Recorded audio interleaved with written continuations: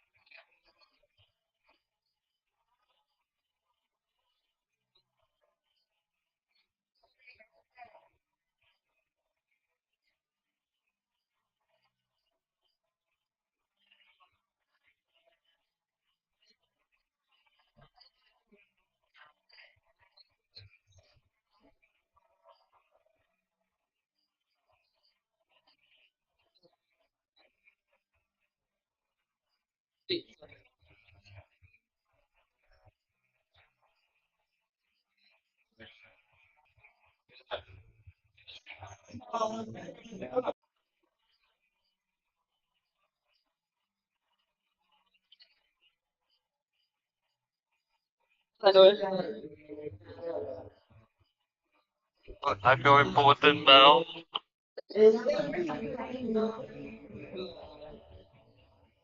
I'll be with you now. What do I need to close versus?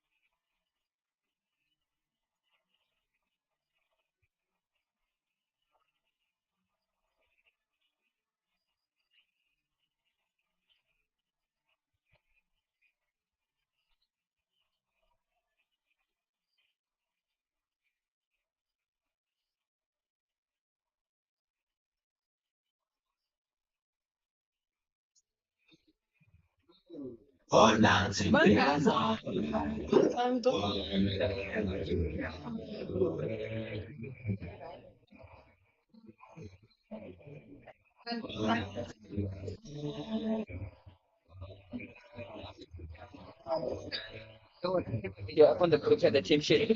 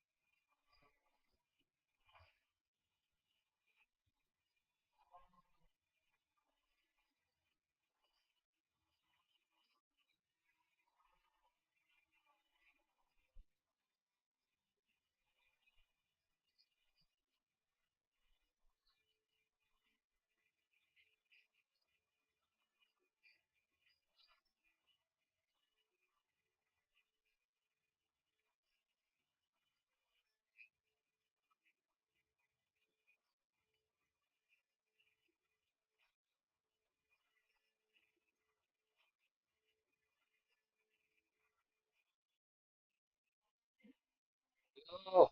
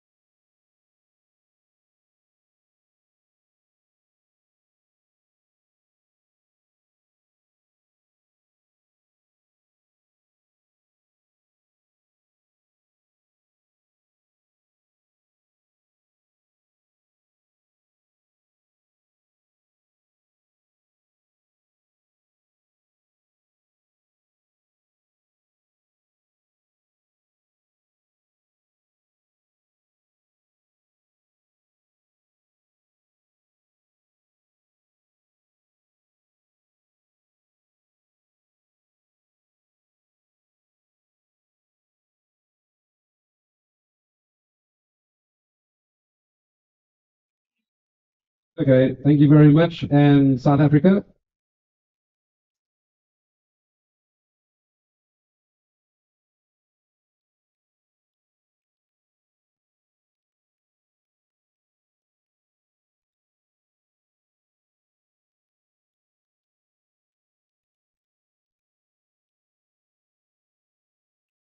And just before we get to the national anthems, I would like to welcome our headmistress, Mrs. Demas.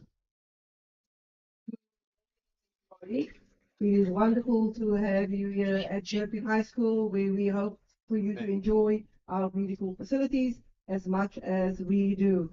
We are thrilled to have you here, and we wish both teams everything of the best for today, and hope you have enjoy the day. Thank you. Thank you, Mrs. Demas. And just before we do the national anthems, I would like to welcome both umpires to the field.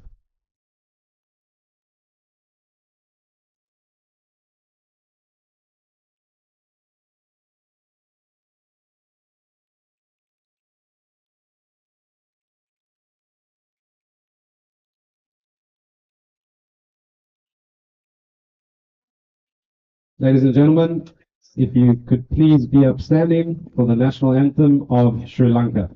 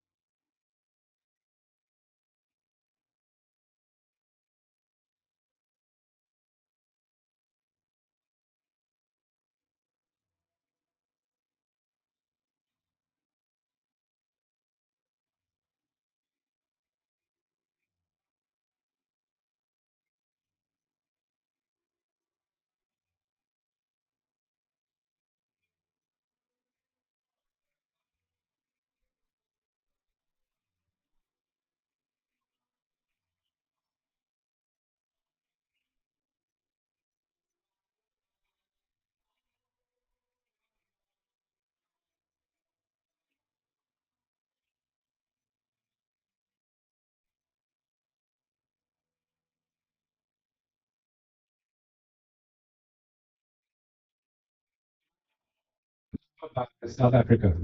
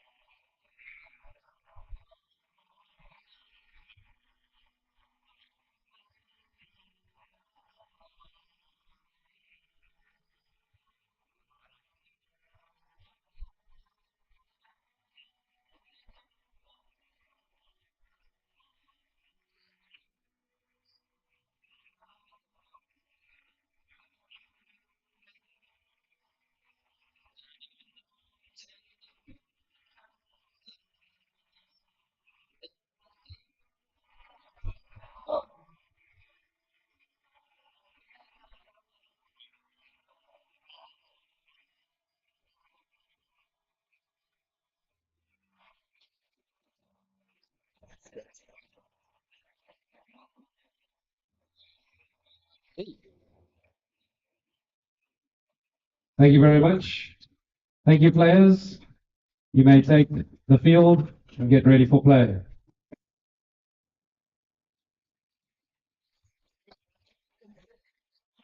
It might be our mic. Might be getting feedback. No, I don't think so. No. Sketch stuff.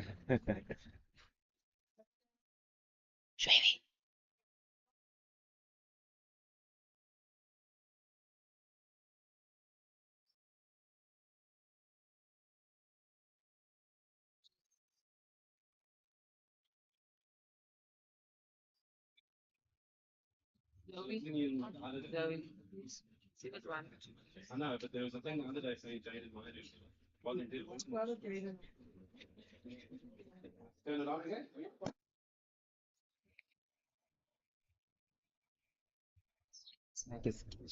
Right.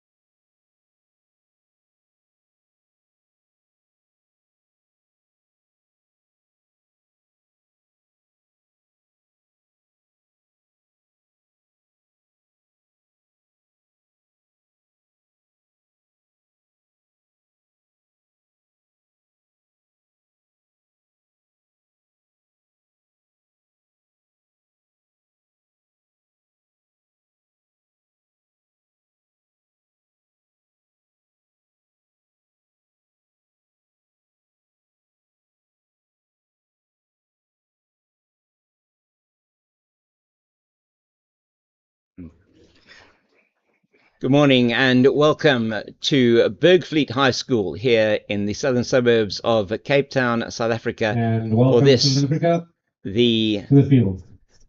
second match for South Africa and Sri Lanka on the second day of this Over-40s World Cup tournament. Over-40s World Cup tournament brought to you by International Masters Cricket and the Veterans Cricket Association of South Africa. Won the toss this morning and they have selected to bowl first. And as you heard from the ground this morning, South Africa won the toss and have elected to bowl first on what looks like a pitch that has got a little bit of green on it. But let's just finish the introduction first, and then we'll get back to that now.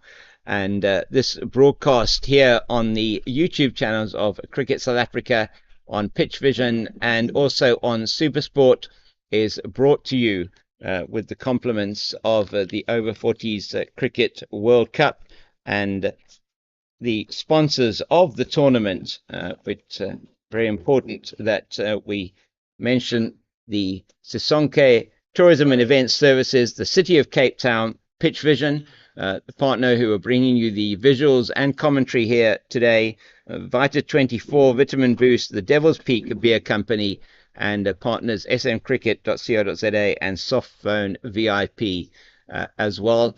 And it really is a privilege to be here. It's a beautiful day in Cape Town, not quite as hot as it was yesterday. A little bit of a breeze coming through, but beautiful conditions here, and we are in a wonderful setting here at the Bergfleet High School, and it's been wonderful so far. The first sort of hour before play started here with the toss, and also having the children from the school. Welcome the two Sri Lankan batsmen to the field. And the news from the middle, as you heard, South Africa won the toss and are bowling first. There are a couple of changes for South Africa to that lineup that played yesterday in the match at Greenpoint against Wales, which South Africa won. Have a good day, good luck, and enjoy.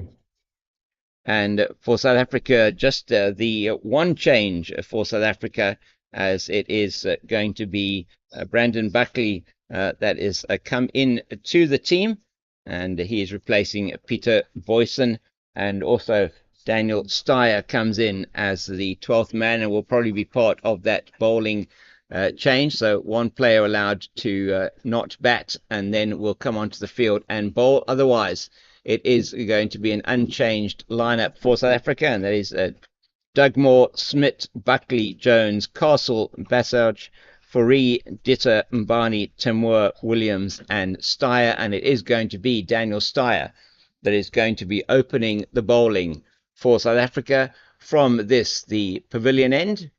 And he's bowling from the pavilion here away from us. Our camera's situated here in the pavilion with us, the team here from Pitch Vision this morning. Got Bandile, Shob, and Zoe.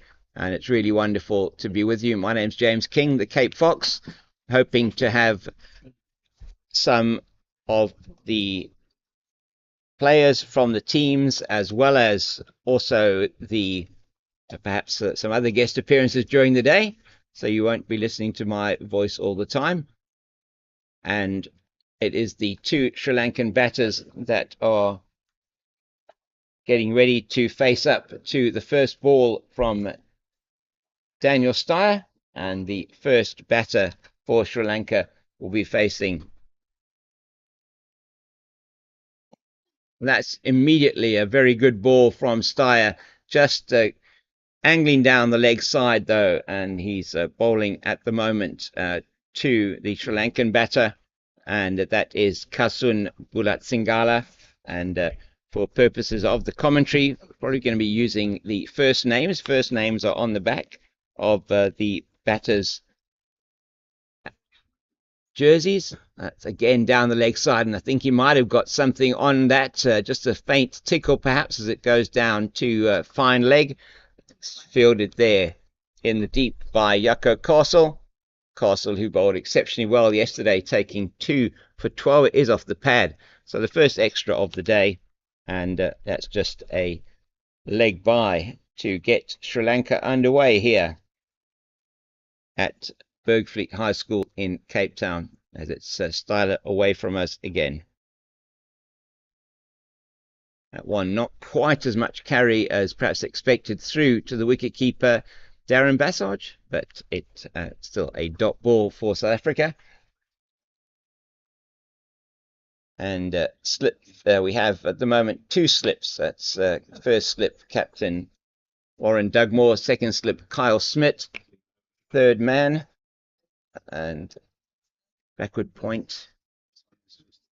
And that is very adjacent, but once again, umpire Russell Tiffin from Zimbabwe will have nothing to do with that. The bowler not really interested. Most of the call was coming from the players behind the wicket, and the umpire at the Table Mountain end of the ground is Daryl O'Sullivan from Australia, and really wonderful to have such luminaries as Russell Tiffin and Daryl O'Sullivan with us here.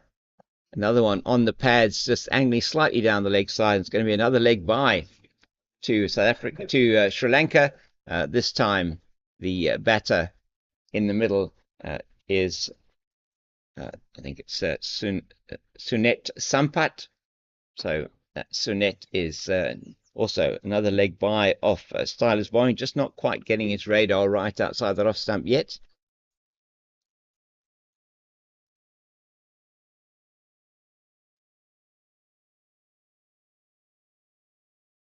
As he's away from us again now is Styler.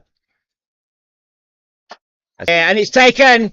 First catch of the day. The first wicket goes down, and it's Nathan Jones who takes that at mid-on. Trying to go over the top is the batter. And unfortunately for Sri Lanka, that is Kasun Balatsingana, who is out. Unfortunately for the Sri Lankans, and he did not get a run on the board. That one came right off the bottom of the bat, and just the 2 leg byes so far, and sorry, 3 leg byes so far, and the score now 3 for the loss of the first wicket for Sri Lanka, and that coming at the end of the first over. So South Africa strike early there with the wicket of Kasun Balatsingala.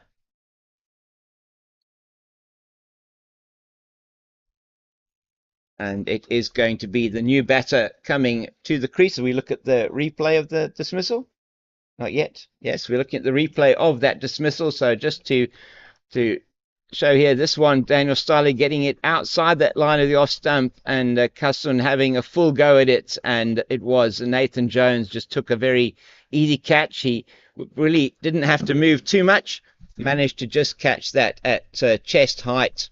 And it is going to be the new batter is Waniga Sekara, and is it Fernando? Sorry, Fernando. One of the two Fernandos in the team. I think it looks like the captain, Marlon Fernando, at the crease. Indeed it is, confirmed by our scorers. So Marlon Fernando, the captain of Sri Lanka, comes off a very good innings yesterday for the Sri Lankan team in their first match, and against the UAE, but it won't be him facing. It is going to be it's straight through. Basaji can't get down to that one from Yako Castle. It's going to be 4 byes. So all extras on the board so far for Sri Lanka. Yako Castle, that one keeping exceptionally low from the Table Mountain end of the ground, and Yako Castle just moving with Sawdust on his way through to his run-up.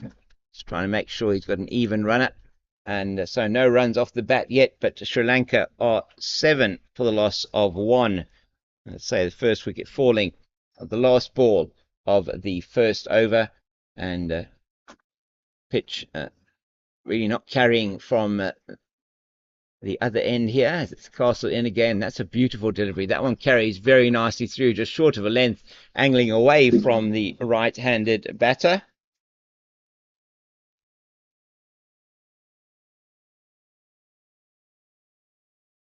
That's not sorry. This is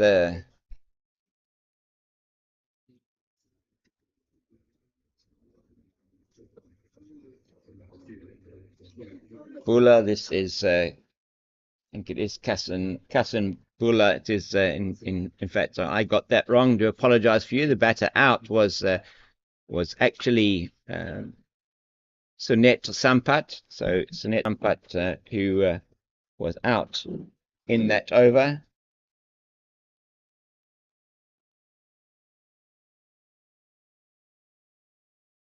Another great delivery from Yako Castle. You can see from this side the ball just shaping away from the right-hander. We've got a beautiful position here in the clubhouse here at Bergfleet High School, and the children are on a break at the moment. We'll probably take some pictures of that, show you perhaps at the end of the over. Our cameraman Shob will pan across and have a look at the children that are taking a break at school. And that's a beauty again, just angling away from the batter Balu.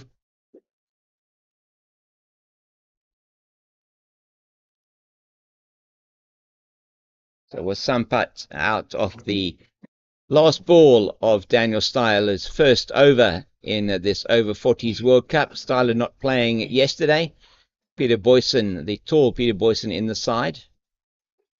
Beauty again from Castle. He's been on the money for his first over, and that is the second maiden bowled by South Africa, but 7 on the board because of those extras, 3 leg byes, and now 4 byes. If you have a white Fortuna CA 326397, if you don't mind just going to your car just to move it slightly, please.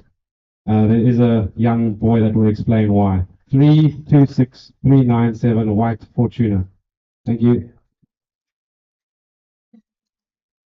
So it's going to be Styler to continue here from the clubhouse end at Bergfleet High School. As I said, a beautiful venue, and the children here on their break at the moment and enjoying this Masters cricket. Already has been a wonderful representation from the school. Guard of honour for the players as they came out onto the field. On that one is getting significant movement outside the off stump. and moving away, as you saw, towards the slip cordon, taken well by Bassard. He got some really good bounce there, Styler, and Marlon Fernando nowhere near that one as it went sailing past his bat.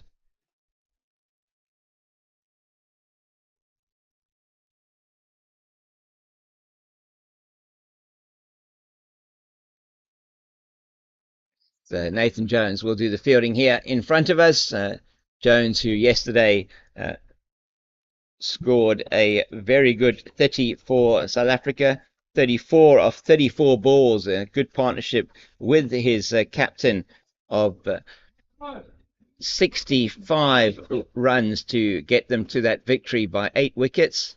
On that one, he loses his radar completely, does Styler. It's going to be 5 wides there. So it's a wide plus the 4, and that's South Africa are at the moment given Sri Lanka 12 runs. All 12 that have been scored so far are coming off extras. So first wides of the game. We've had 4 byes, 3 leg byes, and now 5 wides. And Styler just losing that one down the leg side. Happens sometimes, even in international cricket, as we're seeing now with the over-40s. We see that in standard international cricket, and that's a quick run. And he's going to, if that was a hit, if that had hit from the fielder, and that is Abdulaziz Tamur with some excellent fielding at backward point, a direct hit there, and Balo Singala would have been on his way back to the pavilion, and that is the first run off the bat. Marlon Fernando, the captain, getting that run into backward point. Some sharp fielding from South Africa, as we saw yesterday. And again into the pads, and they're only going to trot through for the single. And we get another leg by, I think. Waiting for umpire Russell Tiffany, signals leg by. So the 4th leg by off the bowling of Daniel Styler. Sri Lanka moving to 14 for the loss of 1 in the 3rd over.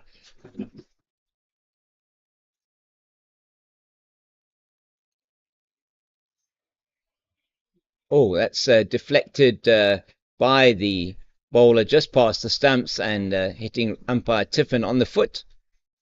That's, I was thinking maybe now he's perhaps going to do a David Shepherd, which lifting his 1 foot up when it's on Nelson, but it's not on Nelson, so that's fine. And that's one just coming through as it's Styler again. Down the leg side, that one's also going to be signalled wide. Just battling a little bit with his radar first up here this morning, Daniel Styler. The 1 or 2 deliveries he bowled outside the off stump, the 1 off the last ball of his first over, enticing the batter Sunet Sampat to take a shot outside the off stump, and was caught at mid-on by Nathan Jones.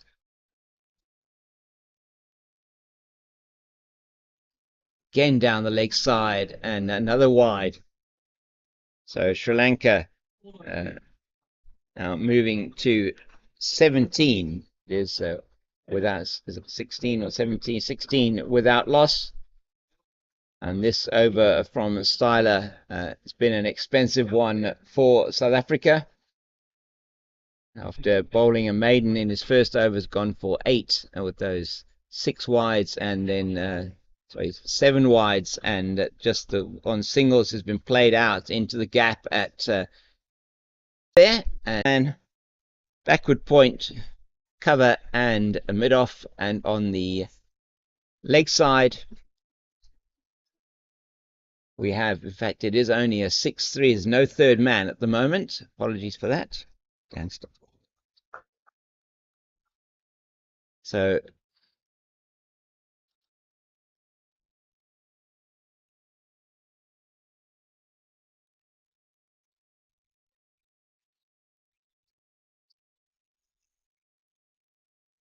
we've now got 3 slips. There's 2 slips, a 4th slip. First, second, 4th, and a gunny. Oh my word, that one. He has a full go outside the off stump, and it races down to the boundary right in front of us for 4 runs. First boundary for Sri Lanka today.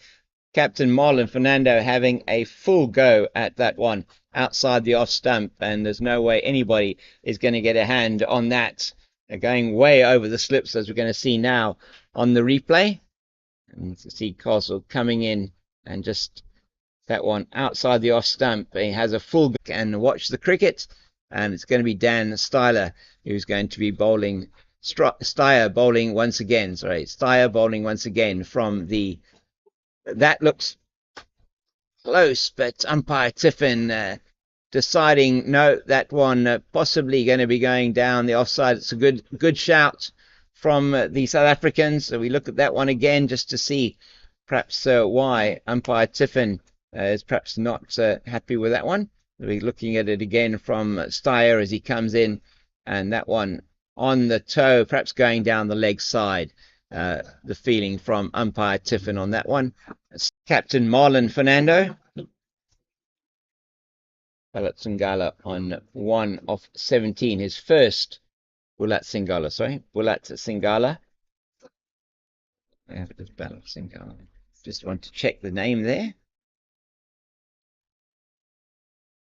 It definitely is Bulat Singala. Apologies for that. Hassan Bulat Singala, and they're through for 2. Again goes down off the pad from Dan Steyer.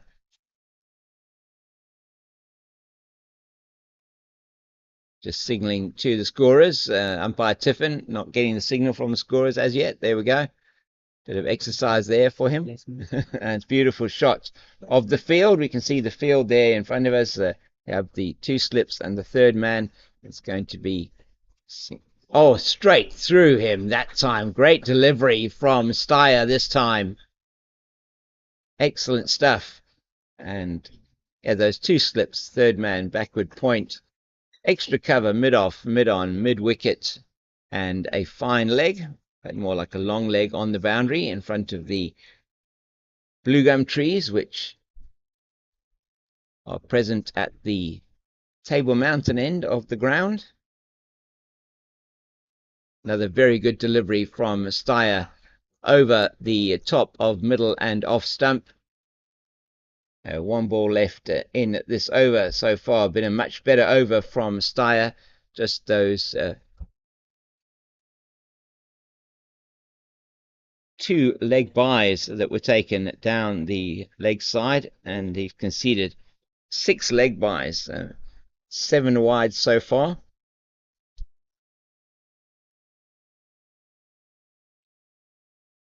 And another one just angling into the pads, not able to be taken advantage of by Bulat Singala. And he remains with his score on 1. Captain Marlon Fernando with him 13 of 8. And he was particularly harsh on Jaco Castle in the last over, hitting that one massive 6. As take a look again, perhaps, at the children here from Bergfried High School. Really is a beautiful setting here. You can see the ground, the open area there where they're all sitting watching the cricket, the school buildings in the background, and the game today opened with a welcome from the headmistress of Bergfried High School. And it really is great to be here today.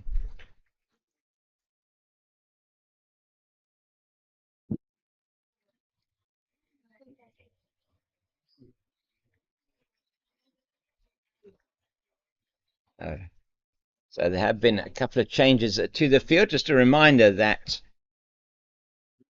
there is a power play situation here in play. So 2 fielders allowed outside the 30-meter circle in the first 15 overs. And it is Fernando on strike. That's a very good delivery, angling away from the right-hander, just swinging a little bit. And as we see, you might see the swallows are flitting around here. Saw a beautiful fly past of the white-throated swallows while we were watching the anthems taking place today. And that's again played out into the deep, and that's gone over the head of the man at deep square. I mean, at deep mid-wicket, and it's another 6. That's just in the arc there for Fernando. That's his 2nd boundary. What an excellent shot. plays this, takes it from outside the off stump, regulation delivery, and just in his arc, and he plays it beautifully. The flick of the wrists, and there's absolutely no chance for the fielder on the boundary there. That's Lundi Mbani. Absolutely no chance from Mbani, and he's only able to go and retrieve it. So the children, that one just off the inside edge of the oblique bats, nearly chopping it onto his stumps. Castle looking quite combative there. Got something to say. Hit for sixes, definitely Echo Castle. Yesterday, as I said, 2 for 12 it was his analysis. So really was outstanding analysis from him. But this time getting hit in his previous over for 11 by the Sri Lankan captain.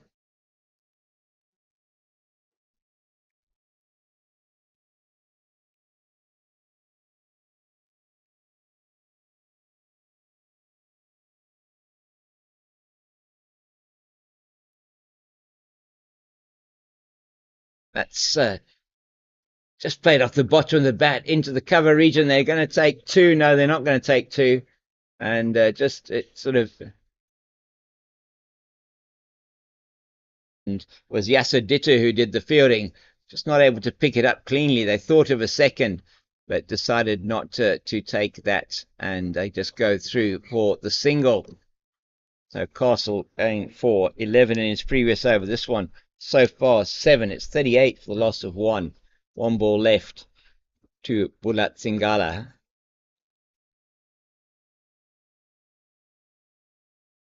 That one again keeps low, and there's a patch on the wicket there that seems to be keeping exceptionally low. And this one, unfortunately, once again, Darren Bassage, the wicket keeper for South Africa, not able to collect cleanly and goes down for a bye.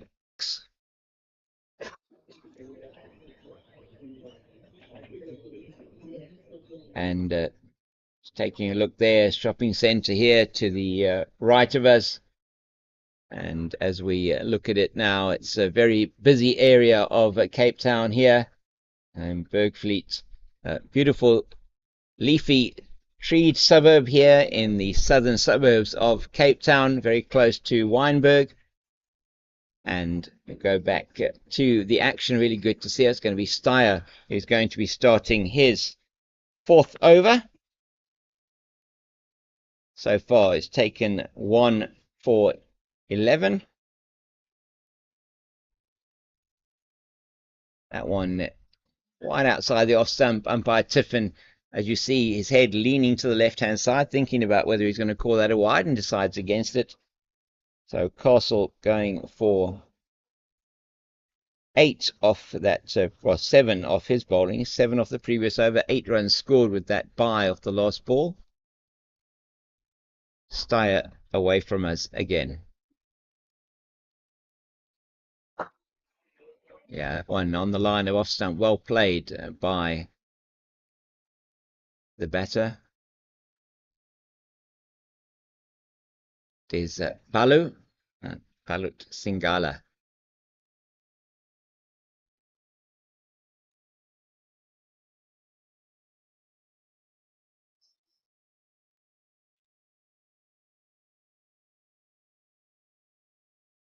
Oh, that's a big shout. He's bowled him. So he bowled him. Thought they were shouting. In fact, they were celebrating. Couldn't see the wickets from here, but that is then Bulat Singala's resistance comes to an end, and he scored 1 off 25 deliveries. Bulat Singala, and bowled by Steyer, his 2nd wicket. Excellent delivery coming in to the right-hander and taking his off stump. We'll look at that again now from our producer Bandile. Delivery as he's away from us, goes in and just shapes in towards the batter, goes between bat and pad, and clips the top of the off stump. May have been a slight bit of pad involved as it angled in, and then clipped the top of off stump. And beautiful delivery from Dan Steyer and of Kasun Ulat Singala, and he scored 1 of 25 deliveries. It was no 4s and no 6s. And his opening partner, Sunet Sampat, who was out earlier on without scoring. And there's Marlon Fernando, who's going to be joined now by Dasis Ishantamal. Yeah, we'll pick that up now for you. That one slower outside the off stump, and Fernando can't get bat on that, but he's done a lot of damage in this over already, as Sri Lanka have moved to 52 for the loss of 2. They're 50 coming up in the 8th over of the third ball of that 8th over, so 50 off 8.3 overs for Sri Lanka. Most of those runs off the bat of the captain, Marlon Fernando, is facing now. And South Africa getting the choir going, but umpire Russell Tiffin has given nothing today, and he's not going to give that either. And it is possibly going down the leg side again. I'm going to have a look at that now and see why umpire Tiffin has decided not to give that one out. That's you can see Steyer away from us, and that also angling down the leg side. So good decision by the umpire Tiffin. It hits the front pad in line with leg stump and going down the leg side. As we look across to the beautiful Table Mountain Range. Thank you very much, Shob, our cameraman, for that beautiful view. You can see the blue gum trees in the northern end of the ground. So not only umpire Daryl O'Sullivan, who's joined us from Australia, but the blue gum eucalyptus trees as well from Australia have joined us, and they're a feature of the South African landscape.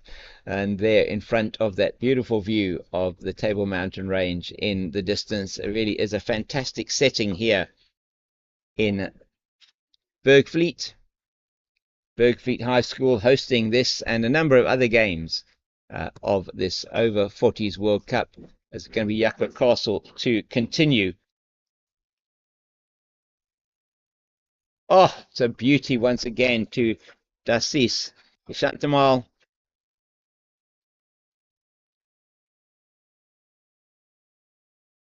Yakut Castle coming off a maiden in his previous over. So he's bowled 4 overs, 2 maidens.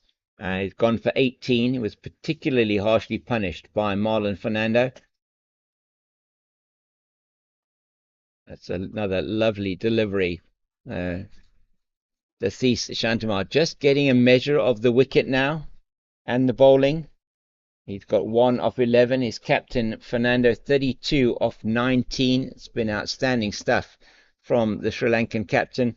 He's hit 4 4s and 2 6s in that 32.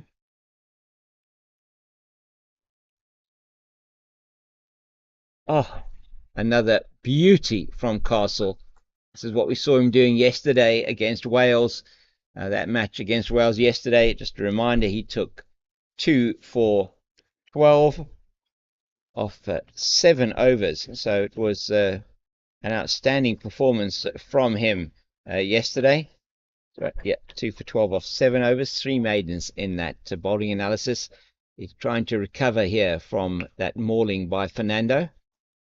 And that is in the air over the man at mid-off, and it's Johan Faris chasing it down to the boundary. He's going to get that. It's brilliant fielding from the South African Faris, and he gets that one in, and they have taken 2. So that is another 2 to Ishantamal. He's on to 3, and just going for that one over the top of mid-off. Was a good shot coming forward using his feet. Faris chases it all the way to the boundary. You can see, and just manages to pull it back in time. Really well done by the fielder. A bit more circumspect as Jones comes across from his position at short extra cover. Castle into now the last ball of his 5th over, and then it will be a drinks break, taking drinks after 10, 20 and 30 overs.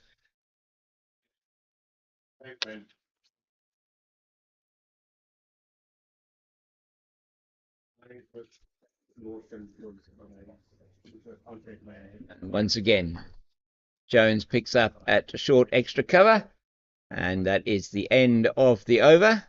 It doesn't look like we are taking a drink. No, umpires may be doing this slightly differently today. Or perhaps by arrangement. I know yesterday it said drinks at 10, 20, 30. Different options today, so we'll continue. But just to remind you, this inaugural Over-40s World Cup is brought to you by International Masters Cricket. And it's been organised by the Veterans Cricket Association of South Africa, and is brought to you and proudly sponsored by Sisonke Tourism and Event Services. You can see there on your screen now, sisonketours.co.za and tourism@sisonketours.co.za. If you want to email them, that's beautifully played once again by Fernando, and that's going to go for 4 yet again. He's playing that angled shot from outside the off stump of Steyer beautifully and beats the third man fielder, and that is his 5th boundary. He was very harsh on Steyer in his last over, taking him for those 12 runs in that over.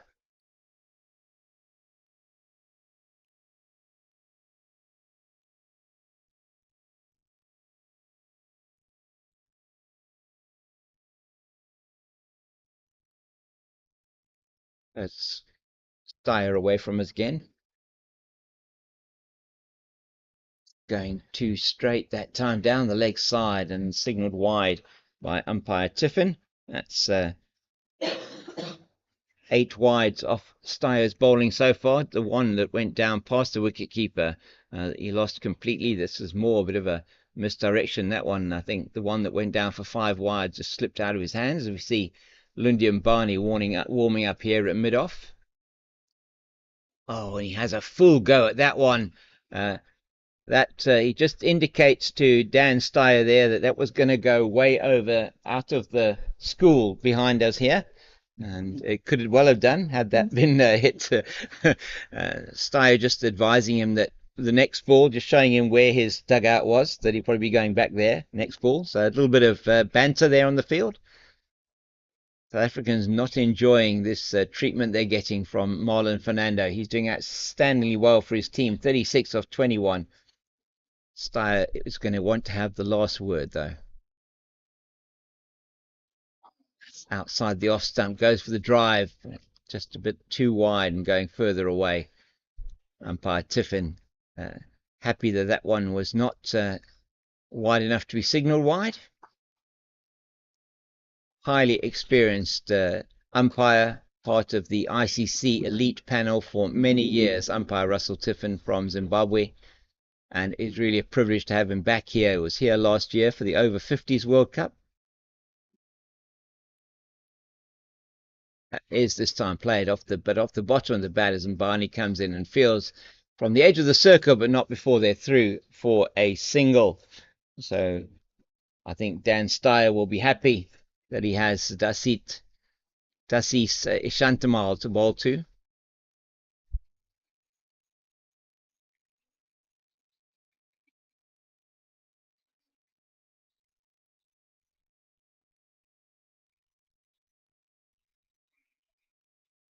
Lets that one go, and again it's unfortunately for Bassage, just cannot get hands properly to that one, and they're going to get through for another 2 wides there. So the one for the run and the one for the wide, and that now takes the extras in wides off Steyer's bowling to 10, and really will be a bit unhappy about that. The big thing there is that they gave away the run to allow Fernando back on strike.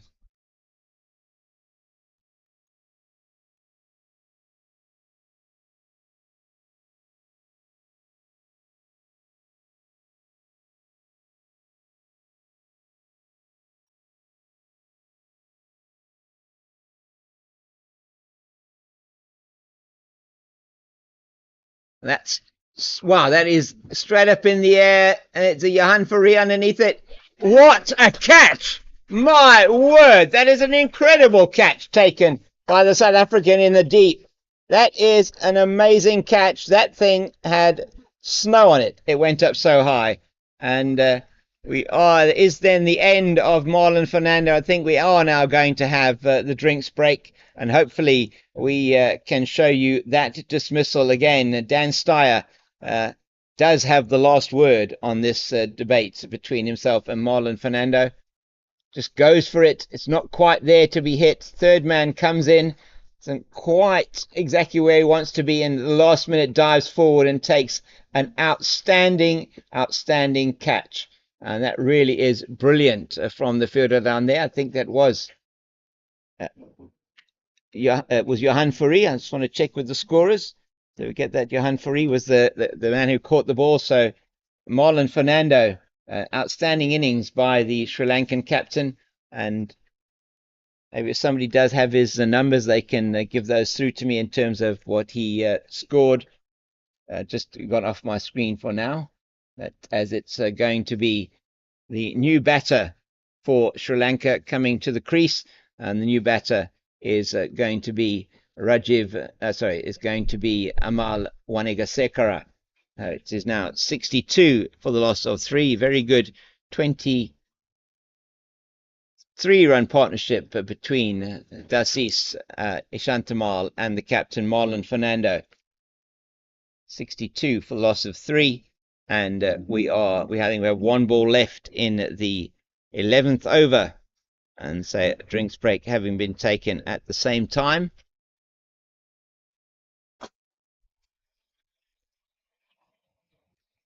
I think that was happening. Daryl O'Sullivan there, just having a word with the South African captain. South African fielding has been outstanding yesterday and today, and the numbers there for Marlon Fernando: 37 of 24 balls with 5 fours and 2 sixes. Brilliant innings from him, but he really needed to stay there, one feels, as Steyer's in for the last ball of his 6th over, and he has been the outstanding bowler for South Africa this morning, as Sri Lanka go 62 for 2 after 11. That over from Steyer going for another 8 runs it was, and he has taken though the 3 wickets. And just looking at that catch again, great work from our cameraman Shoaib and from producer Bandile, and really it was outstanding. He'd settled himself under the ball, and then just at the last minute, perhaps the wind that is coming across the ground just made him readjust and managed to get his hands underneath it. That looked that went up incredibly high, about as high as the floodlight pylon that we have here at the ground. Unfortunately, we don't have the graphics to show you exactly how high from a meter's point of view, but that was a real climber. Probably went up between 30 and 40 meters in the air, as Jaco Castle is going to continue with his 6th over, 11 gone. Thank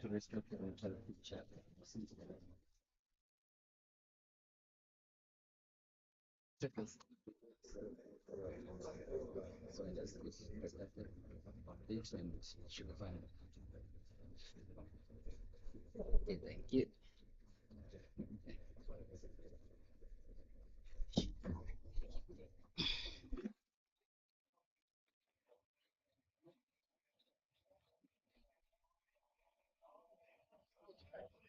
A very good delivery from Castle outside the off stump, and you can see from the visuals that are provided to you by Pitch Vision, one of the key partners here of the International Masters Cricket's Over-40 World Cup. That ball just swinging away from the batter Dasis Ishantamal. He has a full go. That's a really good shot, and that's I'm just going to check with the umpire. Yeah, hit the cones there on the full, and that has gone for 6, signaled by umpire Daryl O'Sullivan.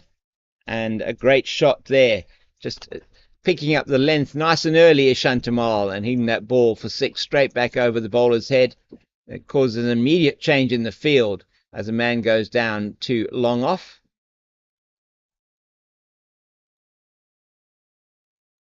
And South Africa getting the choir going there, trying to convince umpire O'Sullivan that that was going to go on to hit the stumps, and he may well. Another very good delivery. That one came into the right-hander, didn't move away, and Jaco Korsel just explaining to Dasisi Shantamal that was the one that came in, not the one that went away. Korsel showing that he does have that in his repertoire, and just changing the field slightly.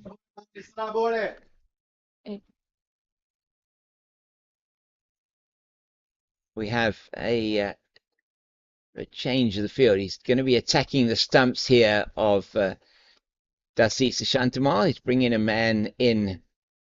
It's going to be Johan Fourie, I think it is here. No, Nathan Jones. Sorry, Nathan Jones coming down to fine leg.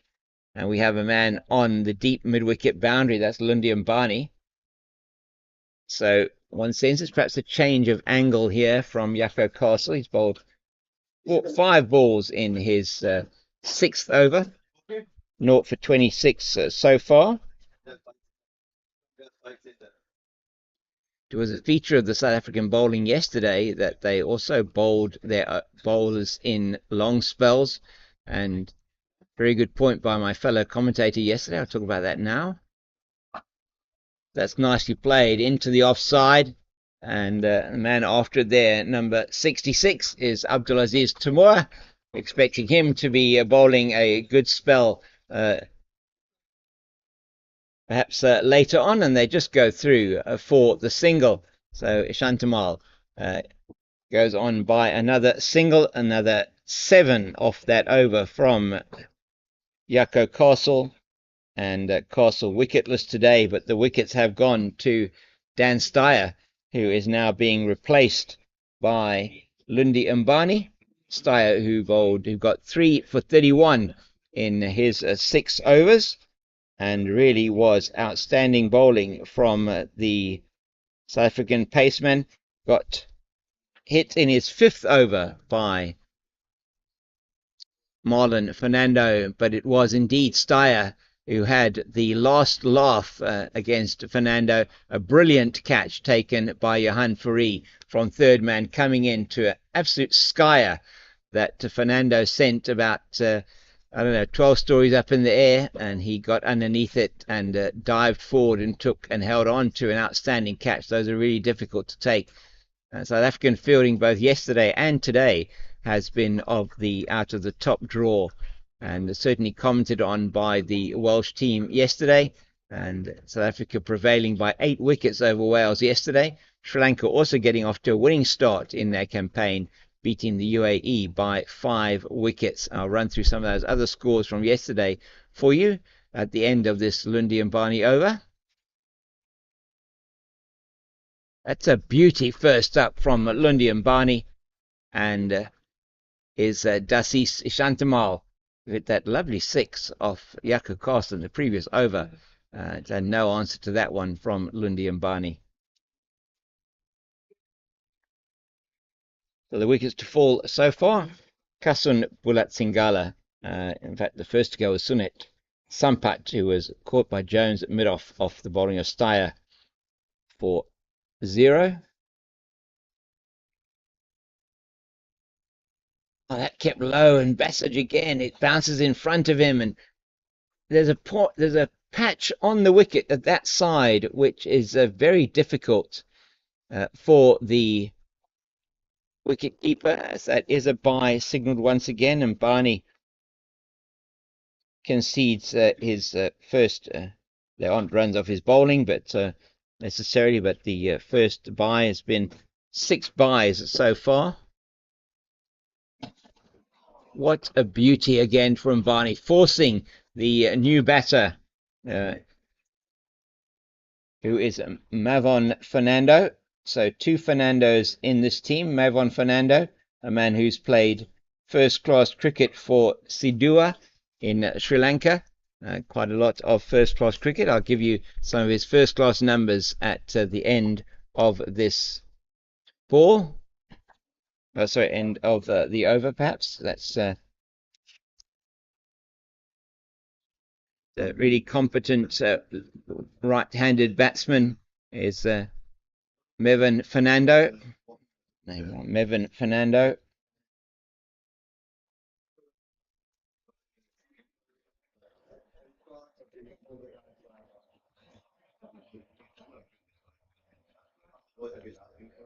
Another one moving away from Barney from outside the off stump and going through to the keeper Bassage, and it's Mevin Fernando.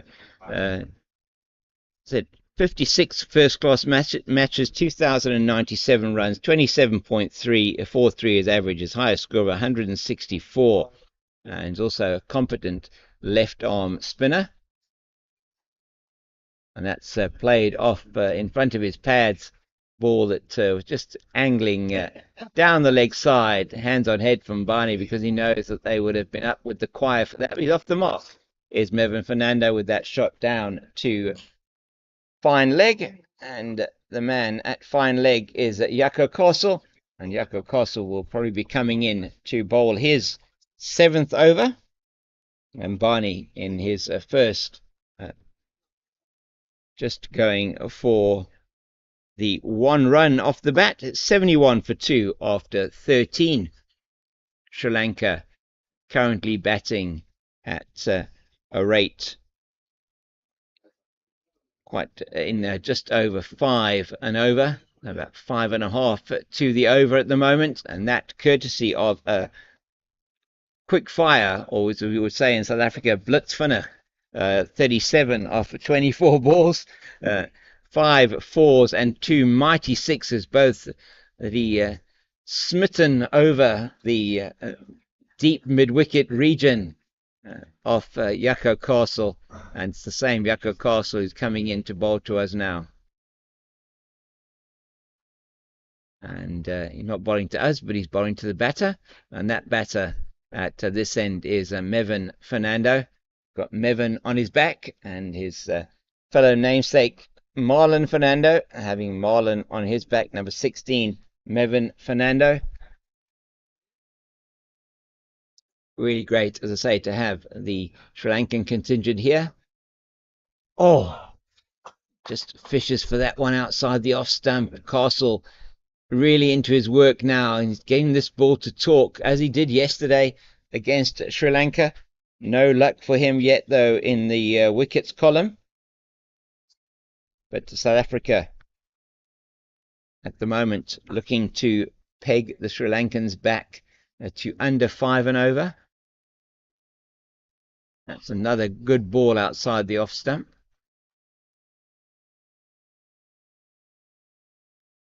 So they've gone on the attack a bit more here. South Africa to the new batter, Mevin Fernando. Mevin, he's got 2 slips, a gully, well, more like a 4th slip, should I say. Backward, 3rd man, backward point, cover, extra cover in the mid-off, and just the 2 fielders on the leg side, mid-wicket and a fine leg. And the reason for that is that Jaco Castle continues to bowl his deliveries with almost metronomic accuracy outside the off stump.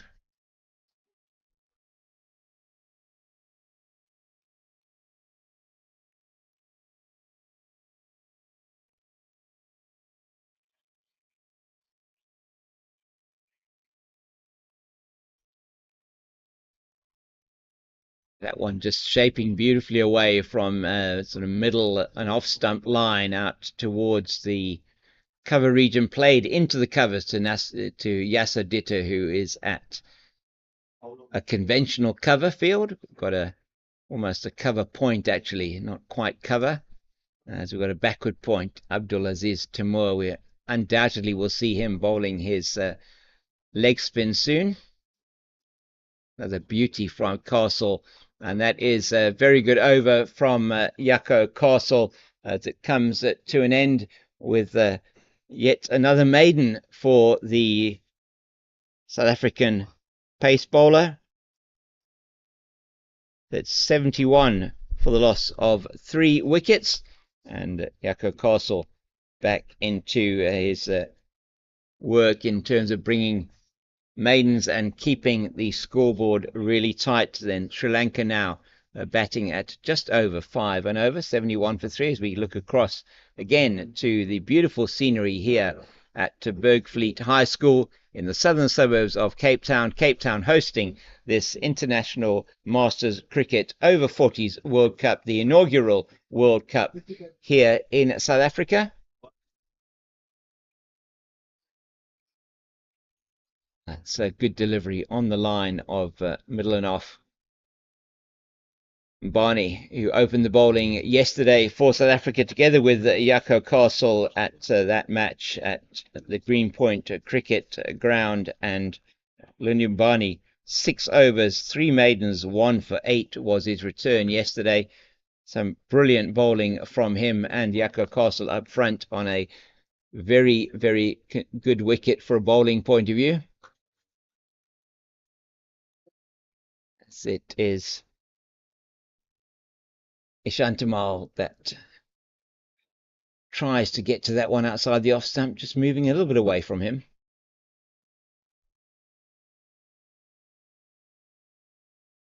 Lundi and Barney yesterday, very, very economical. And these two now for Sri Lanka just trying to consolidate, one feels, as that's off the inside edge down to fine leg. And coming in to field that from the fine leg boundary is Jaco Castle.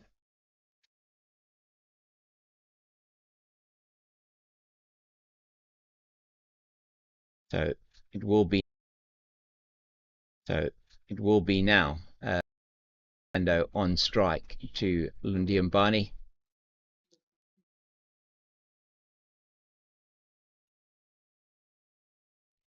Oh, it's another very good delivery from Barney. This one coming in to the right-hander.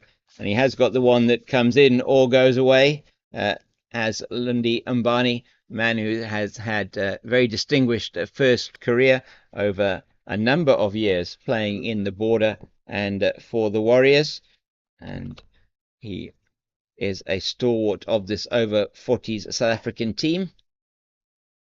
Keeping low again. There's a spot on the wicket from this end that is keeping a little bit low as Mbani bowls towards the Table Mountain end. And his first class career, Lundi Mbani, 62 matches, 134 wickets with the best of 5 for 26. Played first class cricket over a period of 13 seasons. And once again, thinking that one was just an inside edge. They're going to take 2. Bassage is after it quickly. And I think that Kyle Smith broke the stumps before he collected the ball. In fact, didn't manage to collect the ball. So that has gone through for 2. And it is going to be the drinks away. Just to check, was that leg buys signalled by the umpire? 2 leg buys. So there was no bat involved there. Stifled appeal. So 2 leg buys off the bowling of Lundi and Barney. Just the one single conceded then off his bowling. And it's 15 overs gone. And they're going to take the break. Take a break now for drinks. It's the end of the first power play. Sri Lanka batting at just under 5 runs to the over. Most of that courtesy of an outstanding innings by their captain, Marlon Fernando. 37 of 24 deliveries. At the crease at the moment we have Dasis Ishantamal, and we also have Mevin Fernando, Ishantamal on 11, Fernando on 1, and at 74 for 3 after 15 we are going to take a drink, and we'll be back with you shortly.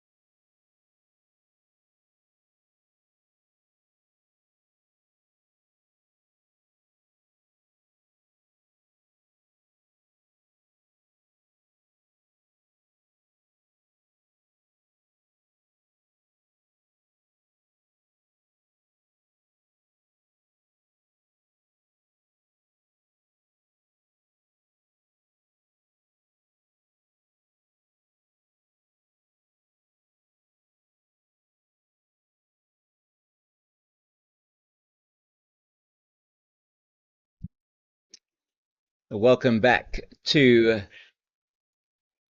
Bergfleet High School. And just a reminder, as we see a change of bowling and the signalling of the second power play, just a reminder, this broadcast here of the inaugural Over-40s World Cup is brought to you by the International Masters Cricket Association and brought to you by International Masters Cricket, organised by the Veterans Cricket Association of South Africa.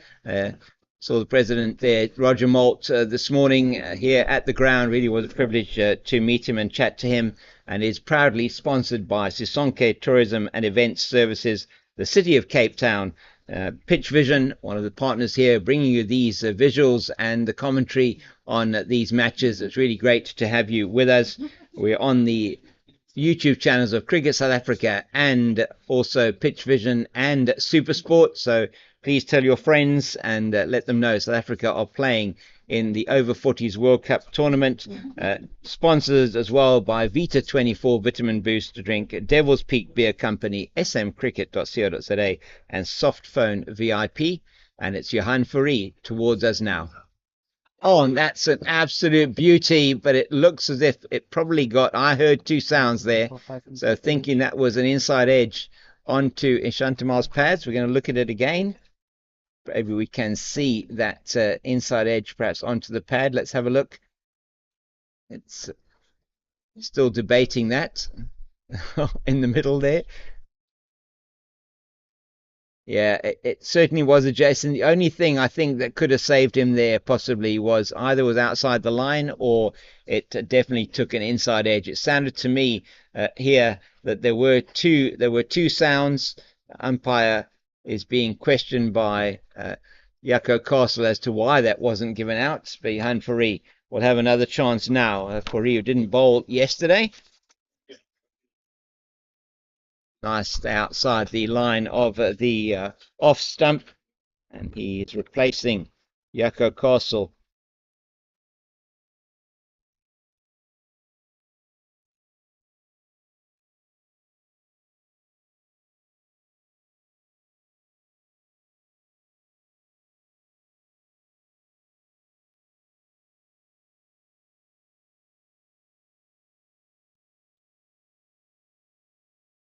That's nicely played out into the offside by Dasis.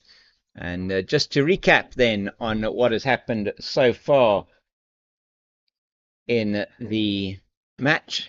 Here, South Africa winning the toss, and on what looks like serves that had a little bit of a green top on it, decided to bowl first, as they did yesterday, and there was success early on for them.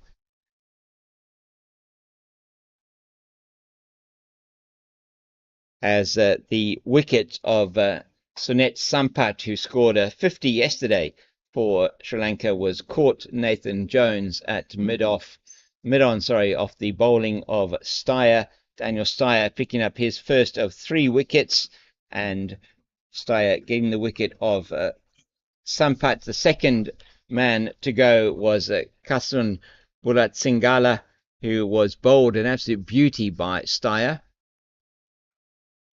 And that takes the edge this time, and well taken by Bassage behind, and Fourie doesn't have to wait long to get his wicket, and so the change of bowling has done the trick for South Africa. Just the faintest of edges for Ishantamal, and he has to make his way back to the pavilion. And good innings, well, from Ishantamal. He was there for quite some time. As we just look at this now from him, just that bat hanging out outside the off stump, and Fourie is absolutely pumped. A well taken regulation catch behind the stumps by the keeper, and it is Dasis Ishantamal who's out for 11 of 31 deliveries. He hit 1-6, and just the 1-6 I think it was that he hit, and it is now a new batter coming to the crease, number 7 for Sri Lanka, and this is going to be Nirmalasingham. Just to Rajiv Nirmalasingham yesterday getting 16 of 14 balls against the UAE in that run chase for Sri Lanka. Coming in a little bit later down the order well, probably the same position that he's in now. Sri Lanka chasing that down with 5 wickets, as so it's going to be Rajiv Nirmalasingham to take strike, and are really pumped at the moment. So another wicket falls. 74 now for the loss of 4 it is, after in the 16th over. 1 ball left in the 16th over. Oh, he has a hook at that one. My goodness, that's a really sharp delivery from Johan Fourie. Didn't see any bounces yesterday with that one. My goodness, nearly took the head off of the batsman, and Johan Fourie really pumped up. He took a brilliant catch earlier on to get rid of the captain, Marlon Fernando. And just let's look at this one again. Real effort ball here from Fourie. Comes towards us. That's the catch again, and that's a brilliant piece of bowling from Fourie, just getting it to move away, fishing outside the off stump. It was Dasis Ishantamal, and just getting the faintest of edges through. As we look at the Sisonke Tourism and Events Services tent, main sponsor here of this Over-40s World Cup. You can find them at sisonketours.co.za or email them at tourism@sisonketours.co.za. Lundian Barney continues with his away swingers, and that one moving nicely away from the batter, Mevin Fernando. So these two have a job to do now, particularly Mevin Fernando, recognised batter in this team. Yesterday, Fernando getting 39 and taking his team over the line against the UAE. Plays that beautifully out into the covers, but it's really well fielded there by Yasser Ditta. I think a little bit of deviation as he went down to collect that, perhaps off the surface of the field, and manages to get his right hand to stop what would have gone through for potentially 4.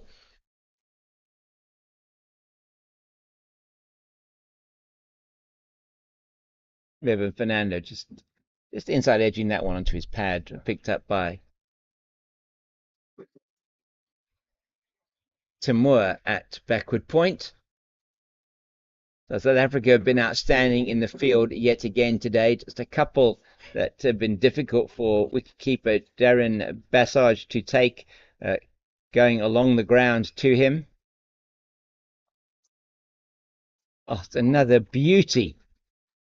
And it's a classic defensive shot from Fernando, but he just watches the ball go past the outside edge. The South Africans feeling that another wicket is imminent here, as Johan Fourie in his first over took the wicket of Ishantamal, and it was a wicket maiden for Johan Fourie in that over as well. So taking a leaf out of Daniel Steyer's book, we also got a wicket maiden with first wicket of Sunet Sampat, who scored a very good 50 yesterday. That's Fernando. As I said, 37 not out yesterday in that match against the UAE, and that one he edges once again back into his pad, and he's really been an outstanding over from Lundian Barney, keeping the pressure on, and that is the second maiden in a row for South Africa, as we see there, 74 for 4 after 17. Fourie 1 wicket, no runs. And we're taking a look there at our cameraman from Gallo Images, Ashley Flotman. You just saw him going out of the screen there, and we'll be taking some beautiful photographs of the cricket happening today. We look around the ground here, back towards the school, and there's getting me some people coming in to watch this cricket. That's a huge swing by Nirmalasingham there. Rajiv Nirmalasingham just trying to play that one out into the leg side, and nice to see people coming in to watch this cricket. Please, if you are in the area, if you do want to watch some really outstanding cricket, this Over-40s World Cup is the place to come to, being played at numerous venues across the peninsula today, and I'll get those venues for you shortly. Thank you. And so today matches taking place here in the southern suburbs as well as at Middleton High School. But we have Zimbabwe versus Canada at Sachs, England versus the USA at Redham House in Constantia, Namibia versus Australia at Westerford High, the UAE versus India at Middleton High School. This match here, South Africa, Sri Lanka, South Africa at Bergfleet, and Wales versus New Zealand at Wynberg Boys. Another swing and a miss by Rajiv outside the off stump. Johan Fourie so far yet to concede a run in his 9 balls bowled so far. South Africa now, after the wicket of Marlon Fernando, has started to really put the squeeze on the Sri Lankans. Run rate now dropping below the 4-5 per over.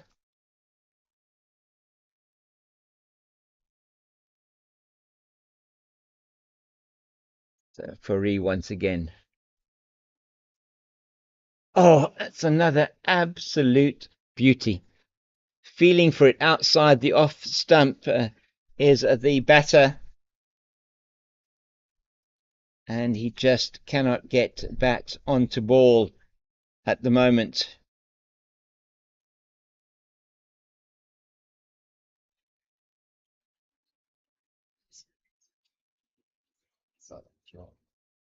Small field.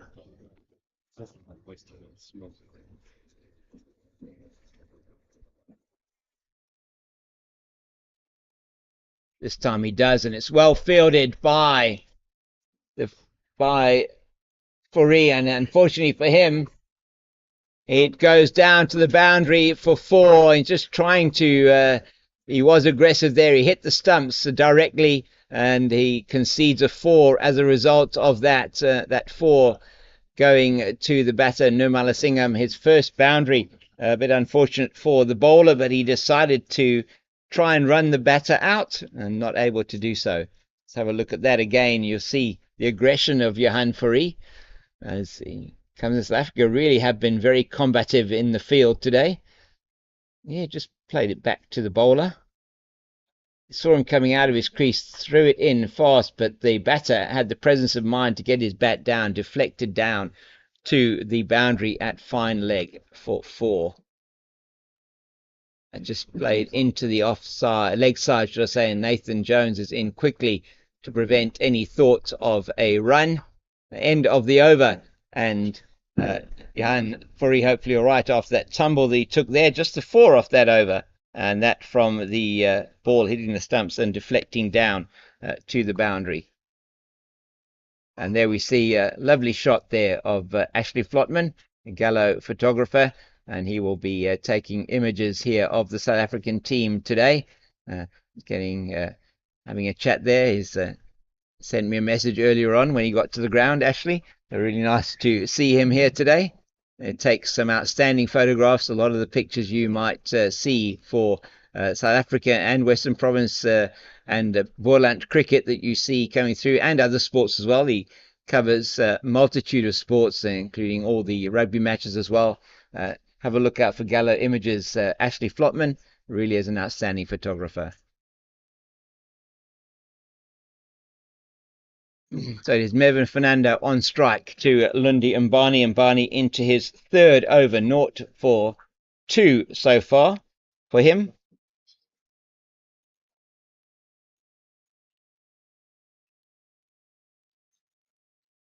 And Johan Fourie has taken 1 for 4 in his 2 overs so far. That's another beauty from Mbani. Sri Lanka 78 for the loss of 4 after 18. And a period of consolidation here for these 2 batters now.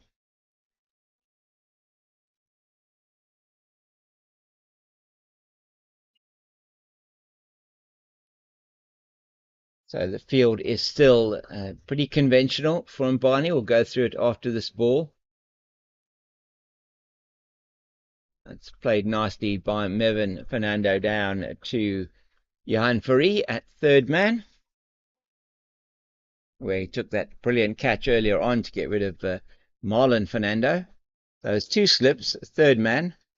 Yeah, we can.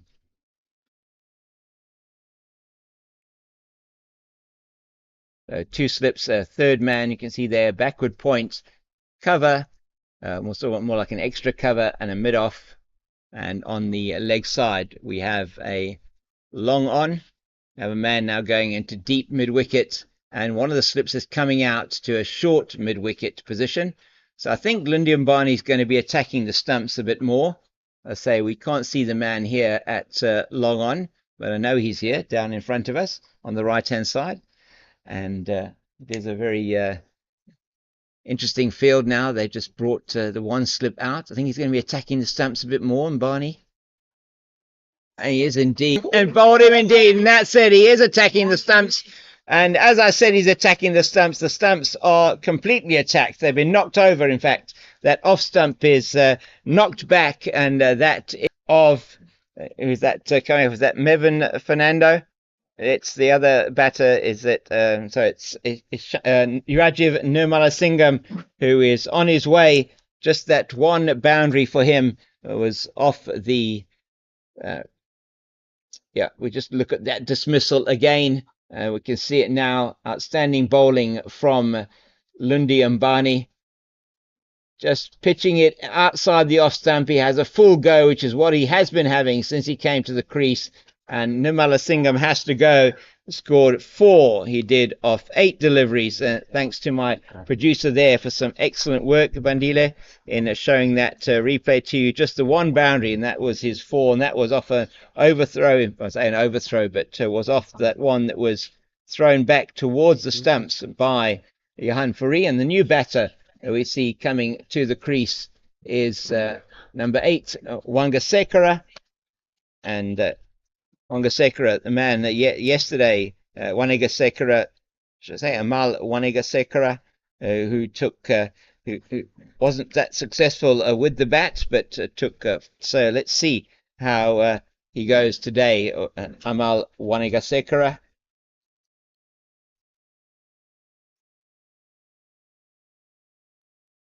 And the 5th wicket has fallen. Lundy Mbani's first wicket today. It's now 78 for the loss of 5. Sorry, 79 for the loss of 5. He's given it! First baller! That's 79 for the loss of 6. South Africa on fire here. Leg before wicket. And it is Amal Wanagasekara who is out. LBW to Mbani. And we're just waiting for that replay. And so Wanagasekara, we'll see it now. We just see the finger going up there from umpire Russell Tiffin, hitting him in line with middle and leg stump. And he has to go. And it is Lundy Mbani who is on a hat-trick as the new batter comes out to the crease. And the new batter will be, the man is going to be Herat. And so Nisanka Herat coming out to the crease for Sri Lanka, coming out at number 8, as Sri Lanka have lost those 2 very quick wickets. And Johan Fourie getting the wicket at the score 74. And then these 2 wickets now for Lundy Mbani, as it's Nisanka Herat who's coming to the crease with the wicket going down there of Amal Wanagasekara. Mbani with his 3rd and 4th balls of this over, the 19th of the innings. You see it there, just taking the wicket, and he's away from us now on the hat-trick ball. And that's a beauty, but they know it's going down the leg side, and half an appeal there, more out of hope than in judgment. And that's been an outstanding over from the South African paceman. Sri Lanka in that over going from 78 for 4 to 79 for the loss of 6. And South Africa now will be wanting to ensure that they go and try and close this one out as quickly as possible. It's Mevin Fernando at the crease with 2 off 23, and with him Nisanka Herat is yet to get off the mark. 79 for the loss of 6.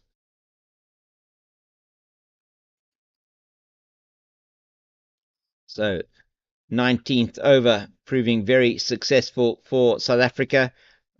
It's going to be Johan Fourie, and Johan Fourie has been outstanding so far. He's away towards us now. It's another very good delivery, but well met by Mevin Fernando. Mevin Fernando, the last recognised batter for the Sri Lankan team. And that's a number 4 batter on the other side. He's done incredibly well.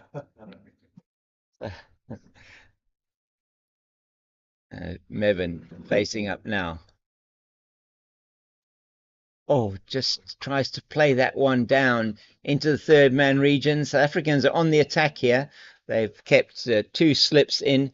Got a third man, backward point. More like a cover point, extra cover, mid-off, mid-on, and a man at square leg. 7-2, offside, leg side field. Sri Lankan hopes resting on Mevin Fernando as he faces now. That's well played by him out into the offside. They'll just want to be able to stay there at the moment. 19 overs gone, 45 overs per side. Reminder that there are 3 power plays in this 45 over World Cup. The first power play between the 1st and 15th overs, you're allowed 2 fielders outside the 30-meter circle. Second power play is between 16 and 30 overs.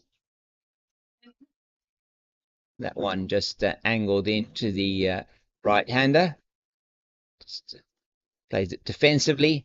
And second power play between 16 and 30 overs, 4 fielders outside the circle. And the third power play between overs 31 and 45 allowed 5 fielders outside the 30-meter circle. And just Sri Lanka at the moment, 79 for the loss of 6. And has been the pace bowlers today of South Africa that have done the damage. Once again, lovely looking forward defensive shot from Mevin Fernando. Consolidation is what is going to be needed here for Sri Lanka. The loss of those 2 quick wickets, in fact, 3 quick wickets, that of Dasis Shantamal's Fourie's first wicket. In fact, his only wicket so far, and then the 2 wickets to Mbani. Rajiv Nirmalasingham, who was bowled, and then first ball Amal Wanigasekara. Oh, that one very, very close to the off stump. It played outside that ball did Mevin Fernando, and just missing the off stump from Johan Fourie. Another excellent over from the South Africans, another maiden from them, and after 20 overs it's 79 for the loss of 6. And Sri Lanka getting to their 50, courtesy of their captain Marlon Fernando. An outstanding innings from him with 37 off 24 deliveries, 5 fours and 2 sixes. Sri Lanka were flying along at 8 after 8.3 overs. They got to their 50. After 10 overs, 54 for 2, and now after 20 overs, 79 for the loss of 6. So just the additional 25 runs added in those 10 overs. It's Mbani away from us again. That's well left outside the off stump by Herat. Nisanka Herat. And Nisanka Herat yesterday for Sri Lanka didn't get in to bat, but did take 3 for 25 in his 8 overs. So we're looking forward to seeing him bowling later. At the moment, he has a massive job to do with the bat, with his compatriots. Mevin Fernando, they will want to make sure now that they consolidate their position. Losing those 3 quick wickets has really made it quite difficult for them. Run rate now below 4 to the over. And that's nicely played this time down into the backward point region. South Africa been exceptionally in the field once again today. Yesterday, noted by the Welsh team, had 2 or 3 of the Welsh players with me in coming up to commentary and to give me some comments from them, which was really great. And that's Yasidit, who just knocks that on, but there is no run. He's really upset with himself that he didn't field that one cleanly, but it is Dan Steyer. Dan Steyer, who earlier on today was the destroyer-in-chief for South Africa, has taken 3 for 31 in 6 overs for South Africa today. Dan Steyer, as Mbani with his 5th ball of the over. Well left once again. So I think tactics here from Sri Lanka probably will be clear. It's to just get in. These two need to make sure it's Fernando already been in at the crease for 29 deliveries for his 2. Herat there on 6 at the moment. 6 deliveries of not to score yet.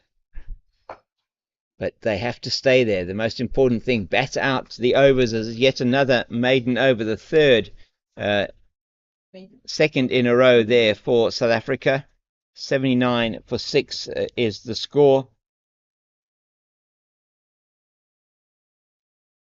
South Africa are certainly clocking up the maiden overs today here. It's been quite an interesting innings. It's been a mixture of aggression, mostly from Marlon Fernando, and defence. 79, as you can see there, for 6 after 21 over the scoreboard here at Bergvliet High School. Brightly shining for us, and cameraman Shoaib, thank you very much, Shoaib, for bringing us that visual, as it's going to be Johan Fourie towards us again. Oh, that's a beauty. Just off the back of a length, it's just spitting up and missing the gloves of Fernando.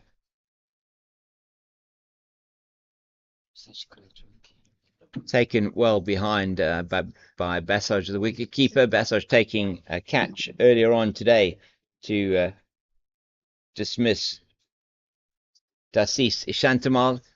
Ishantamal, who played one beautiful straight drive, lofted over the bowler's head for 6 off Jaco Castle, I think it was. Outstanding shot. Oh, that one just angling into the pads and can't get that out onto the leg side. Perhaps a leading edge there, and just goes out into the offside. And it is Tamur who does the fielding. Say possibly with Johan Fourie putting in this great spell for South Africa. 1 for 4, and he's into his 4th over. Spinners will perhaps be a little bit delayed in getting into their work today, but I do expect to see Abdulaziz Tamur. And that's in the air. It's down to 3rd man. Will it be taken? And it is taken down here at 3rd man. And that is another outstanding piece of fielding by South Africa. It's Nathan Jones' 2nd catch of the day. And that is the dangerous batter for Sri Lanka, Mevin Fernando, who scored that excellent 30 yesterday, and unfortunately has to go. And we wouldn't be, I don't think we were able to get that catch for you, because we're having a look now to see if we did get the catch for you. Its position here makes it a little bit more difficult. That's Mevin Fernando, though, caught by Jones at this is the 2nd catch taken at 3rd man. 2nd catch taken by Jones, and we're just going to show you this wicket now as it's Fourie towards us outside the off stump. He has a full go, that wide one. It's in the air down towards Jones, and he takes that catch. So just running away as you we tried very hard to get that for you. Good work there by our cameraman Show. We just see it going into the hands, and he's just turning away in celebration, Nathan Jones, and it's Fourie with his 2nd wicket. He's now taken 2 for 4 in his 4th over, and Sri Lanka, after 2 consecutive maidens, and now having 3 wickets falling with the score on 79, and coming out to join Nisanka Herat in the middle. We have number 46 on his back, and that is going to be the new batter. I'm going to get that for you now. That's so we'll get that name for you. Now, got Randy on written on his back, but I'll get the name. We'll get the name for you now. It's it probably is it's Randall Ebert who's come to the crease. Randall Ebert, the new batter for Sri Lanka, coming in at number 9 for Sri Lanka as they lose their 7th wicket after 21.3 overs. So Randall Ebert in at the wicket, number 46 for Sri Lanka. With him is Nisanka Herat, who is yet to get off the mark. And in that over, the wicket so far of Mevin Fernando, free to the left-handed Ebert. Oh, and that is through past a third, where a third slip would be, off the outside edge, and it goes down to third man for a single, and Ebert is off the mark, and Sri Lanka off that total of 79, at which 3 wickets have fallen, and has been a really tough time for Sri Lanka in the last number of overs. Johan Fourie and Lundi Mbani bowling exceptionally well in tandem here for South Africa.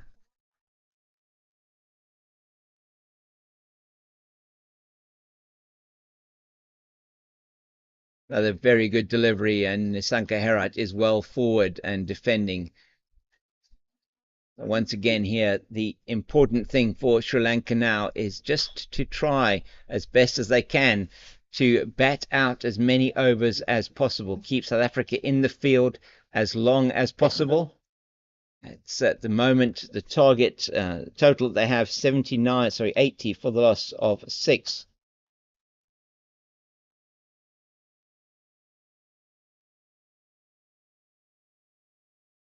Oh, he's bowled him! He's bowled him! That's an absolute beauty coming in from outside the off stump.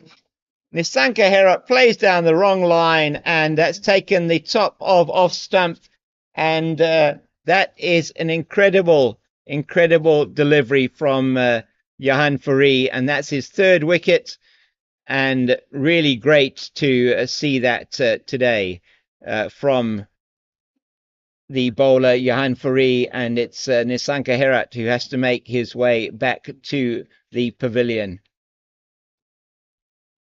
We're just waiting for the replay to come. We'll then show you that replay of that dismissal. Just a beautiful delivery again from Johan Fourie, angling into the right-hander.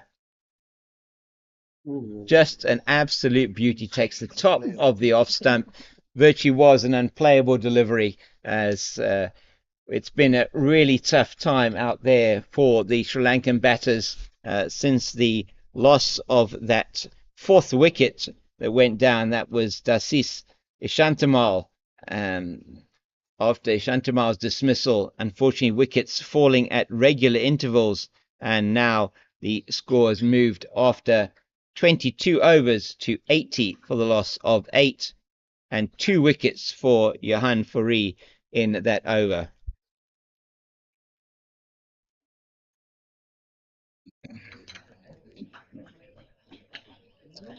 So the new batter who's come out to the middle is Jonathan. I'll get you the surname now.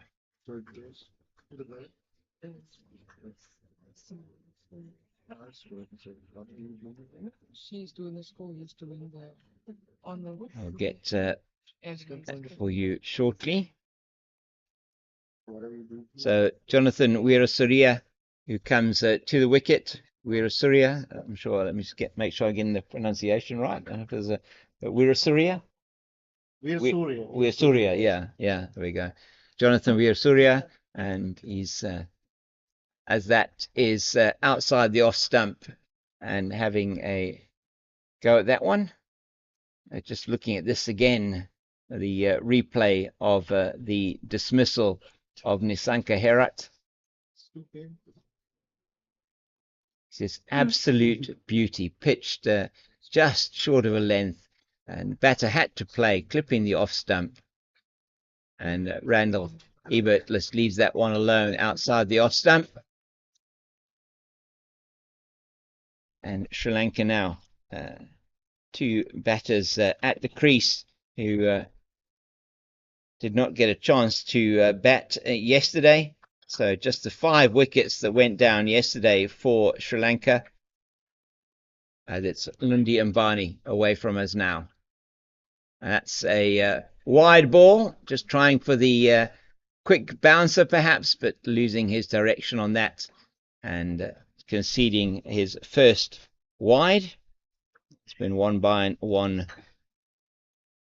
leg bite off his bowling so far.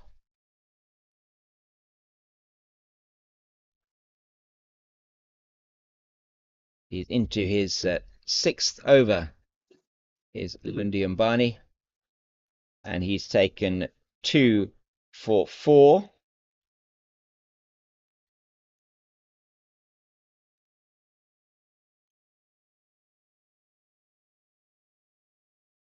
Both those wickets coming in his 3rd over are those of Dasis Shantamal and Rajiv Nirmalasingham. 2 consecutive deliveries. That's another delivery just down the leg side. It's just slipping down leg for him. That's his 2nd wide of the over. Sri Lanka moved to 82 for the loss of 8. And just to give you the fall of wickets, it was 3 for 1, 39 for 2, 62 for 3, 74 for 4, 79 for 5, 79 for 6, 79 for 7, and 80 for 8. So losing 4 wickets for the addition of 1 run. That's beautifully played, but and just missed by the fielder at backward point. That's Timur, and there's 2 more runs to Randall Ebert. He moves to 3, and Sri Lanka 84 for the loss of 8. Lundi Ambani now going to be bowling around the wicket to the left-handed Ebert. His partner at the crease with him, Jonathan Virasuria. Virasuria, we'll get that right, as he's away from us now. Well defended into the offside. So Ambani just the 6 runs, I think it is now, 6 or 7 runs off his bowling, as we see ball being shined there. Yes, 7, 2 for 7. This over so far gone for 4. 2 wides and that 2 through the offside. That's in the air. That's going to go for 6. It's gone all the way. A really great shot there from the batter, Randall Ebert. Well played to him. A short ball from Lundi Ambani gets the treatment. And that is yet another maximum, the 4th of the Sri Lankan innings. And Randall Ebert means business out. Goes for 10 off that over from Ambani. Beautiful shot. You see him just rocking back onto the back foot. In the arc it is for him, that short delivery, and he just sees it early and plays it beautifully as it's coming into him over the leg side. Really good shot in defiance here as Sri Lanka move from that position of 80 for 8 to 90 for 8 in that over. And not the best over, the 6th of his bowling spell from Lundi Ambani. So it's going to be Jonathan Virasuria, who's going to be facing up to Johan Fourie. Fourie getting the wicket. There. How are you doing? Yeah, good, man. That's well played by Virasuria down into the 3rd man region. Can you join? Can you have a watch? Yeah, that's perfect. Yeah. I'll introduce her. Yeah.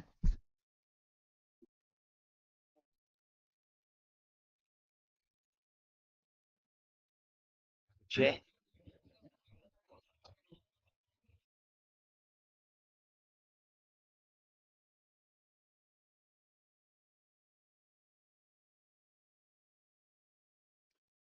So Johan Fourie in towards us now, and that's well played by Jonathan out to mid-on. And joining me here, John Henry Orson and Gareth Burrows.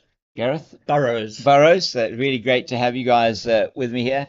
Just joined me here in the southern suburbs and here at Bergfleet High School. Welcome, gentlemen. Thanks for having us.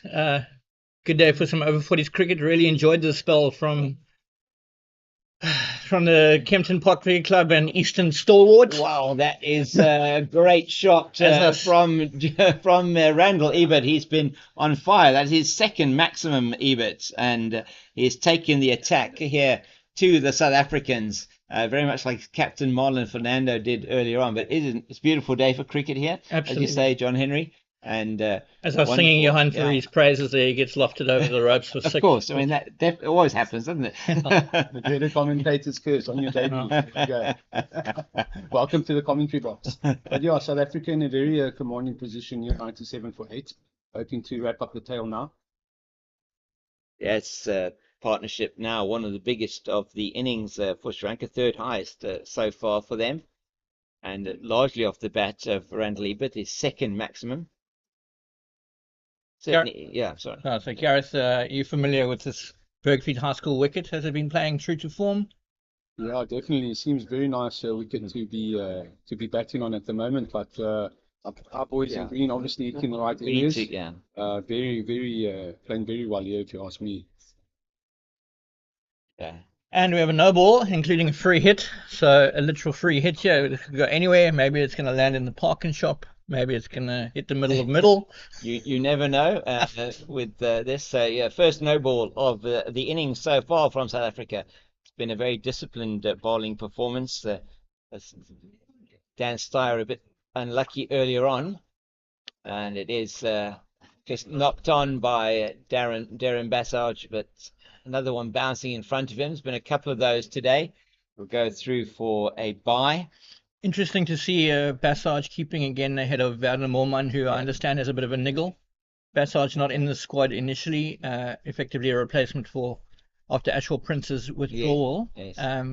But besides that bye, Bassage has looked pretty solid behind the stumps. Yeah, he had one or two earlier on, an unfortunate one, but that went through him, but it kept exceptionally low. Went through for 4 byes.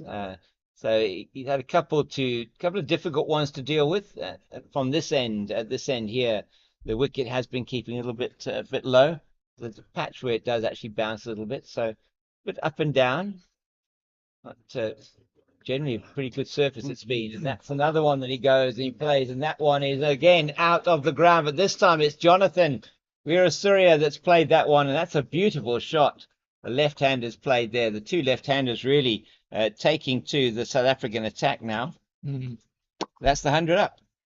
100 up for Sri Lanka. Probably, how do we say, in a very cliched way, something to bowl at, but probably not enough. That said, I don't want to preempt the South African batting order.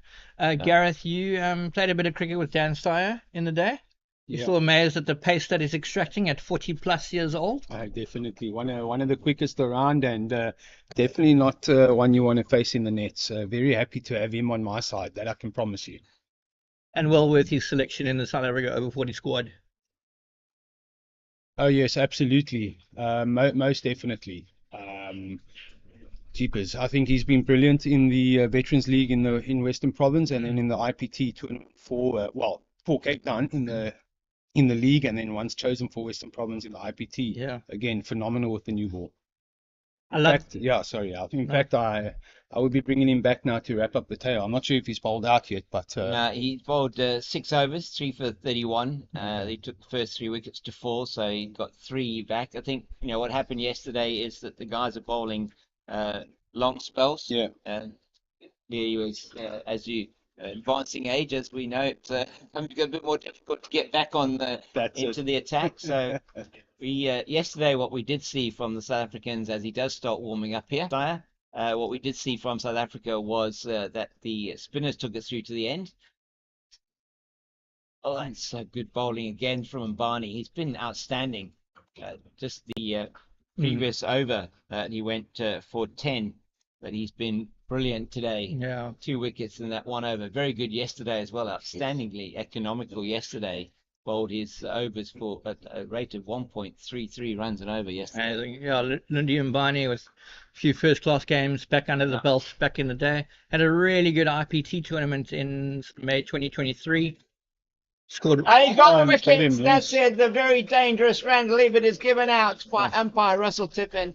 And that he doesn't give many out, Russell Tiffin. You know that you're out if you're out for Russell Tiffin for sure. And that one looked like it was going to hit middle and leg, and we'll have a chance to have a look at it on the replay. Yeah, we are sitting straight down the middle of the wicket, and that looked pretty out. I mean, the only maybe argument. Did I hear two noises? I don't know. It was quite a thud. No, quite a thud. Definitely hitting middle if you ask me.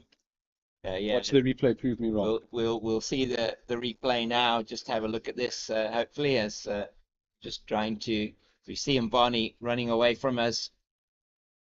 Oh yeah, no. Yeah, that is certainly not hitting leg. It's not hitting off. Middle of middle there. So that's 9 down, is it, Jan? 9 down. Yes. And those two putting on a partnership of 25 was for this. The 9th wicket, so 105 now for the loss of 9, and that partnership is say 25 that we're going down in the 25th over. So that partnership of 25 coming in just 2 overs and 2 balls, and it's some big hitting as we see the new batter 888 on his back coming to the crease, and that is the bowler Ruan Prematilaka. And he bowled very well yesterday for Sri Lanka as well. Took the second most wickets, 6 overs, 2 for 29. He took Ruan Prematilaka, and it's Mbani. Can we look and see if he can finish off the tail here? Nice and straight. Yorker length almost. Could be a run out at the non-striker's end. No direct hit. Bit of a slow throw from Yasodita there at mid-wicket region. Yeah, so he's Lundy Mbani really doing exceptionally well here. James, if you wouldn't mind, I'd just love to highlight some of the cricket clubs that these guys come from. Absolutely. Obviously, there's a Cape Town bias here, but like Cape Town, the region, not the cricket club. But yeah, Cape Town Cricket Club has Wayne Hendricks and Dan Steyer in our squad. Dan Steyer plays he's won C cricket for Bergfleet and his vets cricket for Cape Town. Also, lovely Werner Mollman, he's a Brackenfell Cricket Club. First 11 are absolutely bossing the 1A alongside Ottoman Cricket Club. Paul but turned back. A lot of, I was mentioning earlier, Johan Fourie from Kempton Park Cricket Club out in Easterns. Who am I missing here, Gareth? A few more. Yucca Castle at Durbanville Cricket Club. How dare we forget the evergreen Yucca Castle, who bosses the Premier League, bosses the Vets League, bosses it for South Africa over 40. Absolute peach of a gentleman. And no doubt involved in the success that Durbanville's been having over the last number of years. Last year, Club of the Year, was it? I don't know if it was last year. Definitely, yeah. Importantly, really good to see. So Durbanville won a game this past week without Yaku and a smattering of new youngsters. So there's a good pathway. Durbanville is still in title contention in the Premier League alongside Rondebosch, Cape Town, Western Province, one or two others, Claremont. Yeah, that Premier League title is definitely going down to the wire this season. It's been the closest it's been for many years. And once again, coming through with the Cape Town bye, it's very nice to have our boys involved in the running. So well worth mentioning the name of Nathan Jones, who an excellent all-rounder. I don't think he performs much of a role with the ball in this team, in this tournament, but can look forward to some runs and big runs from Nathan Jones from the Eastern Province. So the end of that over, that is 25 gone now. It's 107 for the loss of 9. Sri Lanka moving to losing another wicket in that Lundy Mbani over. And he's really been outstanding today, Lundy Mbani, with the 3 wickets now that he has taken. Johan Fourie also with 3, and Dan Steyer with the other 3 wickets. So 3 apiece to the 3 pacemen. The only one missing out, Yucca Castle, surprisingly today, took 2 for 12 yesterday against Sri Lanka in 7 overs. That's against Sri Lanka, against Wales yesterday. Quite Been possible that we're outstanding. not going to see any spin from South Africa today. Yasadita Yeah. going unused, Ridwan Williams going unused. I presume that we'd see a lot more spin from Sri Lanka potentially. I cast my mind back to the Over-50 World Cup where their bowling attack was 2 seamers and then the rest was all spin. We'll see 10 years earlier at the Over-40 level if it's similar. One would expect so. Difficult. I tried to get some footage yesterday. Unfortunately, no footage of the bowlers that I could see. So difficult to know. But we're going to go to. I think teams start to go to school on this. Very few over 40 internationals have been played so far. This is the first over 40s World Cup. But great to have John Henry and Gareth here with us today.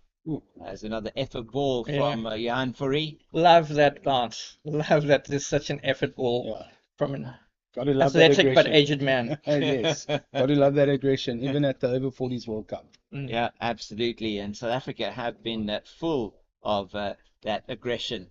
Most definitely, it's been outstanding to see from them. They've been putting their bodies on the line in the field. Some outstanding catching. I don't know if you saw the catch earlier that Johan Fourie took the third man. I was told, and dare I say this on air, from 2 people that it looks like he was snoozing early and then got the catch later. Where's that guy? No, that's big. 6 over fine leg. 6, down over fine leg, and that's another one. That is Jonathan Weerasuriya that's played that one, and that's his second maximum. So they're not dealing in fours at the moment. Only dealing sixes or singles are Sri Lanka, and just given the glove, the fist pump from his partner there at the other end, Ruan Prematilaka. James, your thoughts on South Africa Over-40s title contention?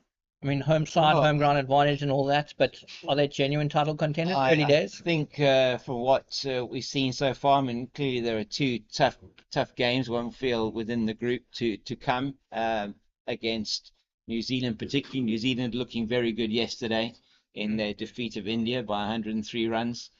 Some good batting from them. They scored 263 and then bowled India out for 160. Nice. So you would believe that of this group, the top 2 would come from those 3. Oh, that's just off the legs, down the leg side, and that's going to go down for 4 leg byes. And Fourie just straying a little bit down the leg side there, and Sri Lanka just boosting their total a little bit here, going to 113, for 117 now for the loss of 9. So it's been 10 off the over, 6 off the bat, and those 4 coming now. I think South Africa in this group, between South Africa, probably India and New Zealand, those 3. It's Timur out there coming in quickly from the speaking about boundary. Abdulaziz Timur from Hottentot Holland Cricket Club. Got about him. Gareth, I'm sure you'll know that former Black Caps batter James Marshall in the New Zealand team, a few other former internationals in this tournament. Yeah, definitely. Wasim Jaffer, I'm told, is in the India squad. Yeah, they mentioned Wasim Jaffer. They mentioned, I think, Tape. Yeah. They got one of the Reddy brothers for New Zealand, if I'm not mistaken. Trevor Gripper. Yeah. Trevor Gripper's in there. Doug Marilia for. Yes. Obviously, the evergreen Darren Stevens in the England squad. Yeah. With Nick Compton, who I believe was a late call-up. So yes, there are some big names that have made themselves available, which is great. It just shows you that it's played out into the covers. Just shows you that vets cricket is really growing around the world, and fantastic, really fantastic to see the guys still playing at the advanced ages. I think I was having this discussion earlier. There's a lot to be said. Like, it's all well and good having these kind of bigger former Test cricketer names in your team, but if they're flying in out of the blue, and on, maybe they're involved in their domestic veteran scene. But for example, yesterday you would kind of, on paper, presume that a Zimbabwe team littered with former Test stars would beat an England team with no real big former names besides, Compton and Stevens maybe. But England won. The South African team as well, with the actual Prince's withdrawal, no real big names besides a couple of first-class former guys, 1 or 2 caps.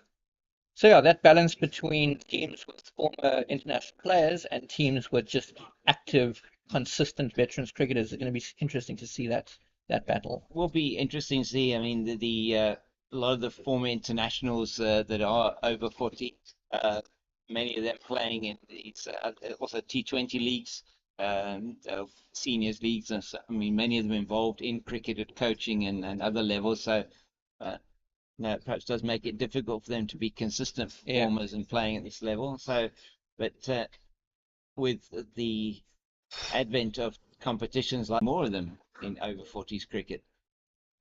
And I guess with more attraction comes kind of more commercial value and bigger sponsorship opportunities.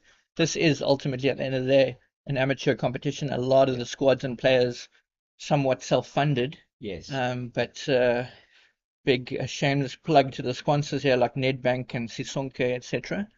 I guess help it and make it possible. Yes, certainly Sisonke, the main sponsor, along with Vita 24 vitamin drinks, Pitch Vision, very involved here with this, as well as your other sponsors, particularly the Devil's Peak Beer Company. That's a very good delivery from Mbani, just completely squared him up. Wasim Jaffa. Yeah, Absolutely Wasim Jaffa, no doubt about that. South Africa want to wrap this up now as quickly. Well, it's quite extensive.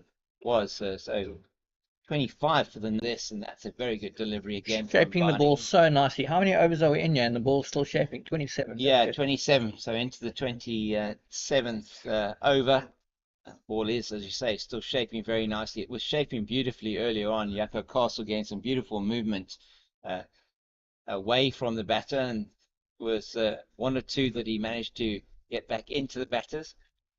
And that's a good shot. Maybe just angling down. Maybe heading down leg, I think. Down leg. The wire not quite getting going there for that one, but by Tiffin, he's seen many choirs in his time. So yeah, speaking about veterans involvement, outstanding to have like a former or international umpire of Tiffin status, still willing to put in the legwork and cover this kind of cricket. I know up north we've got Brad White. I'm not sure if he's involved in this competition, but he's another first-class umpire. He's happy to umpire this veterans amateur stuff. Outstanding fielding here from Dan Steyer as he hits the stumps directly, but is well in. Ruan Prematilaka is well into his ground, 888 on his back. Must be a story behind that. We'll try and get that. 555 more than Chris Gale. Absolutely, yeah. So the Dan Steyer warming up here below us. I don't know if he's been given the signal or actually trying to get the captain's attention. But yeah, difficult to know. He's been warming up for 3 overs already. I think that's what he has to do at this age. Maybe I'm fine with that's really well played down to the boundary by Jonathan. We're at Surya, and that's his first 4 to go with his 2 6 that he's hit, and he is certainly putting the run rate on a bit here for Sri Lanka, getting them to what they might hope will be something they can defend. 124 for 9 now after 27, 6 off that over from Lundi Mbani. So you were saying, John Henry, just to give some background, John Henry, you're very involved in clubcricket.co.za. Thank you.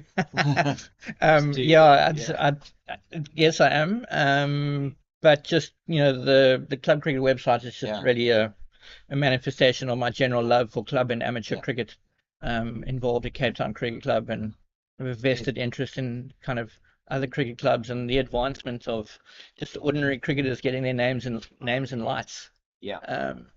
Which is very important, because there's so much cricket that does go on around the country. As Johan Fourie has been taken off. It is going to be Dan Steyer that is going to be coming on from what I've called the Table Mountain end. There we go. There is another end here. Table Mountain end and the recycling depot end. We should probably get a Berkfield High School rep to tell us what the end names. Yeah, Steyer with his usual pace and aggression, maybe a bit wide. Batsman on the cut, misses. Still a slip in place, even though they had a 9 down. Lovely. Yeah, good to see. I think South Africa have been aggressive, I think, in terms of their field settings all the way through. They were taken to task, particularly by Marlon Fernando, 37 of 24 with 5 fours and 2 mighty sixes over Cow Corner. And that one is signalled wide by umpire Daryl O'Sullivan from Australia. And that's yet another wide. So that's 11 now against the name of Dan Steyer, the one that he lost completely going down, way down the leg side. No chance for Darren Bassage to get hold of that earlier on in the day. Oh, there we go. Much better. It's a much better length there. Mm. Started a little bit too short from what we like to call the Dan Steyer length, but always nice when he pitches it up. Always very dangerous, as he showed us in the IPT. Now, Just- he'll be sorry, John. He'll definitely be looking to wrap up the tail now. After this delivery, we can maybe comment on the field that's in place. Yeah. Pretty standard, really. Cover, extra cover, mid off, mid on, fine legs back, third man's back, one slip. So no so-called funky fields. Yeah, just a 6-3 offside leg side field. They have been for Johan Farif for quite some time. They employing a 7-2 offside leg side field, and a feature earlier on as well with Yako Castle. Probably off stick length there. Just as you can see, I mean, just one or two keeping a little bit low, and the others coming through nicely. And he's been putting in some really good pace, and got reward earlier on with that 3 for 31. Dan Steyer.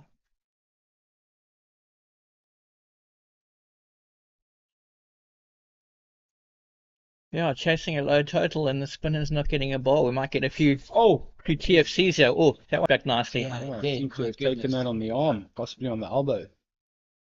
That one like nipped in. It did indeed. That was the one that came in from Dan Steyer. Very good delivery, and probably reasonably well dealt with in the end by the batter, Ruan Prematilaka. He's a tall man. Expect him to be bowling first up for Sri Lanka. Backing away, defends it to the offside, no run, over up. The score is, after 28 overs, 125, just a single off that over for Sri Lanka. Good from South African point of view. That was the wide that Dan Steyer bowled. So good comeback from Dan in his first over back after his break. And, just a reminder that you're watching South Africa over 40 versus Sri Lanka over 40 at Bergfleet High School in Cape Town, South Africa. 5 other over 40 World Cup games scattered around Cape Town today. To mind comes... We've got them here. I'm just going to look at the fixture list very quickly. Yeah, there we go for you, John Henry. So we've got Zimbabwe versus Canada at Sachs High School. I know yesterday Canada put up a big successful chase against Namibia at Cape Town Cricket Club. They did indeed. Namibia 253 for 7 with Nicolas Bass getting 99 not out and Harry Stradom 80 not out. Canada 255 for 7. Was the first century of the competition yesterday for Devasetti from Canada, 103 not out. Very nice. Gill getting 68, not Shubman, but another Gill, getting 68 at the top of the order, 255 for 7. Well chased there by Canada. So Namibia will probably be hard pressed against Australia today at Westerford. Australia put in a big win yesterday over USA. Over USA, yeah. 9-wicket win, yes, over the USA. Some good performances there. USA 167 all out. Pinelli taking 3 for 16 and Jarvis 3 for 39. Australia 168 for 1 with Beadle getting 86 not out. As that is Ridwan Williams, the left arm orthodox spinner, who is the first spinner we're going to see today. Was successful yesterday, the spin trio of South Africa, wrapping up the tail of the Welsh batting lineup, and that's a beauty from Williams.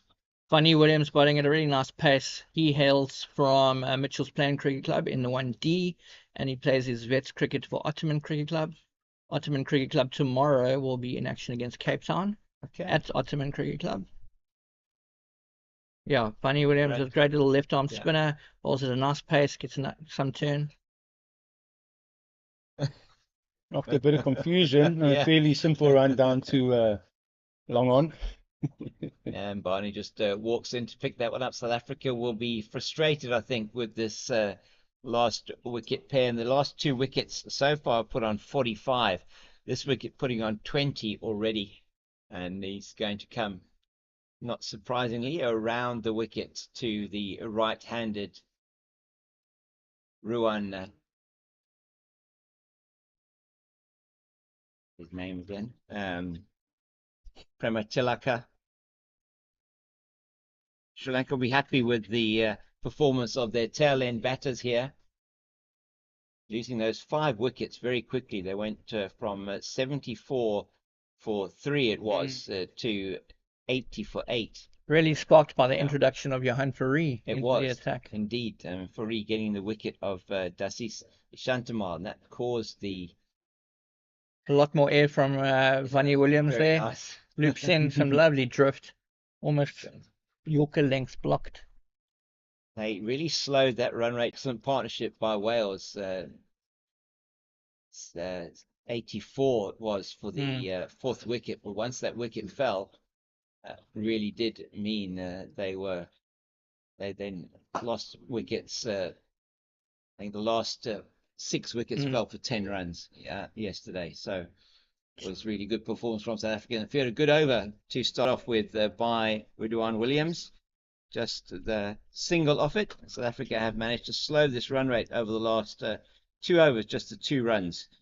James, presumably you were out at Greenpoint yesterday with the I South was, African team. yeah. Or you traveling the tournament as South Africa's commentator per se? No, I'm not actually. Okay. I'm just worked out that way that I did the first 2 games with them. I'm off to. I unfortunately can't be there on Thursday, but I'm off to Drakenstein on Friday and on Sunday. Lovely field. Yeah, I'm looking forward to that. Haven't been there before, so really looking forward to that. That's the Wales versus UAE match, and then on Sunday it's Zimbabwe versus Australia. So going to do some cross-pool matches there. But yeah, 3 of these pool Division B matches for me, and 1 of the Division A to see. And interesting to see today how, particularly how India fare after their disappointing performance yesterday. It's a wide from Dan Steyer down the leg side. I caught the tail end of the India-New Zealand game yesterday on Clermont's secondary field. Yeah. I mean, as a Cape Townian, we don't love praising Clermont, but wow, the facilities there, and that B field is Premier League status. Just really good cricket. I imagine some of those former internationals would really appreciate playing on that caliber field. That's going to be 5 wide. Very wide. Another 5 wides here from Dan Steyer. Just Dan Steyer doing Dan Steyer things. Yeah, giving Darren Passage lots of work here down the leg side. Unfortunately, just a little bit out of his reach. That means it's yet to bowl a legal delivery in this over, and it is Sri Lanka benefiting from this. And we probably will be taking a drinks break after this over. We're coming towards the end of the second power play with 30 overs being bowled, and 132 for 9, 6 runs already off this over, and we haven't had a legal delivery yet. He's into the left-hander. Jonathan, that one is again so close to getting the wickets, and they go through for the single into the leg side, picked up by the captain, Warren Dugmore. For those watching, and maybe the pace is lost on the television screen, but Steyer unequivocally the fastest bowler at this tournament. He has somewhat of like a, I don't know how we say, Gareth, in with our weird club system, a little cult following. Okay. Given that he's this really fast bowler at 40 plus years old and still putting in really good 1C performances. Quote unquote, he can be a moggy character now and then as well, but an absolute gentleman and a great person, and as we've said, a really good fast bowler. Bergfleet and Cape Town are very fortunate to have his services. So yeah, I mean, I'd love to put a little quick poll out there to the various batters, and I'm pretty sure that 99, if not 100% of them say Dan Steyer, fastest bowler. Pace doesn't always bring the results, but it's certainly entertaining to watch. Yeah, absolutely. It has been very entertaining today. That 3-4-31 that he took, hit for 3 consecutive fours by Marlon Fernando on his 5th over. He wasn't happy about that, player. And certainly had the last laugh, though, getting him caught at that 3rd man position. Brilliant catch by Johan Fourie. Funnily enough, just Bergfleet Cricket Club chairman Tim Scholz messaged in. Okay, great. Says I mustn't sing the praises of Steyer too much because Bergfleet are going to want him back for their pursuit of the 1C title and 1B promotion. Okay. So Tim, I know you're still listening. How's it, bro? How's the new job? Lovely to have those comments, and excellent. Please, those of you that are watching here on the Pitch Vision. Oh, almost Yorker length, but more of a full toss. Good fielding there again. The South African team have been really well drilled in the field. Saying if you are watching this broadcast, which is brought to you by International Masters Cricket and by the tournament organised, the Over-40s World Cup by the Veterans Cricket Association of South Africa, and there's some headline sponsors. We'll give you those at the end of this over before the drinks break. Oops. There goes us Cretan. Yeah, mine's just couldn't take that gust of wind there. It goes. Maybe you can just push it into there. The housing there. So headline sponsors: Nedbank. No, not Nedbank. And down. Just put it down. Wait. Okay, it's fine. We'll get it fixed now. Sorry, it's just. There's now drinks at the end of the 30th over. Over bowled there by Dan Spire, and the total now moved on to 133 for the loss of 9. So 7 conceded. We're just going to change that now. 133 for 9. It was 74 for 3 at the first drinks break. Right.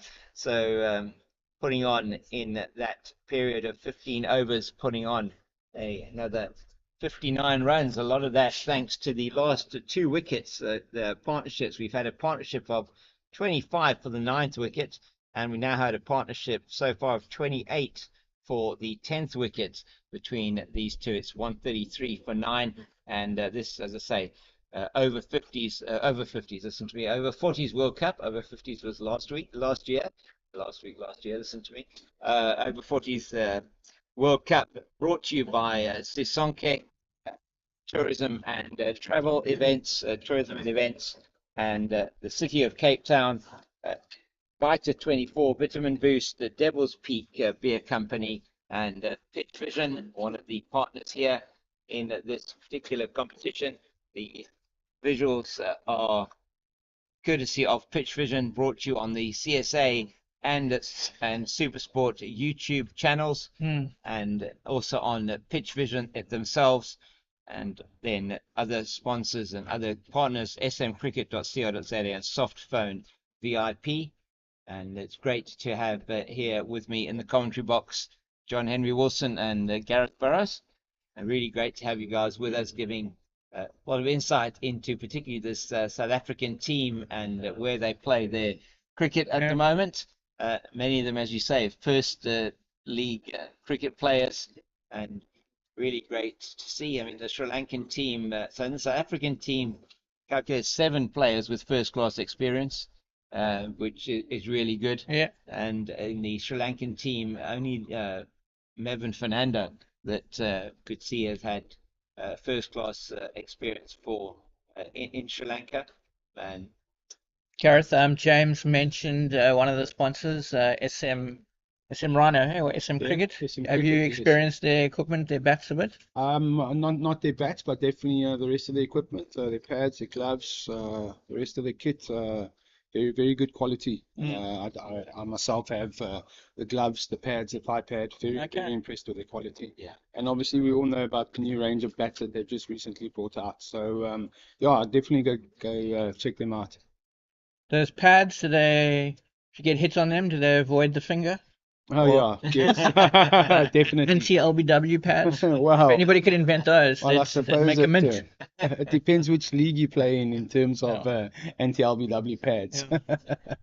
James, yeah, interesting. And I hope I'm not speaking out of turn here, but I really thought Nedbank had pulled through as the main sponsor. I mean, I see them on, this is what I presume, but there must have been a change there, yeah? I really can't speak to that, Okay. unfortunately. So yeah, Cool. It's not clear, thanks, guys. yeah, absolutely. It's really has been it really is great that they've been able to put this tournament together here in South Africa. Funny Williams resumes wide outside off stump, turns in, left alone. So quite a bit of turn on that one from Williams outside the off stump. South Africa, we feel, will want to wrap this up as quickly as possible. So that should give them a total. They can get it totally smashing on that. Yeah, South Africa will be looking to wrap it up here after drinks, just like they did yesterday after the second drinks break when the spinners came into their own. So they'll be looking for something similar today. Just one more wicket needed now. More air. Oh, it's just over the head of I think that's Warren Dugwall in here at mid wicket, and Tamur running around. Brandon Buckley here, yeah. Good fielding. Sorry, Gareth from Tamur at deep mid wicket, just a single. I think this is the batter they'll be expecting that they could have a chance with. The right-hander, ball maybe turning away or straightening on him.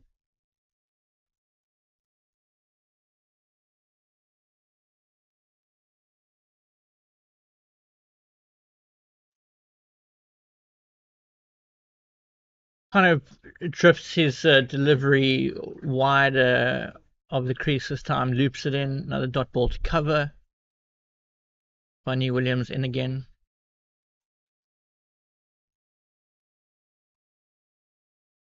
Shot, but certainly bat on that. The lone appeal. Yeah, he was thinking to hit the pad first, but I don't think so. That instance. But yeah, definitely looking to throw it up with throw a bit of air on there above the batsman. Taking on the left arm spin of Viran Williams. Over up, Sri Lanka over 40 moved to 138 for 9 after 31 overs in this over 40 World Cup match at Bergfleet High School in Cape Town, South Africa. And it's a beautiful day here in Cape Town. Southeaster just coming up to cool it down a little bit. Yesterday, boiling hot day was for everybody, quite brutal out there. Incredibly hot yesterday. I don't know about you guys, but 1,000 fans last night. Yeah, definitely. But yeah, certainly a bit cooler today. A few fewer people in the ocean and the swimming pools. Yeah. Yasser Dita into the attack now, but more spin both ends. Dita hailing from Lions Veterans Cricket. Also had a really good RPT tournament. South Africa over 40 Invitational at the Africa Cup. I can't quite remember, Trying but to think, because I did have a look at some of those scores. yeah, I think he was in the Invitational squad. I don't know, anyway. But regardless, he's in from what are we calling the Pebble Mountain end. Yeah. Off spinner. Yeah, he did very well yesterday, and in that over 40s Africa Cup, took 3 for 46 against Namibia in the final. So Okay. he was playing in South African In the South main side. African Yeah. main side there. So there was, Final. Yeah. despite that, or after that tournament, regardless of potential call-ups, there were no changes other than Basaj replacing Prince. Yeah. So he came in. Nice, smooth, easy action, no frills, no fuss. Puts on a good length punch to cover, no run. Did Good start. exceptionally well yesterday. Well, And that's a belt over wicket out there at Green Point, so no, good for him.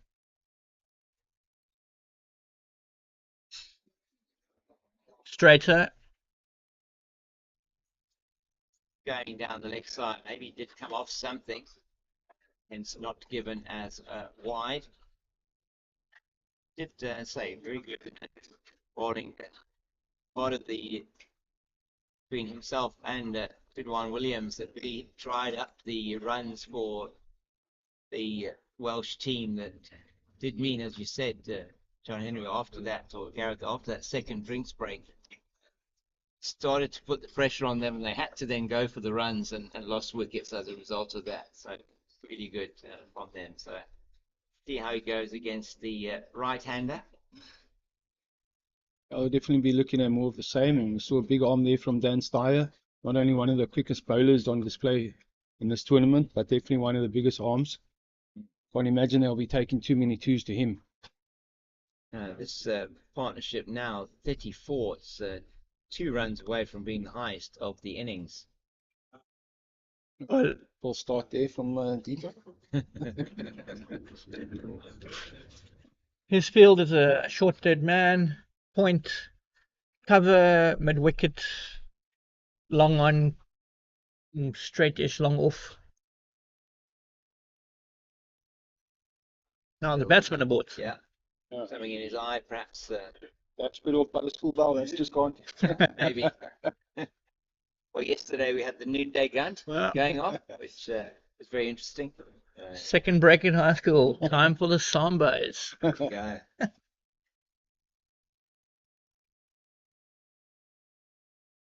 Dieter not hesitant to give it a nice amount of flight.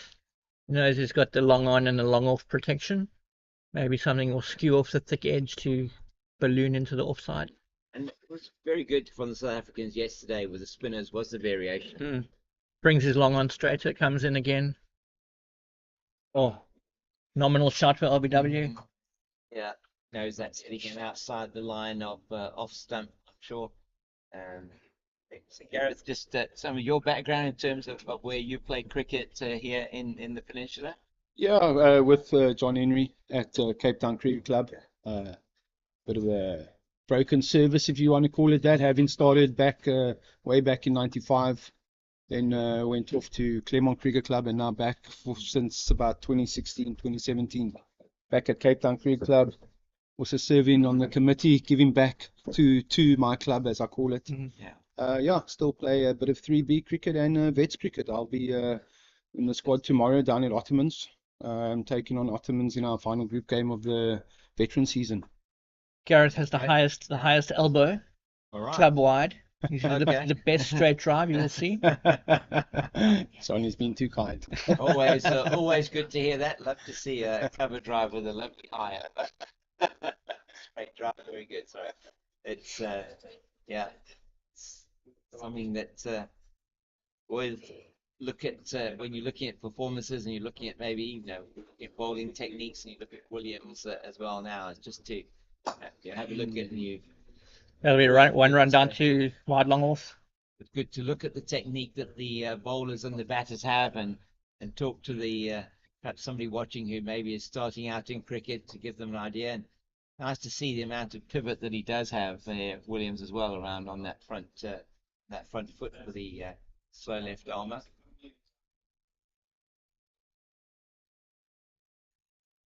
Change here, bring in a shortish extra cover, between extra cover and mid off. Ooh, that's in the air, and that Jaco Castle under it, and unfortunately grasped it. Looks like he had it. It's unfortunate for South Africa. That looked like it might have been the last wicket to fall, and Jaco Castle not able to take that. Probably quite adjacent to the boundary in the end. Yeah, and potentially, got sunnies on, but staring into the sun. Really looked like he had it until the last second there. Really well bowled there by Williams. Definitely looked a bit more round arm action there. Trying to put it outside the off stump, letting him drag it across. Very unlucky there, Jaco Castle. Yeah, the fielding's been outstanding today. The catching has been brilliant by South Africa so far. It's the first catch that has gone down over the 2 days, actually. It's just out of reach of point and running around the boundary. Who is that? Brandon. I think it's Brandon Buckley. I think that part of the outfield a little bit heavier than other patches. Yeah, speaking about fielding, you'd think, not too much of a cliche, but it's the stronger fielding team that are going to go further in this tournament. There's only so much margin in runs and wickets. where you can really make the difference is in your fielding and your catching. Definitely. Saw that yesterday as well. South Africa. Oh, and that one off the outside edge. Yeah, no third man in place, so That is luckily now. Apologies. Previous one, Smith out on the boundary on the offside. fruitful little over so far. 6 runs from 4 balls. Sri Lanka up to 145 now. These two put on 40 already for the 10th wicket. By far the biggest partnership of the innings so far, and it's just tickled into the leg side by Jonathan Virasuria. Moved on to 30. An outstanding performance from him coming in at number 10. Didn't get a chance to bat yesterday, either of these two batters. Both these batters going to be tapping their captain for a higher position, as one must. Quite rightly, cameraman's saying we're going to second break. We heard the bell. Second break is there, and Looking for those peanut butter and jam sandwiches. definitely. I wonder if they haven't. I don't think the children are going home. No, I wonder if that boy on the left knows he's on camera with his cell phone. It might be allowed them during break times. I'm not sure. Fair play. Cameraman teachers, are you watching? So it is going to be Ditta to continue from the Table Mountain end of this ground. Good delivery into Jonathan Virasuria. Virasuria just 7 runs away from equaling the top score of his captain, Marlon Fernando. He's just changing his guard there. Taking Leg stump, I think. leg stump, yeah, definitely. That's got to mean he's going to try and open up a bit more, surely. The Yeah, only reason I'd be taking a it leg. does look like it to me, doesn't it? I was thinking exactly the same thing. It's certainly looking leg side, isn't he? And he's already like earmarking Yeah. the onside fielders there. He's done the hard work, and now it's time to cash in. Trying to see if Any predictions where this is going? Mark and shot. Oh, he calls out bluff. Little offside bunt. I think I mean, perhaps the bowler saw that he was doing that. You never know.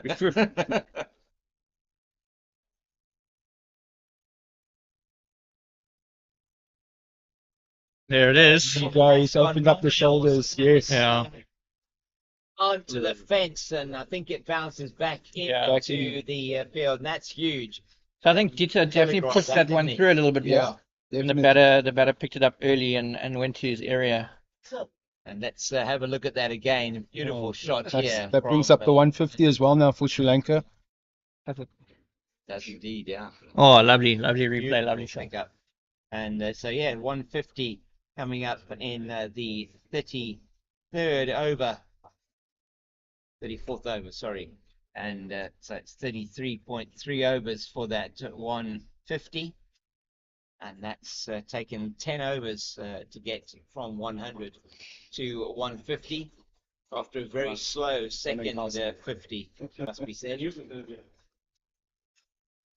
And it's been all action from these two, particularly from Jonathan Virasuria. 36 now off just 30 deliveries. And I think that was his Lovely cameo. 4th 6. It has been a lovely cameo. Left one, leaves one alone outside the off stick. Don't see that much at this stage of the innings. No, they've still got 12 overs left. Yeah. And this pair looking quite comfortable at the crease, must be said. Like, needing to think about what they're going to do here. Very well bowled.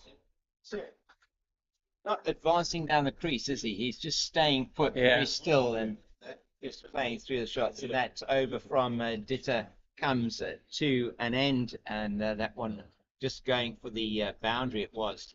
152 for 9 now after 34 overs. Increasing their run rate to taken the score from 105 for 9, which score there 105 for 9 after 24 overs and 2 balls. And now after 34 overs, so in 10 overs, taken their partnership now very close to the 50 mark. That one again just probably drifting down the leg side. So Ruan Prematalaka tries to play that to the deep mid-wicket area. Long on and deep mid-wicket in place. Backward square leg also deep. Lots of air. Tries to go down the ground, just sort of stymied back to the bowler. Still thinking for South Africa, this is probably the best combination in terms of a chance of getting a wicket. Yeah, by a wicket almost. Yeah.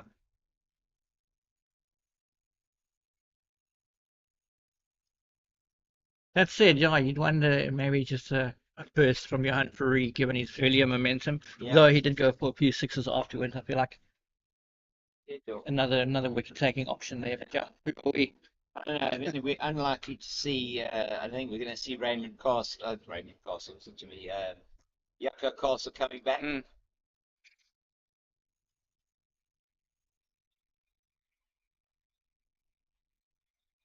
Nice delivery once again, bowling to his field. Brendan Buckley there, just picking up that shortish sort of mid-off position. Some more flight this time. Dunberg Fleet. Yeah, very nice. The head girl, in fact, it was the head boy, I think, tossed the coin Okay. as well at the coin toss, and was called incorrectly by the Sri Lankan captain, and therefore South Africa winning the toss and deciding to have a bowl first, which certainly does look like it was the right decision. When Sri Lanka had gone to 80 for a loss of 8 and then 105 for 9, certainly looked as if it was going to be over quite quickly for Sri Lanka. But these two, all credit to them. 47-run partnership for the 10th wicket. Faster one, leg side wide. Shot down the leg side, work here for passage.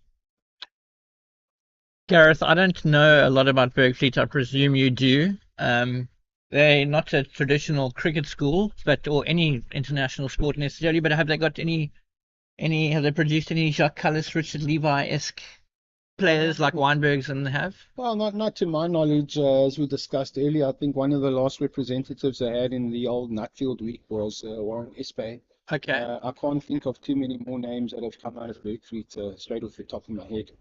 But not as rich as some of the other cricketing schools around the southern suburbs.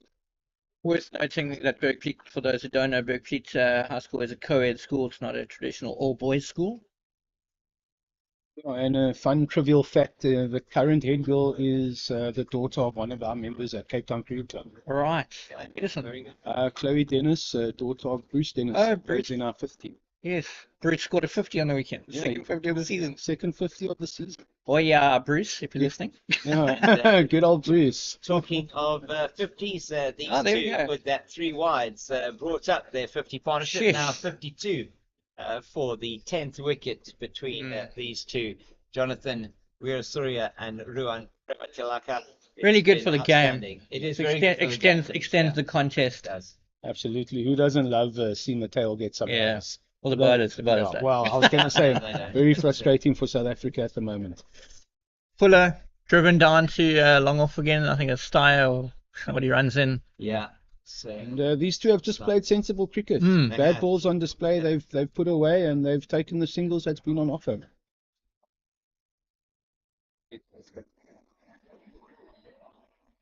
it's stylish.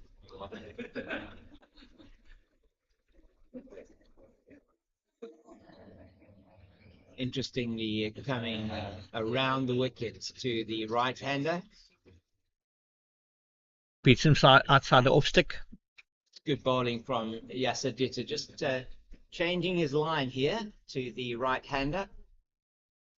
So this broadcast coming to you on 3 channels on YouTube: Pitch Vision YouTube channel, the CSA YouTube channel, and the SuperSport YouTube channel. All South African games on the SuperSport YouTube channel. Some good fielding down there. It was very good fielding. Extra cover. Bit of confusion there. Bundiambani, who does the fielding. So another good over. That was for the visitors. And Sri Lanka moved to 158 for the loss of 9 after 30 overs. So the 50 partnership coming up in that over from Yasadita now. 53 that these two have put on for the 10th wicket. Previous highest partnership was that for the second wicket of 36. Mental and giving their bowlers everything potentially to bowl at here. Williams were trying to dislodge Jonathan Weerasuriya here.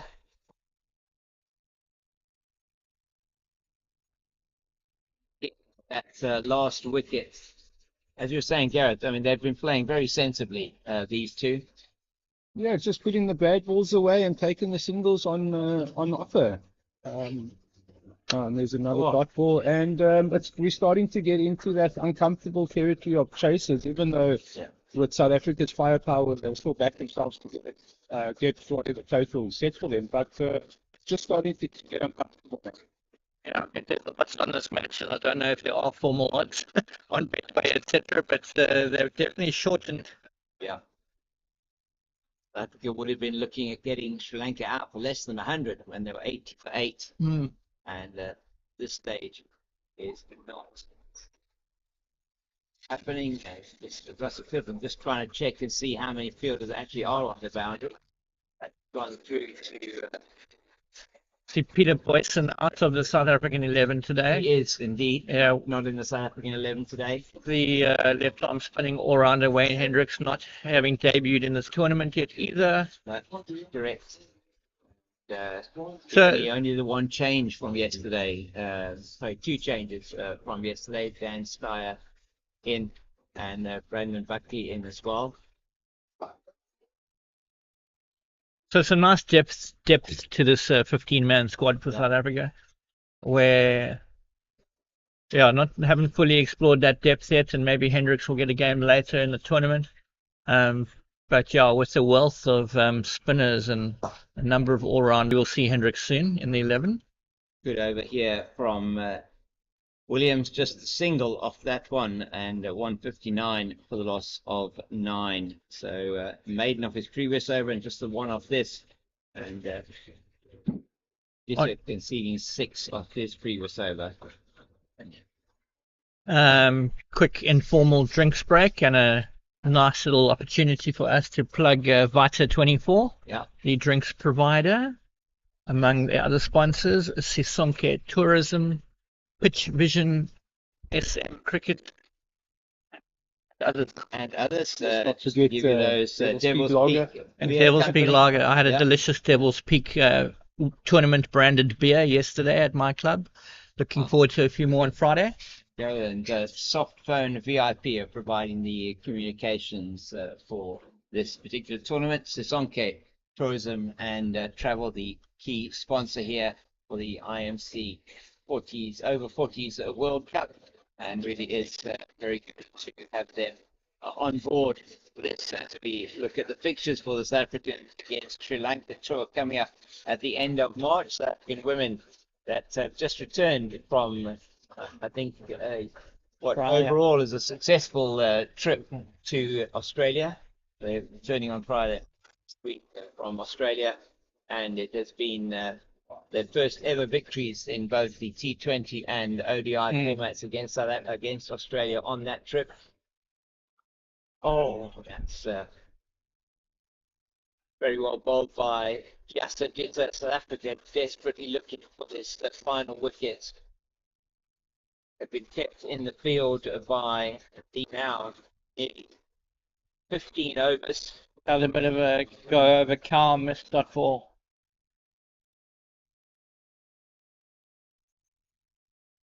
Ninth wicket fell after 24.2 overs, and now 38.2 overs.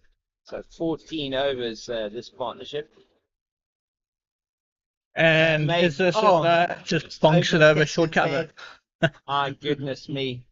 He'll say he meant that. When it's going away, it's going away. It is, yes. indeed, and certainly is going Jonathan Weerasuria's way at the moment. He has ridden his luck a little bit, but played some outstanding shots.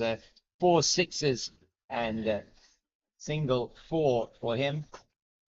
Been partnered very well by Ruan Prematilaka.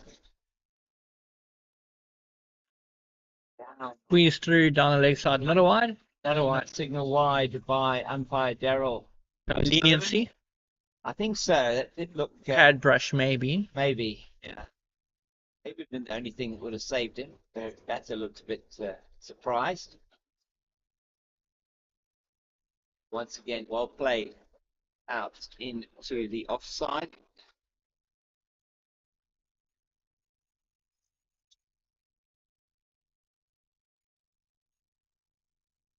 Push back to the bowler. Dot ball. Couple of cheap overs strung together here. Sri Lanka moving to 160 for 9 after 38 overs at Berkeley High School in Cape Town. Yeah, competing with some maintenance work happening at the We school. are I some think so at the moment. angle grinding to our left and some. Indeed, yeah. It is really a beautiful setting here at Berkeley High School. Looking across towards the Table Mountain Range, to the left of us, looking at Constantia Neck area, and to the right, Devil's Peak in the far distance, which I suppose is appropriate considering one of the sponsors, Devil's Peak Beer Company, is going to be Ruan Williams to continue with just the 7 overs left in this Sri Lankan innings, and he's towards the Goes over the top of the offside, punts it down to sweeper cover. Kyle Smith there coming in and doing the fielding, and the outfield is a little bit slow, so sort of pitching and stopping there.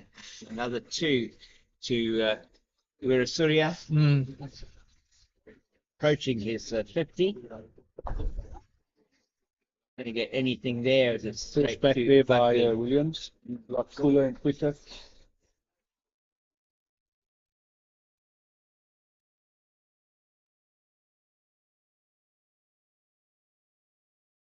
Excuse me, that one, someone. That's all there. That's That is a beauty from Ruan.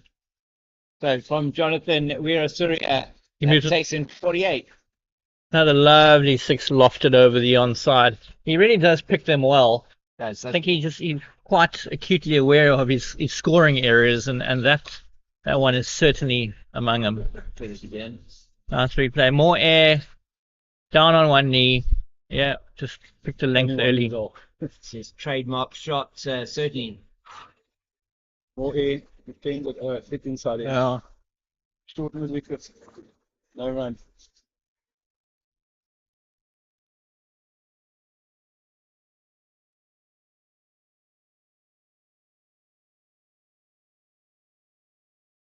Yeah. Point.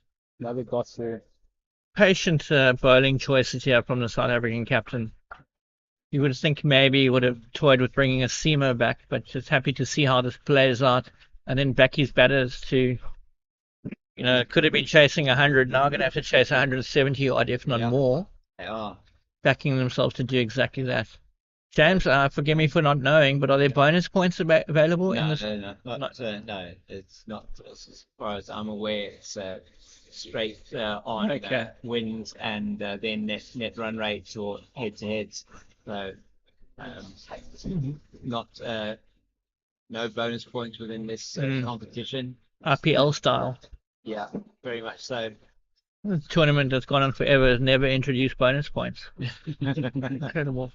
And it's They like we still have work on Lucky a Castle. 2-point system, though, don't they? Whereas most of the South African competitions working on 4 points for a win, 2 points for a no result, and then the bonus point working on the 25% rule, which I think is very good. Yeah. Very good. Oh, That you're saying, Gareth, yeah. you're spotting somebody warming up Yeah, there? it looks like we have Lucky Castle warming up here at backup point. Looks like he's got the nod from the skipper. Definitely want to knock over this last pair now. Been extremely frustrating. We're close to his 50 now. Some air there. Oh, Very. it was beautifully driven, it must be said, but it's impossible for Yasser to take that, and that. What a screamer had it been taken.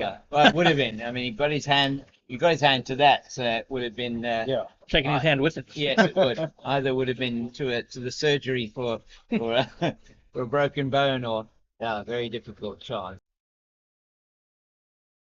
170 up for Sri Lanka. They've been batting incredibly well. That's Surya. What was Sri Lanka's result yesterday? Sri Lanka beating 9. Full toss, squirted to the offside, 1 run more to the half centurion. That'll end the over. Sri Lanka 182 for 9 after 41 overs. They've now added over 100 runs for the last 2 wickets. Definitely edging towards 200 now. 4 and over. So they're just under 4.1 runs to the over they'll need, and we will be now taking a break. But just to run through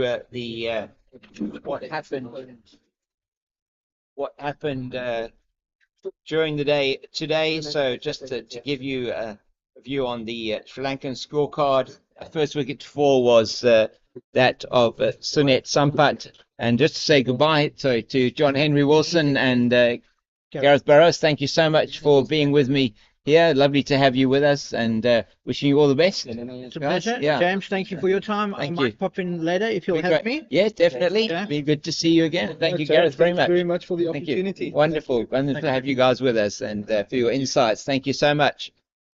And really is good to hear from people like John Henry and Gareth Thingala, who was out for 1. He went with the score on 39. It was the captain then, Marlon Fernando, who was the for Mbani. In fact, 4 for Mbani towards the end.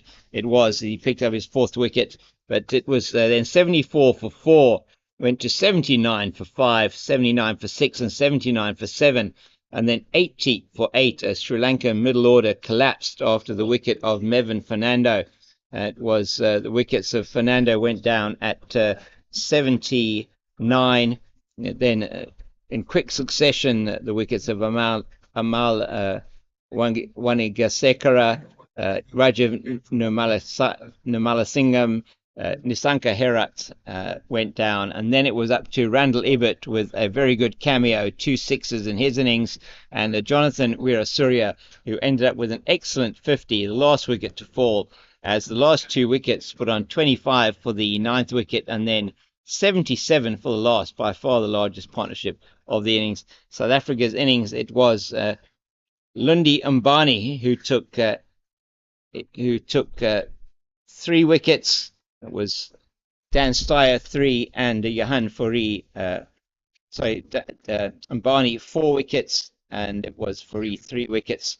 And so South Africa ending their bowling stint, bowling Sri Lanka all out in the 42nd over for 182. We'll be back with you in about half an hour here at Bergfleet Cricket Club. From myself, James King, the Cape Fox, and from the production team here for Pitch Vision, that's Bandile, Zoe on the scoring, and Shoaib on the roving camera.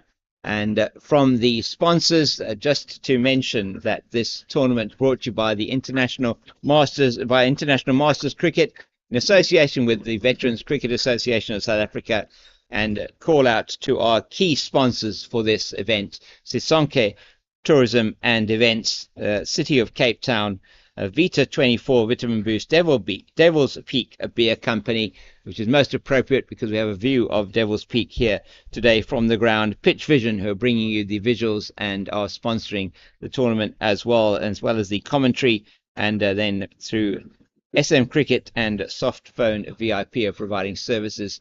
Really appreciate you being with us, and hope you'll join us again in about half an hour's time.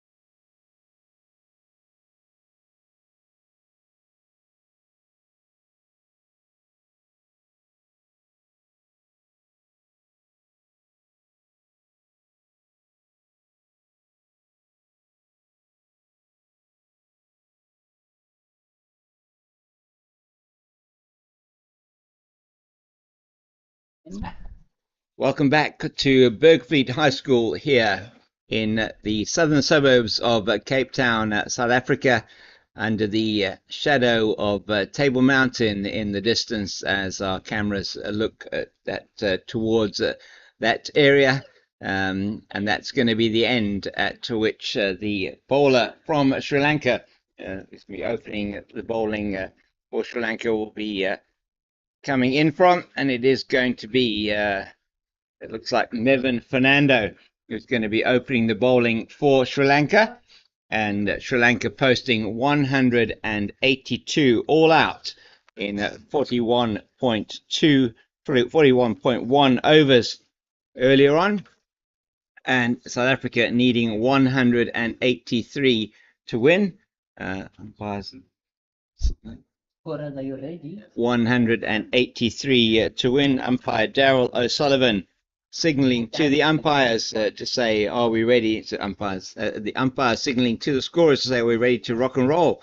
And it is going to be Mevin Fernando who's going to be opening the bowling for Sri Lanka with his left arm,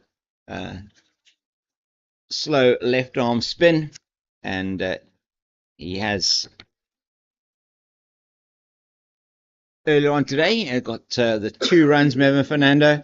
It's going to be, it is Warren Dugmore and Kyle Smith opening the batting for South Africa. Kyle Smith first at bat for South Africa, and you see the second ball of the South African innings.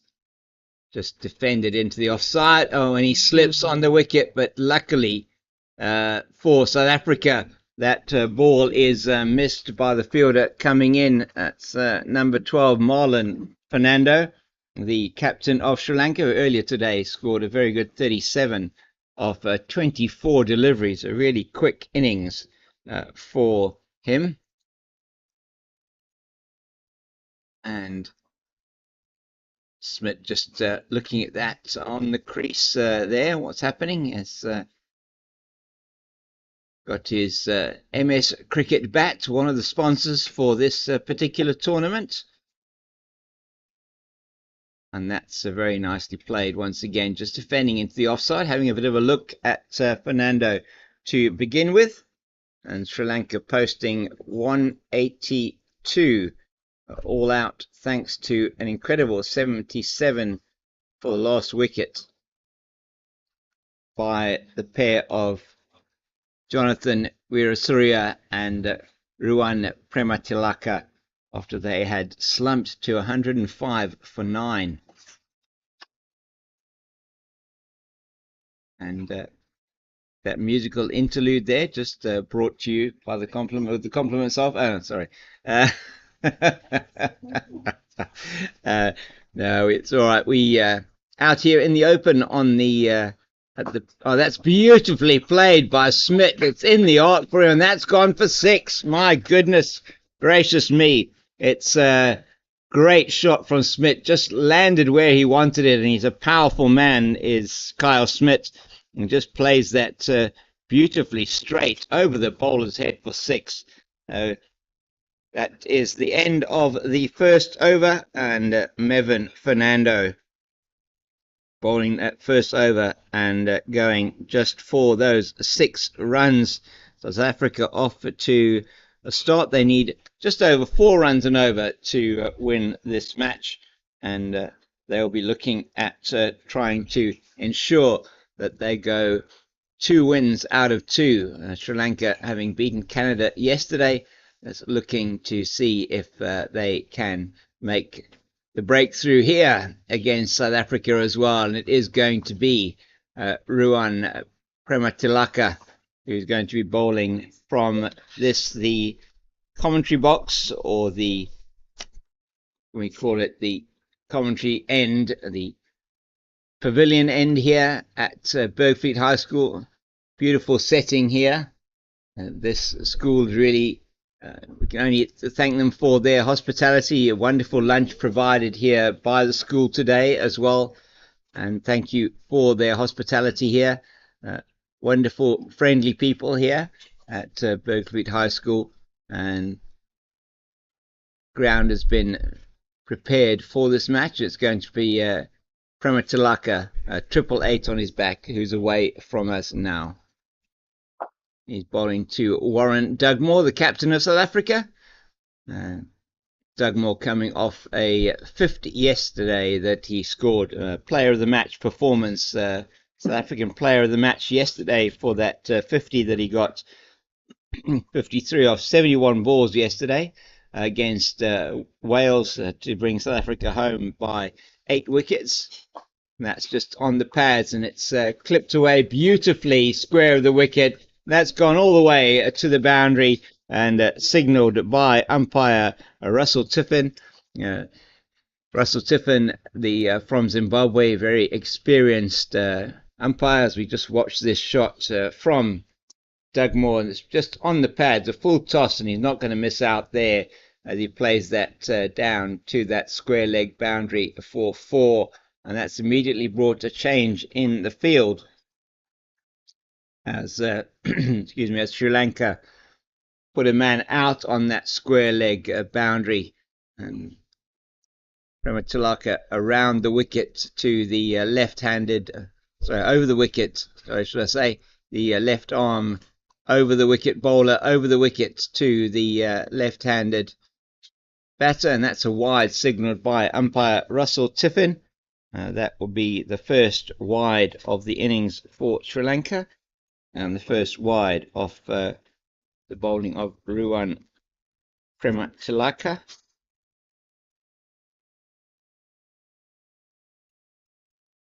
Another one that is going to be signalled wide, just getting too much movement away with this orange ball. Another one, so 2 wides in the over so far, and that 4, 2 balls bowled so far. Legal deliveries, and Dugmore just getting a good look at the bowling. Just keep an eye on Prematilaka here, because he is swinging that ball away from the left-hander. He does so there. What an excellent piece of bowling, and just swinging away a little bit too much. We're getting a lot of shape away from the left-hander, and really very good take by the wicket-keeper. We've got 2 slips, third man, backward point, and at point, shortish extra cover, mid-off, mid-on, deep mid-wicket. Sorry, deep square leg. That is wide, and might even have been above waist height, but signalled wide, way down the leg side. Just looking for that extra movement in the air, I think, Prematilaka. It's quite a strong, easterly wind, southeaster coming through across the ground, and that's helping him to get that away swing to the left-hander. He does so there. It's just tickled fine down the leg side. There is nobody there for Sri Lanka, but it's not going to get to the boundary, and I think it's just the 2 for South Africa. So Dugmore moving on to 4 with that shot. Smith on 6. South Africa with 2 balls left in the second over. It's Prematilaka, who's just looking at taking his run up again.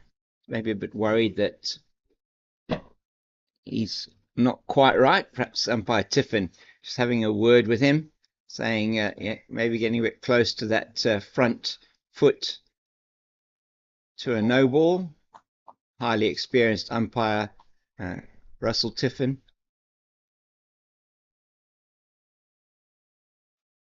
Yeah, it's a good delivery from Prematilaka this time, and well played by Dugmore through to the captain, Marlon Fernando, who is standing here at mid-off.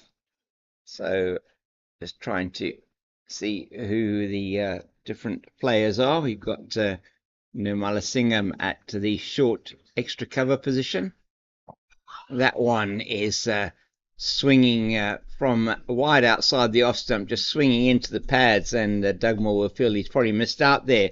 At the end of the second over, South Africa 9 off that over, scores now 15 without loss. Smith on 6 and Dugmore on 6 with just the 3 extras, 3 wides in that over. So Prematilaka going for 9 in his first over. It's going to be Mevin Fernando to continue.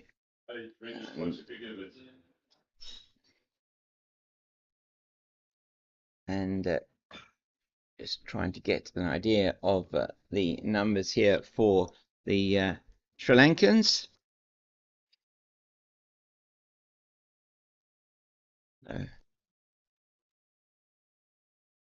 Smith plays that down the ground, and there is a man coming in to pick that one up, and they're going to go through for the second. Dugmore, if it's a direct hit, he would have been in trouble, but was nowhere near being direct, that one. And it was second run was perhaps a risky one for South Africa, but Carl Smith gets 2 for that. And we have wicket keeper, who is Kasun Bulatsingala, opening batter for Sri Lanka. That's nicely played by Smith, down to the man at long off, should I say, sorry. And that's going to be all changed now. Not too much of a change for the left-handed batter. Just trying to see what the changes might be in the field here. So you are allowed 3 players outside the circle in the first power play. That's interesting. 3 fielders now on the leg side for Dugmore, already outside the circle in the first power play.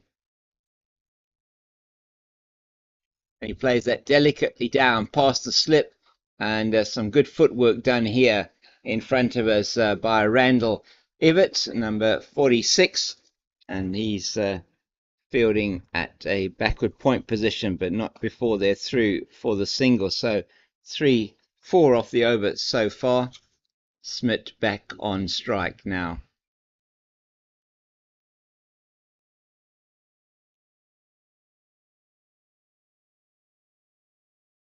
That's nicely played past the man at that shortish extra cover position, and they go through for a single.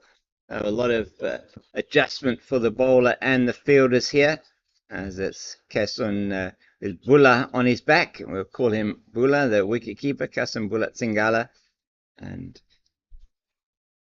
to ensure that we have everybody down and counted for. There's a slip in position now. And Dugmore just plays that to the offside, where it's Randall Ibbott that, sorry, it isn't Randall Ibbott, it's number 66, and that is, just trying to see who that is. Now, yes.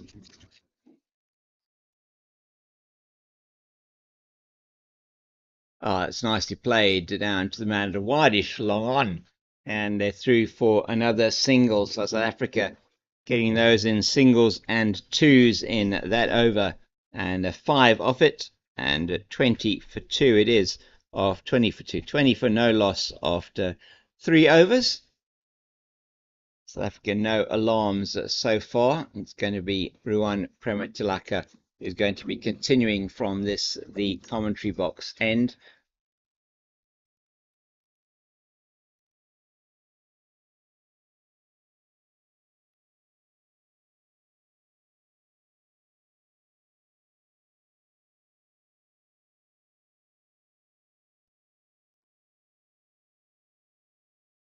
So we've got, for the left arm seamer Prematilaka, we have got the 2 slips, third man, backward point, extra cover and mid off.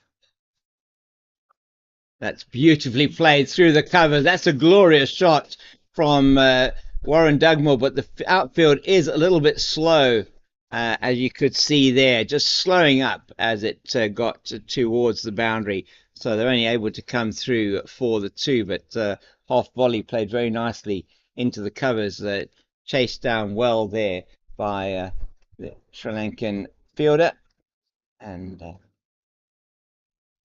that is Sampat chased that out into the covers. Dugmore playing this one into the leg side, and the field is widespread on the leg side, but the man coming around from mid on That is Randall Ebert that gets around to field that. And we do have a change in the Sri Lankan lineup coming in for this bowling effort. It's Madrangana, and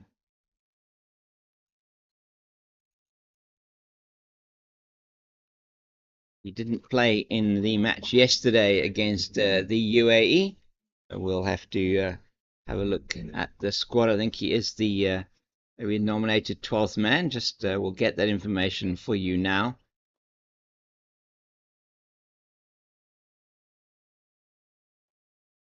At 24 without loss now, South Africa.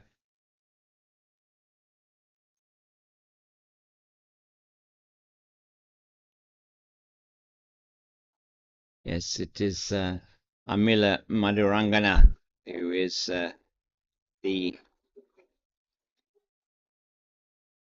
fielder out there in that deep cover region. Number 66 on his back.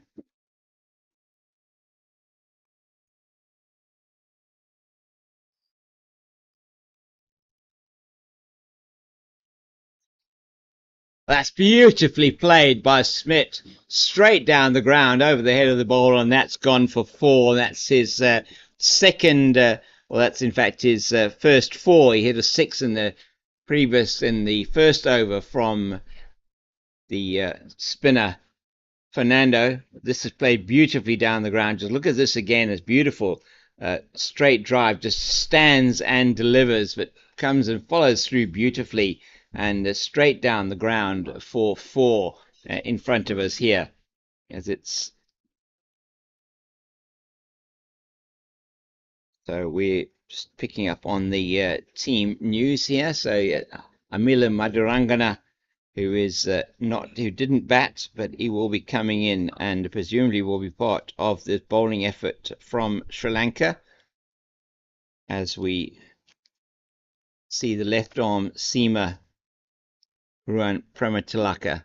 He scored 13 in the partnership of 77 with Jonathan Weerasuriya. He's going to be around the wicket now, so he's changed his line around the wicket now to the right-handed Smith. Smith, who's on 14 off 12, Dugmore 11 off 10, 28 without loss, South Africa in the 4th over. And that one's in the arc for him, and he plays that one beautifully back with a square on the leg side, and that's gone for another boundary. His second of the over and the second of his innings, and a very good shot there by Smith, as Sri Lanka just at the moment not quite able to get any control here over the South African batters. And just watch this one again. Man is Kyle Smith. Saw that yesterday. Prema Tilaka now changing his line again is Ruan Prematilaka. He's got a very packed offside field. He has got his 3 fielders out, and they're all out on the leg side. He's got and that one in at the body of Kyle Smith, and just not able to play it down to the leg side for any more runs. But it's been a very good over for South Africa. 12 off that over for South Africa. They've moved to 32 without loss after 4 overs, batting at 4 and over.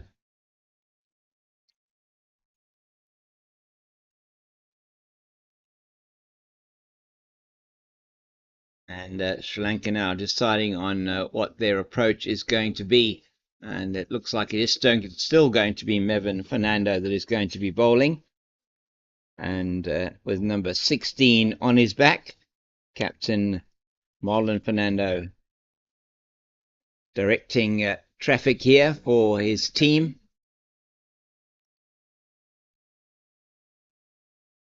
I'm not sure who is not going to be on the field here for Sri Lanka. I've seen most of the players. We've got Rajiv Nirmalasingam, who is here at slip. So for the left arm spinner. to Dugmore now from around the wicket, and that's played very nicely down to the man at wideish long on again, with only room for time for a single down there. It'll be the right-hander Smith on strike. It's the third over now that we're going to be seeing from the left-hand orthodox spinner, Mevin Fernando. He's conceded 11 in his 2 overs so far. So now Fernando. That's played very nicely along the ground by Smith out to the man at just forward a square on the leg side on the boundary, and they go through for a single.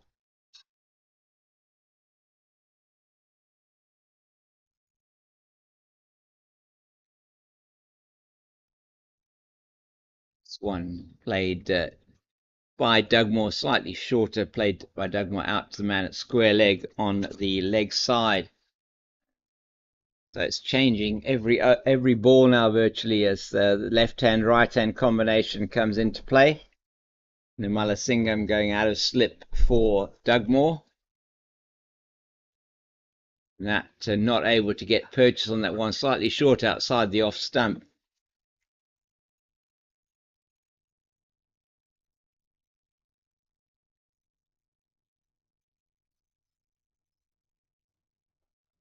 Marlon Fernando quite easy to make out with his war paint on, and that's past him in his position there at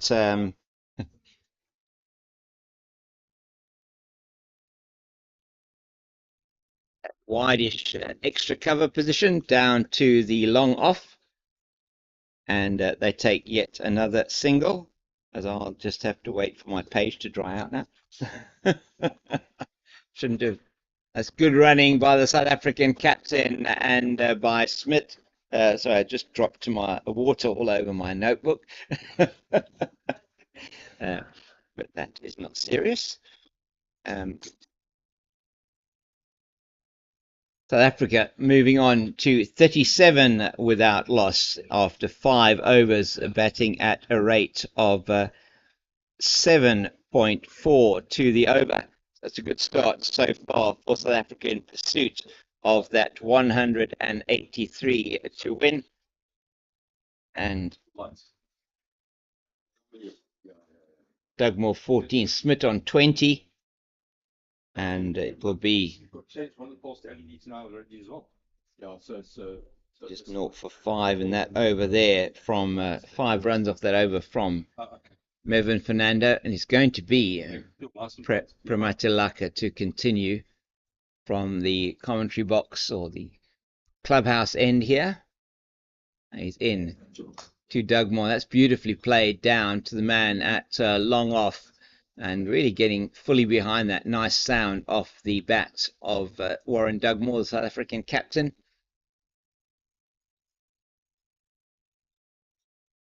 Dugmore scored the first 50 of the competition for South Africa yesterday against Wales at the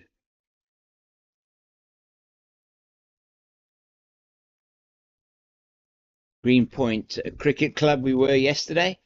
It really was a very good occasion with the Welsh team.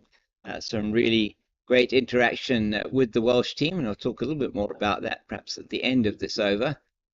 Oh, he has a full go there. Looked like it was there to be hit for Carl Smith, but just moving in towards him, not quite picking the line there.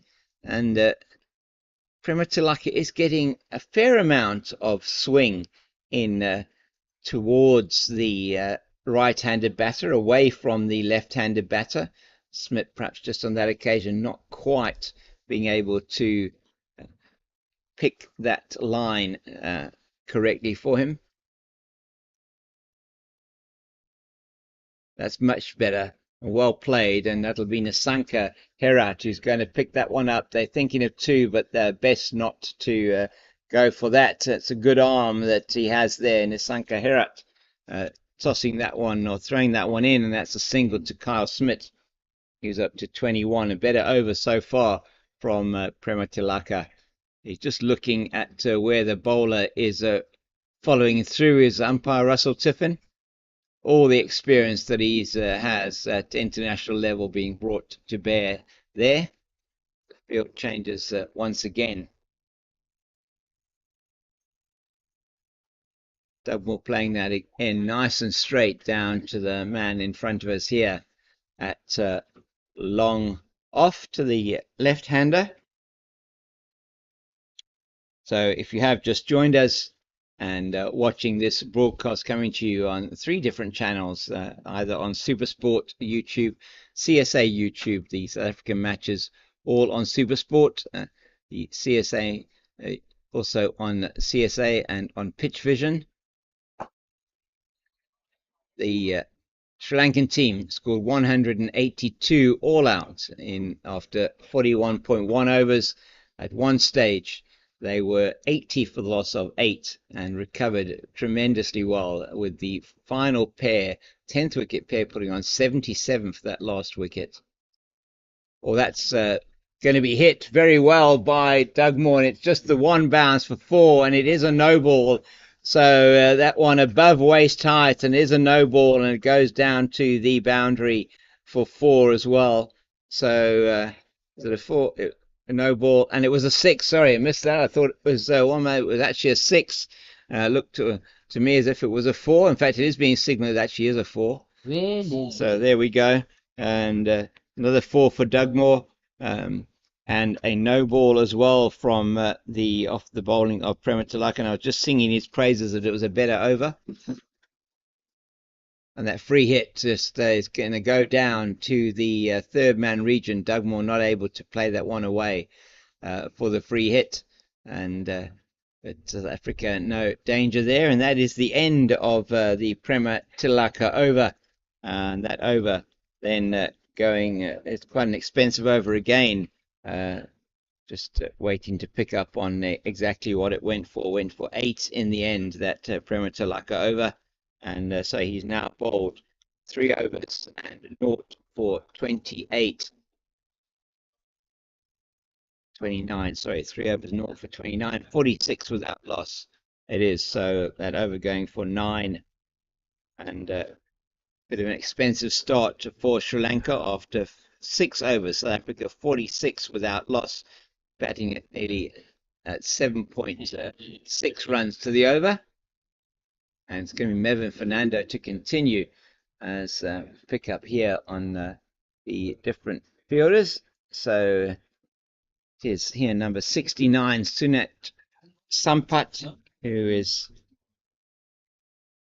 here in was down here in front of us at long off and long on to the left and right handers respectively. That's beautifully played through the covers by Carl Smith. That's going to go all the way for 4. A beautiful shot through the cover. Just came forward to that one and played the left arm orthodox spinner through the covers for 4. And that's the 50 for South Africa, coming up after 6 overs and 1 ball. That is a very quick 50 for South Africa, batting now at over 8 runs to the over. Smith having a look at the field. It is as widespread as it can be for Sri Lanka at the moment. He plays that one down to the man at long on, and they go through for a single, and that is and the long on just coming in there. I think that is Jonathan with the glasses on. We'll just have to have a look a bit later on.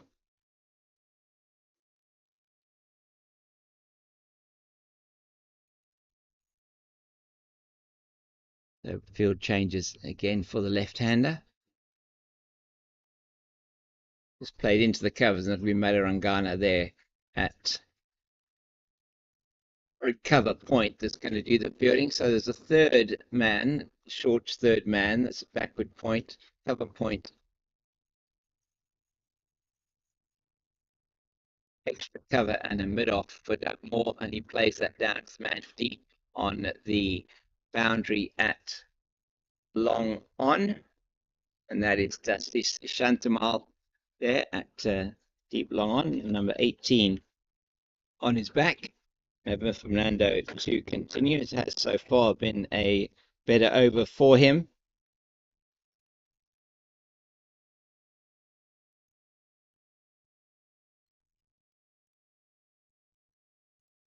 Very nicely played again by Smith.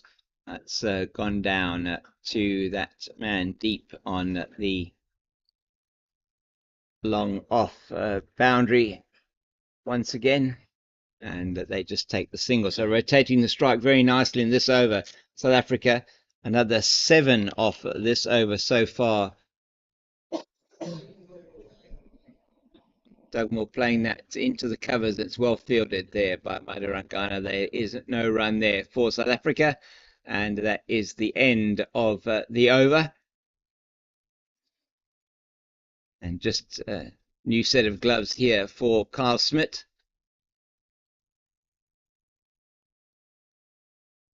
Taking a bit of drink on board. It's hot out there in the sun today. South Africans just making sure they're well hydrated.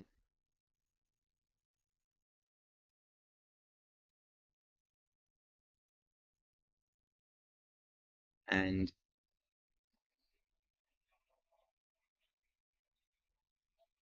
Lankan fielder who is there at fine leg, that is Wanega Amal Wanega. He's just standing in the shade, which is very, very wise, must be said, in this warm weather. Looks like the Weerasaria, the batter, is going to be, who's done so well for Sri Lanka in their innings earlier on. Looks like he is going to be coming into bowl, and he is indeed. So Jonathan Weerasaria, number 4 on his back. Bespectacled Jonathan Weerasaria is going to be coming in, and he's going to be bowling from the commentary box or the pavilion end of the ground. And we've had now 7 overs bowled, the score 53 without loss. Another 7 it was off that previous over from Mevin Fernando. South Africa 50 partnership between Smith and Dugmore, and that, as we said, came up in 6.1 overs. So at the moment, batting at a rate just under the 8 runs over, chasing 183 to win.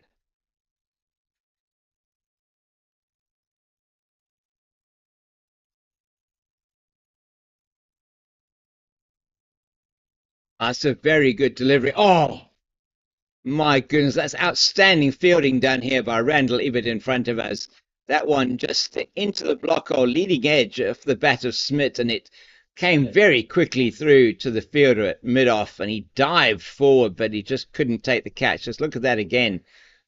Really was an outstanding attempt from the fielder. Just gets the leading edge as he comes forward, and just as you can see him diving forward, that one is played beautifully by Smith. A short wide outside the off stump, and that's carved away backward of point to the wide third man boundary for 4. It's fielded there and retrieved by a youngish man with a very good throw.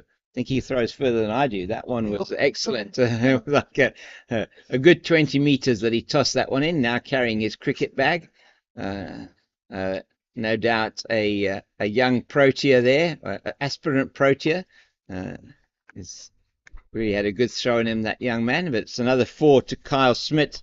That's his third 4, together with the 1-6 that he's hit so far. That's another very good shot from Smith, and that is not going to be cut off on the boundary by Sunat Sampat, and it goes for another 4 to Smith, and he's moved quickly to 40 off only 28 deliveries. Kyle Smith, South Africa, cruising along at 61 without loss here, and they will be very happy with the start that they have made yesterday in the match against Wales, losing the wicket of Kyle Smith quite early. It was the captain, Warren Dugmore, that went on to score 50 and take South Africa over the line there. And that's up in the air. That one should be out. And Ebert's under it, and he takes it this time. Off the leading edge again from Smith. And this time, as you saw, Ebert takes a good catch. Just went up in the air, and he's gone for 40 off 29 deliveries. Really good innings from Kyle Smith. But change of bowling has done it. Caught by Randall Ebert there. Very good catch. 29 deliveries for that. And hitting the 4-4s and the 1-6. Looking at this again, you can see it goes into him. He tries to play on the leg side, just straightens slightly on him, and a very good work by cameraman Shoaib. Thank you very much for that, Shoaib, taking the catch there. Randy Ebert, and good fielding earlier on, not being able to take the catch, and it's going to be Brandon Buckley coming out now for South Africa, and Jonathan Weerasuriya now getting into the action, not only with the bat earlier on, but now with the ball as well, as he takes the first South African wicket. 61 for 1 South Africa, and after 7.4 overs. Very good partnership between Smith and his captain Dugmore, and South Africa 1/3 of the way towards the target that they have, a 183, exactly 1/3, and they've lost their first wicket. Just trying to get you some information there around that score. The other matches taking place around the peninsula today. 6 matches taking place here. Just a reminder, this is the International Masters Cricket Over-40 World Cup. Proudly brought to you by Veterans Cricket Association of South Africa in association with key sponsor Sisonke Tourism and Events, www.sisonke.co.za. I think sisonketours.co.za. I'll get for you now, sisonketours.co.za. Vita 24 Boost, vitamin boost drinks, and I'm enjoying one of their tangerine drinks at the moment. Really very good. And also Pitch Vision, bringing the visuals and the commentary here, this production, as that's played nicely by the new batter Buckley, who is also left-handed batter. So 2 left-handers at the crease now for South Africa. Weerasuriya being successful. He's got 1 ball to come in his over. And also Devil's Peak beer, bringing you also this tournament that's played into the leg side, and there's nobody there. It's a very widespread leg side field, and Buckley gets off the mark. He'll keep the strike at the end of the 8th over. Successful one for Sri Lanka, 1 for 9 in that over it was from Jonathan Weerasuriya.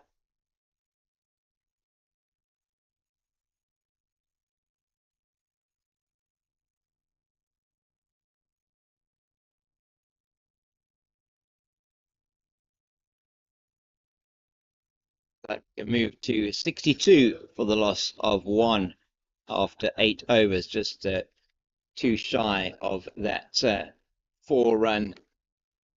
run and over mark. And we're just looking at the wicket again, so you can see he just tries to play it on the leg side. The ball straightens on him slightly. He's maybe too early on the shot.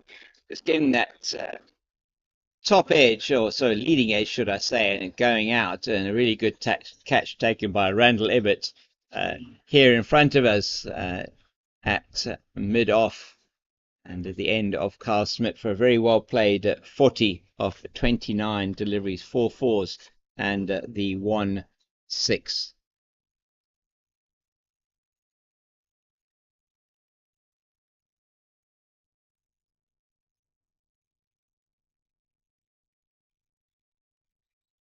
So we're going to have a look at it now to see the change of bowler at the Table Mountain end. And the bowler is Nisanka Herat, coming in bowling his, what looks like right arm off spin around the wicket. He was bowling to Buckley, and Buckley goes through for a single. That one is fielded there by the man coming around. It's Dugmore then. It's Herat into him. And so Nisanka Herat, don't think or not sure if he's any relation to Rangana Herat, the famous Sri Lankan left-arm spinner. And Nisanka Herat is a right-arm off-break bowler, conventional off-break bowler.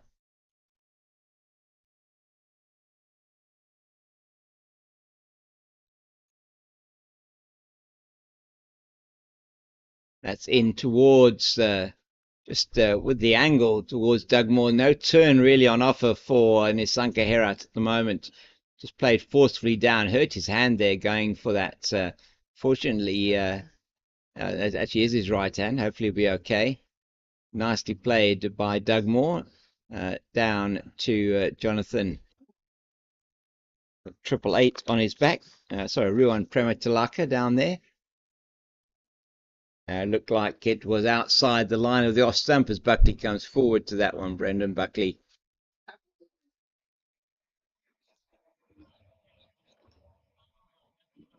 Brandon Buckley, left-handed batter. That's also played slightly uppishly, but straight through to the fielder at extra cover. There is no run. Just trying to get a view on who those fielders. In fact, that's Randall Ebbett at extra cover. Chap who took that very good catch earlier on to dismiss Kyle Smith, and is going to be once again from the pavilion or commentary box end. Is going to be the Jonathan Weerasuriya, man who scored 57, just end of school day as the school children file out of Bergfleet High School here. It really has been wonderful to have them around the field during the breaks. I'm sure a couple of them will stay behind to watch some of the cricket. We hope so. Maybe the teachers will be kind enough to allow them that excuse about homework tomorrow. I doubt it, but anyway. It's Jonathan Weerasuriya away from us again now. That's Dugmore just getting in behind that, and Weerasuriya, the only bowler so far with any success. But a good over, the previous one from Nisanka Herat, just going for the 2 runs as Sri Lanka seek to slow down the South African run rate. At the moment, just over 7 in the first power play. Oh, he got him. He has got him. He goes for that one outside the off stump, and it's a faint edge. We heard it from here. And so more success for Sri Lanka as Warren Dugmore goes for that one outside the off stump, and it's Dugmore caught behind very well by the keeper, Kusan Bulat Singhalla. It's a very good catch actually from the wicket keeper. Warren Dugmore is gone 18. He scored, and off I think it was 23 deliveries. So just the 2 boundaries for him, and he'll be very disappointed there, looking that he was setting his stall for a very long innings today, as the new batter is coming to the crease now, and that is Darren Bassage. We look at this wicket again, just very wide outside the off stump and a thickish edge. We heard it from here, and the deviation you can see very clearly on that, going for it outside the off stump, and looks at how he should have perhaps played that. But it's Darren Bassage that now is coming out to join Brandon Buckley. South Africa 2 down now for 64. And that partnership then only the 3 runs, and that wicket falling off the second ball of the 10th over. So South Africa just perhaps now wanting to make sure they don't lose any more wickets in this passage of play. Weerasuriya backing up his outstanding 52 with 2 wickets so far. So fantastic all-round performance from him at the moment. So a reminder, this broadcast, as the field gets set, this broadcast is being brought to you with this tournament organised by the International Masters Cricket in association with the Veterans Cricket Association of South Africa. and Sisonke Tours, the main sponsor of this particular tournament. It's nicely played, first up by Darren Bassage, just to the man at a shortish extra cover position. Looks like it is Namala Singham. It's just shining the ball there. Number 7 on his back. Is indeed. And it's one down. Randall Ebbett in very quickly. They're really, the tails are up here for Sri Lanka at the moment. They a lot of chatter out in the field. And good to see Sri Lankans here are fighting back against South Africa. And that is well left outside the off stump. Because of the speed of that opening partnership for South Africa, they at the moment requiring 119 runs off 35 overs left. So for South Africa at the moment, that task just over 3 and over, and that courtesy of a very fast start from the opening pair. And a solid bat there from Darren Bassage, and there is no run. So an excellent over comes to an end. It's a wicket maiden for Jonathan Weerasaria, and very good bowling on his part. South Africa 64 for 2 now after 10 overs, batting at 6.4 runs to the over. We're just looking at that wicket once again. And coming from around the wicket, he is, and just outside the off stump, going for the shot. It was there to play, but just not reading the bounce as 100% correctly there, and paying the price with his wicket. Warren Dugmore, I think we're sure he'll be desperately disappointed at that. So Brandon Buckley, it is his first appearance of the tournament. Missed out on the game yesterday, and the off spin, understandably so, the off spin of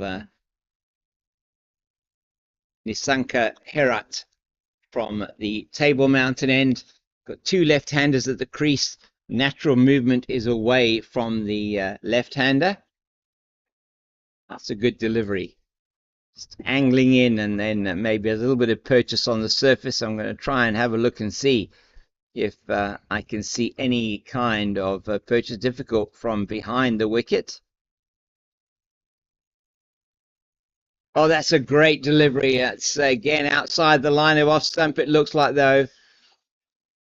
And again there, it's the umpire, Daryl O'Sullivan from Australia, just giving the information through to the bowler as to why he didn't give that out. And that's played into the leg side. There's no run there, as Sampat is in very quickly from his position next to the umpire Russell Tiffin from Zimbabwe. We have, don't know if we have got a man down here at fine leg. I don't think so, for the spinner. And that's a good shot, just to the right of that is Ruan Prematilaka coming in from long off, and they go through for a single. Buckley goes to 3. It's Bassage yet to get off the mark. Going to be facing up to his first delivery now, the last of Nisanka Herat's second over. And Marlon Fernando, the captain of Sri Lanka, is really geeing up his men out there. That's a little bit too short this time, but there is protection out in the deep, and it is in fact allowed to go through to Nirmala Singham on the boundary over there in the deep. And another run to South Africa, 66 for the loss of 2.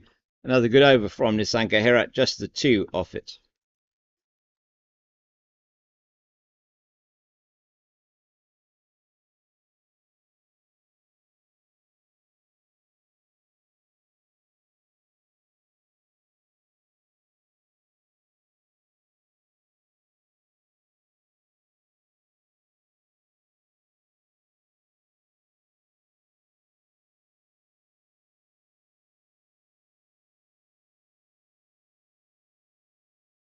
of that, and a very good decision from the umpire there. That's very well played off the back foot, short and wide from the bowler Jonathan Veerasaria. They go through for 2. That's 2 there to Darren Bassage, and he'll be much happier feeling bat on ball.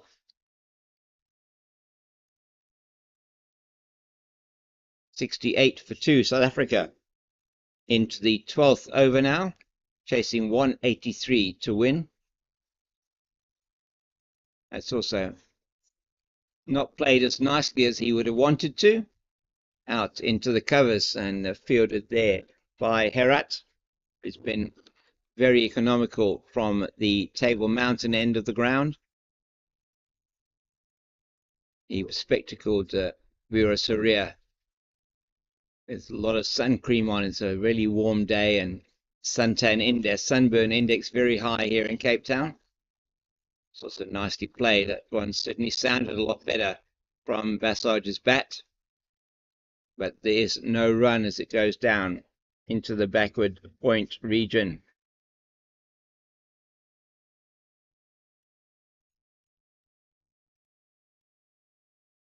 So Sri Lankan fielding so far has been very good. Randall Ebert has been outstanding here. Took the one very good catch, not a regulation, it must be said, but you still got to take them. And diving forward to another one that Carl Smith popped up off the leading edge, was just not able to take the catch, but fielded it brilliantly in the dive. It's Veerasaria, just the 2 runs off his over so far. Bassage just getting his eye in here. South Africa got plenty of time, plenty of overs.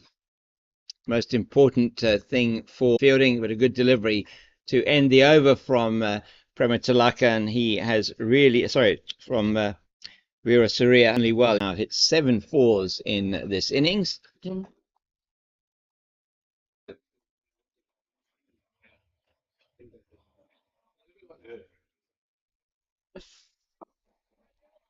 It's played out to I think that's Ebert there. It is indeed Ebert at extra cover.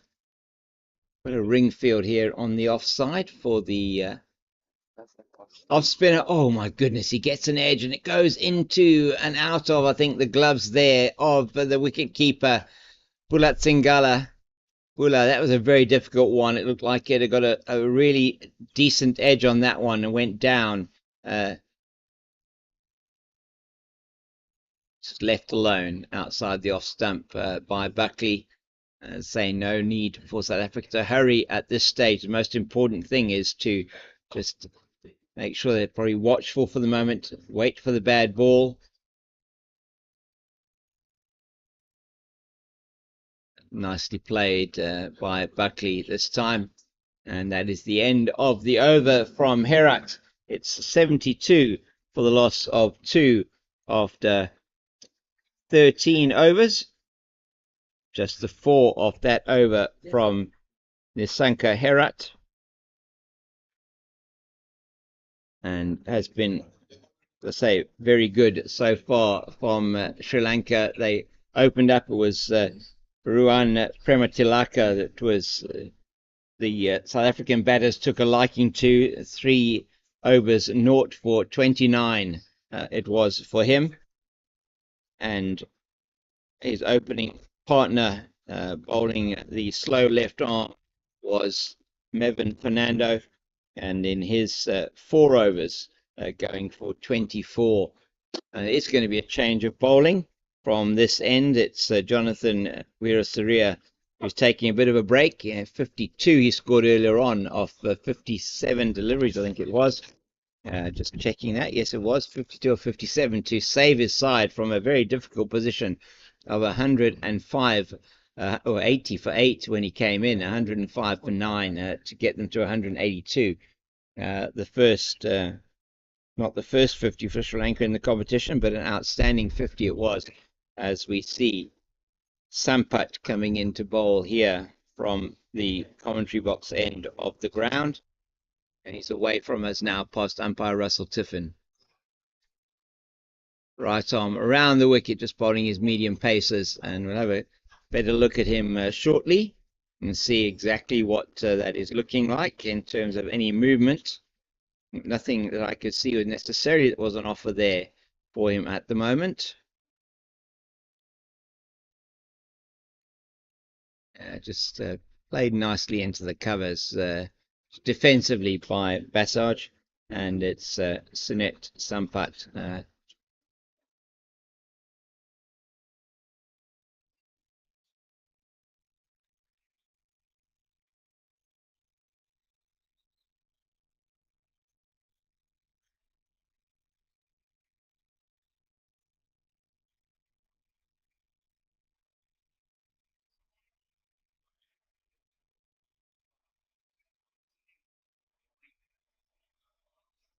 Again defended into the offside.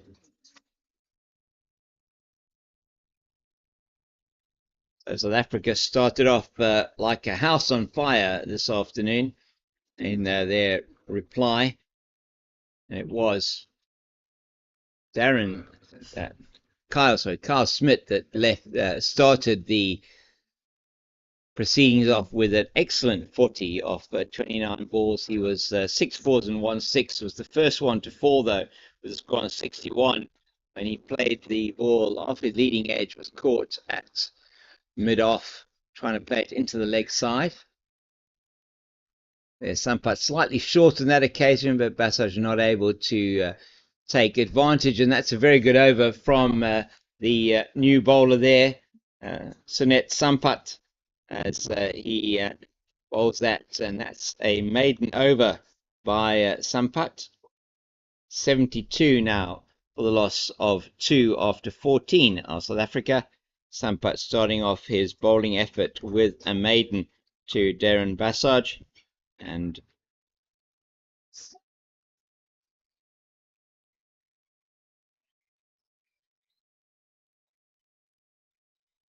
unsurprisingly, it's going to be Nisanka Herat to continue. He's bowled 3 overs so far, 0 for 8.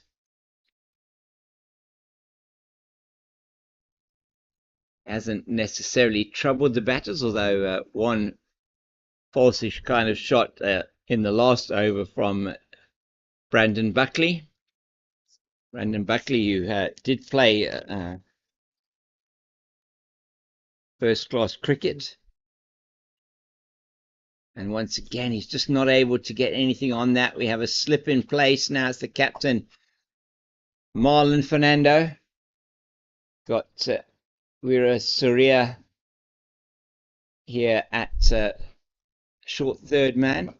That's played nicely down past Ebert at extra cover down to long off, and that is fielding done there by Prematilaka. So we've got it's a ring field on the offside. As I say, the slip now coming out. So that's interesting. He's bringing him in, I think, at a shortish. Yes, he is bringing himself in at a short, sort of between extra cover and mid-off position, catching position to Basaj, but there's nothing going to him there. It's going straight down here to Weera Surya, who's at short third man, short third Weera Surya, Nirmala Singham at backward point. Madarangana, I think it is, in the covers, just into the leg side, and Sampat, Madarangana comes in the field. He's on that side. It's actually Sampat there at cover point, extra cover. We have Ebert, Captain Fernando at that shortish mid-off position. Just very watchful at the moment, Darren Basaj.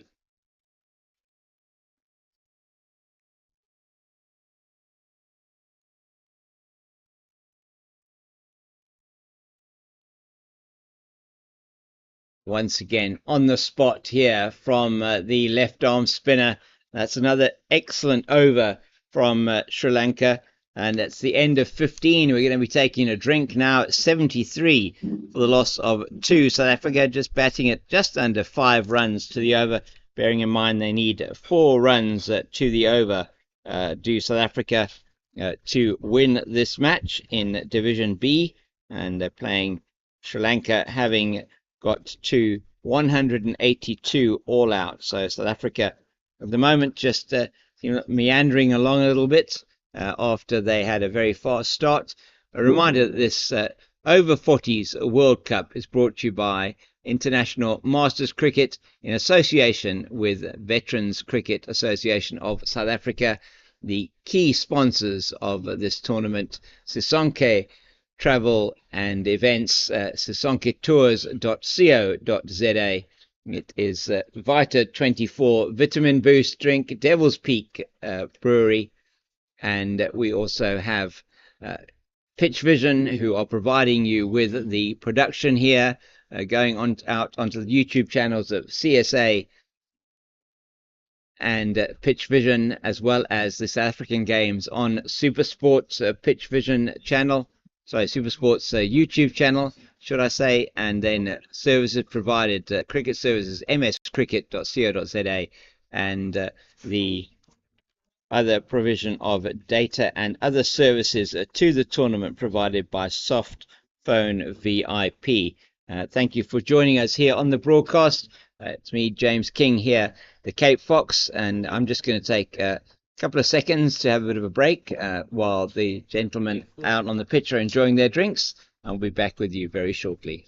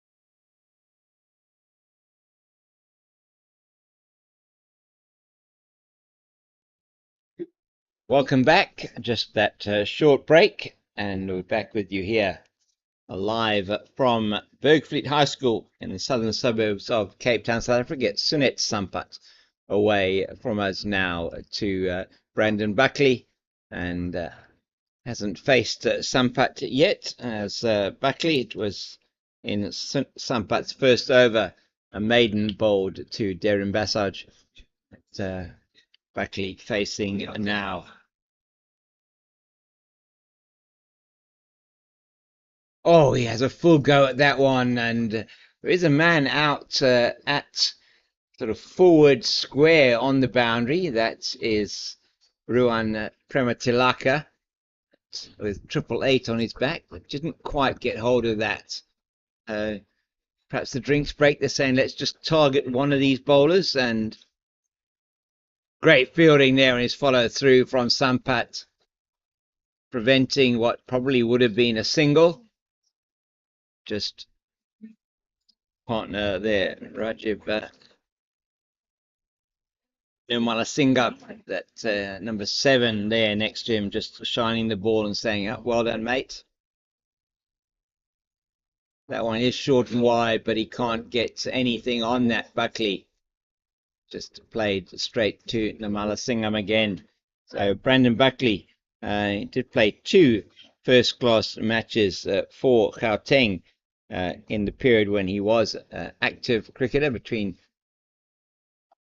still an active cricketer, active first-class cricketer between 2005 and 2013, and be wrong to say he's not an active cricketer, and most certainly is so, playing for South Africa, very proud to play for their country, all of these players across the 12 teams that we have in this tournament. And that's a good run taken by South Africa there, as Buckley just running down the field there. He has the bowler in front of him. It's a good over from Sampat once again, just a single off that over. And South Africa moving along to 74 for the loss of 2 after 16 overs. What is interesting, if you just look at the comparison between South Africa and Sri Lanka, as Sampat, as I say, goes for 1 off that over, is after 16 overs, Sri Lanka 74 for the loss of 4. They lost their 4th wicket in the 16th over, but after that it was a period where they lost wickets at almost every single over. They were losing wickets and not scoring. They went between the 16th over and the 22nd over, went from 74 for 4 to 80 for 8, after which they were rescued by that brilliant partnership between Weerasuriya and Prematilaka. Buckley defends once again.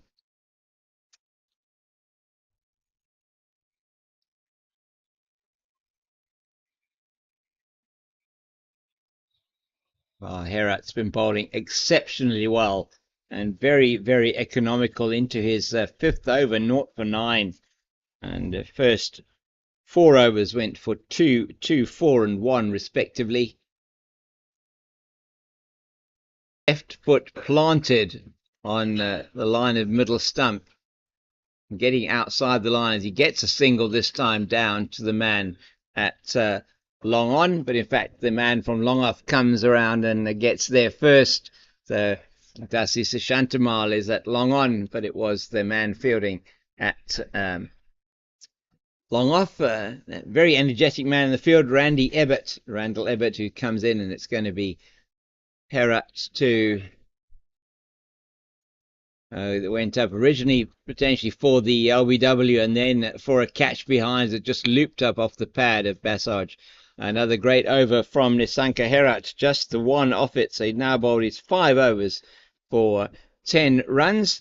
And from the other end, Sunet Sampat been equally, in fact, more parsimonious, as we have a lovely look at the Table Mountain range there. You can see in the distance on your left almost the back of Table Mountain, and on the right Devil's Peak. And Devil's Peak, you'll see that profile on the logo of one of the sponsors, Devil's Peak Beer Company, who are sponsoring this tournament together with the main sponsor, Sisonke Tours and Events, and sisonketours.co.za, and they provide personalized service for you. Please go and visit their website, as Sunet Sampat just has to pull out the batter, just pulling away there. That's Brandon Buckley just pulling away. It is warm out there. I think some sweat maybe got into the eyes there. Buckley, compact batter.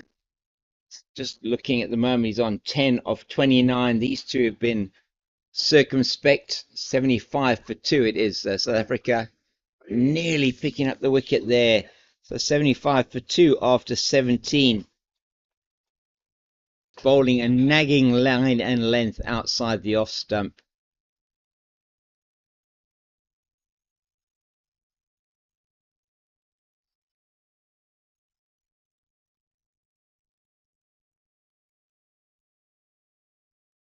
Played out into the covers. It's missed there by Nisanka Herat in the covers, and they go through for a single. And that's unfortunate for Sri Lanka, but I think that Buckley will be happy about that. So that one going out into the covers and being able to get the run. It's Basaj now. Sampat just 0 for 2. Only 2 runs off his 2.2 overs so far. Offering a bit of width, but not able to capitalize on that, Basaj.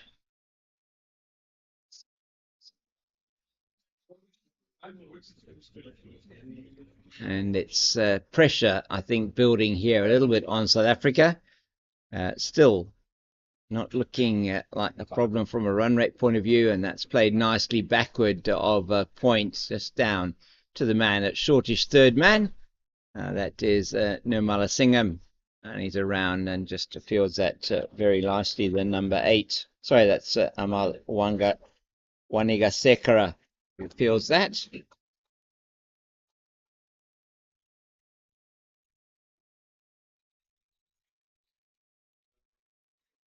Oh, Buckley this time, just fending for it outside the off stump, feeling for it, not making any kind of contact.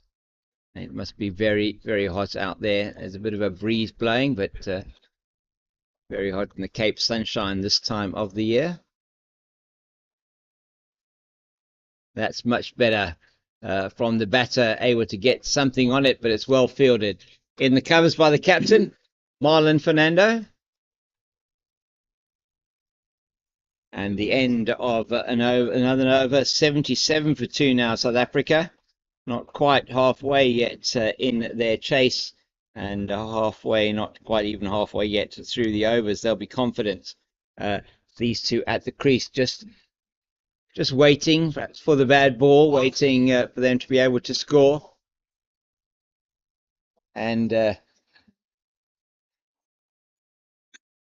score now has gone on to 77 for 2, as I say, after 18 overs by comparison. Sri Lanka. He has another go at that one, does Basaj, but he can't get hold of it. Darren Basaj, who's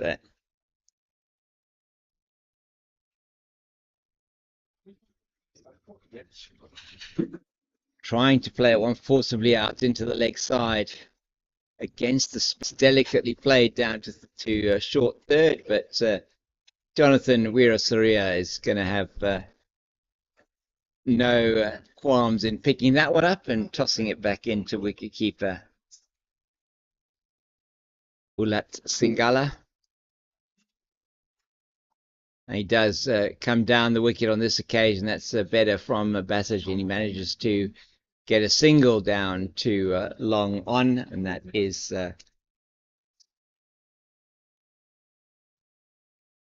Dasis Ishantamal down there. So Dasis down at long on, and just into the leg side off the pad. There's no run. It really has been another excellent over from Nisanka Herat. Just the one off it so far. 2 balls left. South Africa are creeping along at the moment. He's bowled him. He has bowled. He went back to that one, tried to play it on the offside, and that is just reward. It must be said for Nisanka Herat, and that's the wicket of Brandon Buckley. And he has to make his way back to the pavilion. It hasn't been looking that comfortable against the spinners, and onto the stumps, and it brings Nathan Jones to the crease, and South Africa losing their 3rd wicket. Brandon Buckley just hit the one. A lovely 4, it must be said, but there's still 1 ball left in the 19th over. So that partnership only 13 off 9 overs and 3 balls. South Africa really slowing down significantly. And Nathan Jones coming off a very good 30 yesterday. He will want to make sure that he gets in and helps South Africa to get over the line here today, as the spinners are putting a stranglehold, well, Nisanka Herat putting a stranglehold on South Africa. And the right-handed Jones now. So left-hand, right-hand combination for South Africa. They'll be hoping that helps them in terms of getting to this target and upsetting the bowler's line and length. And immediately that's nicely played by Jones out into the deep cover region, and that's picked up by Nirmala Singham and thrown in to the wicket-keeper Ulat Singala. End of the over, and it is Jones who will keep the strike, So he's off the mark, coming in at number 5 today. Came in at number 4 yesterday. And Buckley it was who scored 11 of 35 balls with that one boundary. And Darren Bassage now together with Nathan Jones at the crease, and they'll want to ensure that South Africa have no more alarms in pursuit of this 183 to win. Still 104 runs to get. They do have 27 overs to get them in. Sorry, 26 overs to get them in. I apologise. 79 for 3 now after 19. So 26 overs to get that 103. It's a pretty easy calculation. 4 runs to the over. And that is, in fact, what they're batting at the moment. Just over 4 runs to the over. So it is going to be Sampat. Sorry, it's not. It's going to be Marlon Mevin Fernando to take over from Sampat. And immediately the left-arm spinner is played through the covers. And to Sampat, who's on the boundary there at deep cover. And there is a single to Jones. He moves to 2. So Sampat being taken off after just those couple of overs for him.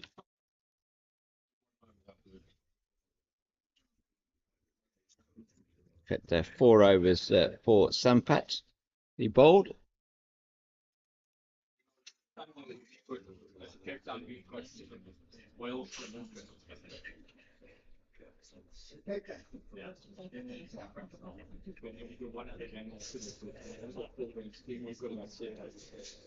What's there, 3 overs?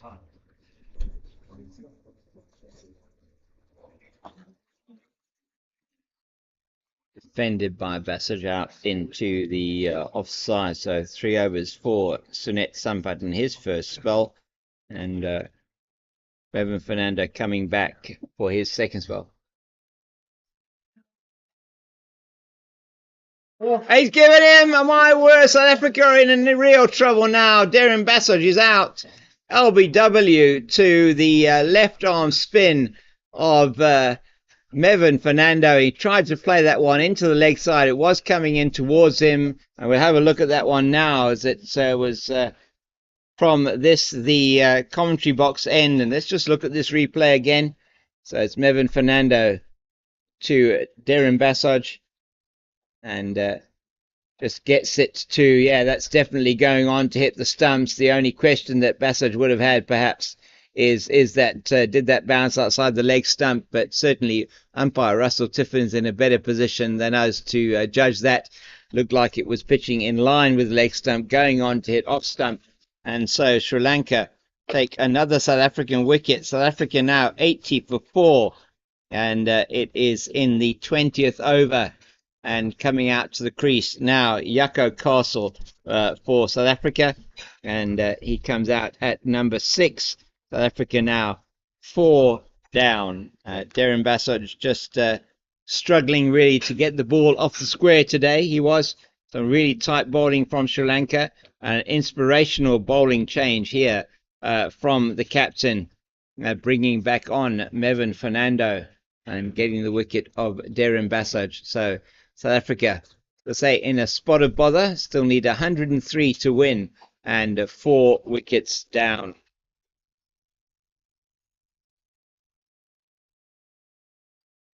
Jaco Castle, right-handed batter. So now 2 right-handed batters at the crease. South Africa will not be worried as yet. It's just, again, 4 runs and over for them to win this match. But maybe a few jitters in the dressing room. As Castle plays that one beautifully down the ground, I think it'll be fielded in front of us. It is indeed tossed. The fielding comes in from Randall Ibbott, probably one of the sprightliest fielders on the field for the Sri Lankan team. Just a single to get off the mark for Jaco Castle. As that one they played out to the deep mid-wicket region. I think they're going to get 2 there. I think it's going to go all the way, and they do come back easily for 2 as Jones plays that one nicely out into the leg side. And Let's move my chair around. So just not getting up there, but again, it is Jones just playing it into the leg side, and it's Dasis Ishantamal who comes around and fields that from his mid-wicket position. Oh, just a bit of a twinge there, it looks like, for the bowler, Mervyn Fernando. He's entitled to have a twinge after taking that wicket in that over. Very good over for him as South Africa moved to 84 for the loss of 4. Wicket falling there of Darren Bassage of the second ball of that over. 19.2 overs, a double strike for Sri Lanka, and South Africa losing that third wicket. So after that first wicket partnership, it's been a struggle for South Africa, and one of the men who's made them struggle is Nisanka Herat. He's going to be in from the Table Mountain end, unless there's a different name for it. I have Anthony here from Berkeley High School. Do you have a different name for the ends here, Anthony? We actually don't. Of course, this is the pavilion end. Yes, right, yeah. But yeah, you can call it Table Mountain or Wynberg end or same as Newlands. Yes, we could call it, but just in Newlands, it's the southern end of the Wynberg end, and this will be the northern end. And oh my goodness, Herat is spinning a web here for the South Africans. He really has been bowling well. He's taken his first wicket in the previous over. So he's bowled 6.2 overs, 1 for 12 so far, and really looking good. And I've got Anthony here, so I don't know your surname, Anthony, from Berkeley High School. And what's your position here, Anthony, at the school? Yes, I'm head of sport. Right, okay, fantastic. I don't teach at all, so I just run the whole sports department from A to Z, as they say. Wonderful, right. We have 17 different sports codes. Okay. Cricket, rugby, soccer, netball, basketball, everything. Yeah, yeah. And my job is to run A to Z. Fantastic. With all of that. Yeah. And really is a beautifully turned out ground here at Bergfleet as Jaco Castle just plays that out into the covers.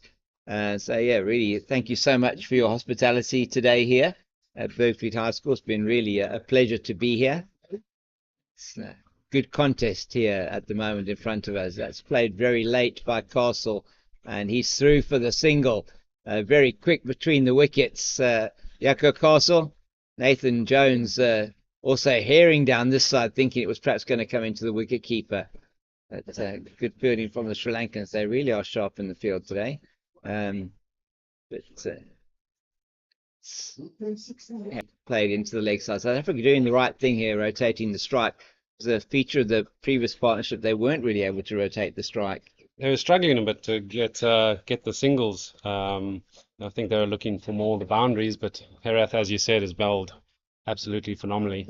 It's been an absolute pleasure to have everyone here today. Turned out to be a fantastic day this morning. Yes. Brought in a little bit of mist, a little bit of cool air, but it's turned out to be an absolute pearl of the day. A little bit of a breeze to keep things cool, as it was not as hot as yesterday. Yeah, thankfully.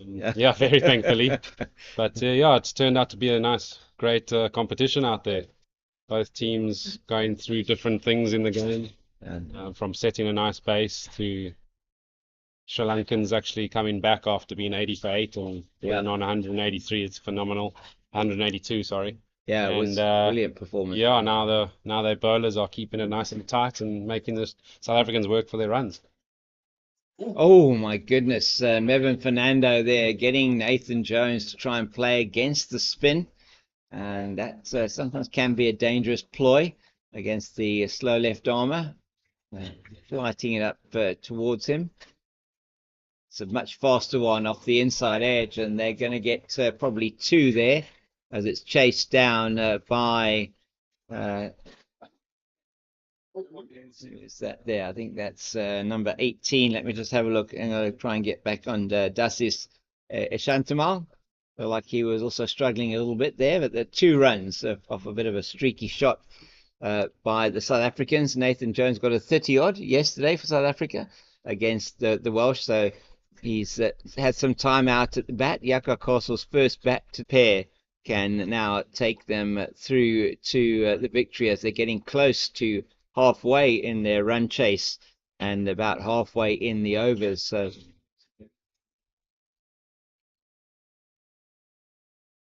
that one kept low and has done that a little bit from the pavilion end. Just one or two instances of a little bit of variable bounce, but it's been really a very good pitch. And must be said, that's really well played by Castle out through the offside. Is it going to make it to the boundary? It does indeed, as the fielder tries desperately to do that. Goes headlong into the boundary. I hope he's all right. Looks like he's okay. They're just trying to reorganize the cushions there. Just having a look at this shot again from Yako Castle. Just waits for it and off the back foot plays it beautifully through the offside. And it's a great attempt by Sunet Sampat to get to that. And Cricket can be they can quite be a lot. They can be quite a lot. Yes. But we're trying to teach them that that's one way of trying to put a bit more pressure on the batsman. And then also being disciplined in your batting and putting pressure on the fielders. So I think the biggest thing is discipline and a little bit of respect for the game. Yes. It's a gentleman's game, and we're trying to get that across. Very important. Very important from an early age when you're coaching cricket and getting the understanding of cricket. Certainly, we do like to think of it as a gentleman's game, and just seeing the guys out there, certainly yesterday and off the field, it's very much that a huge amount of camaraderie between the teams, and quite quickly as South Africa, Waniga Sekera pushing it through very quickly, and that one he flights up nicely. He was not able to get down to prevent the single.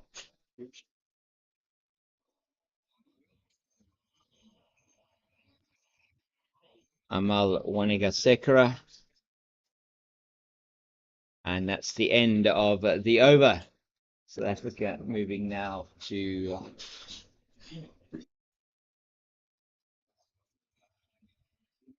97 for the loss of 4 after Japan.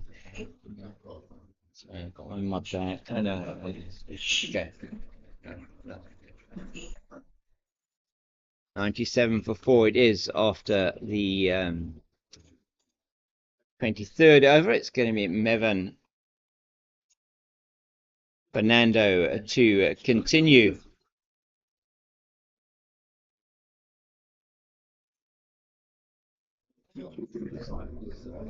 And that one once again tried to play it out into the offside.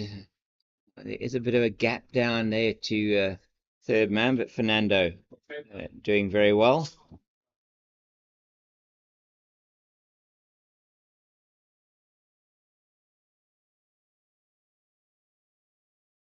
That's nicely played down the ground by Castle, and they take a single.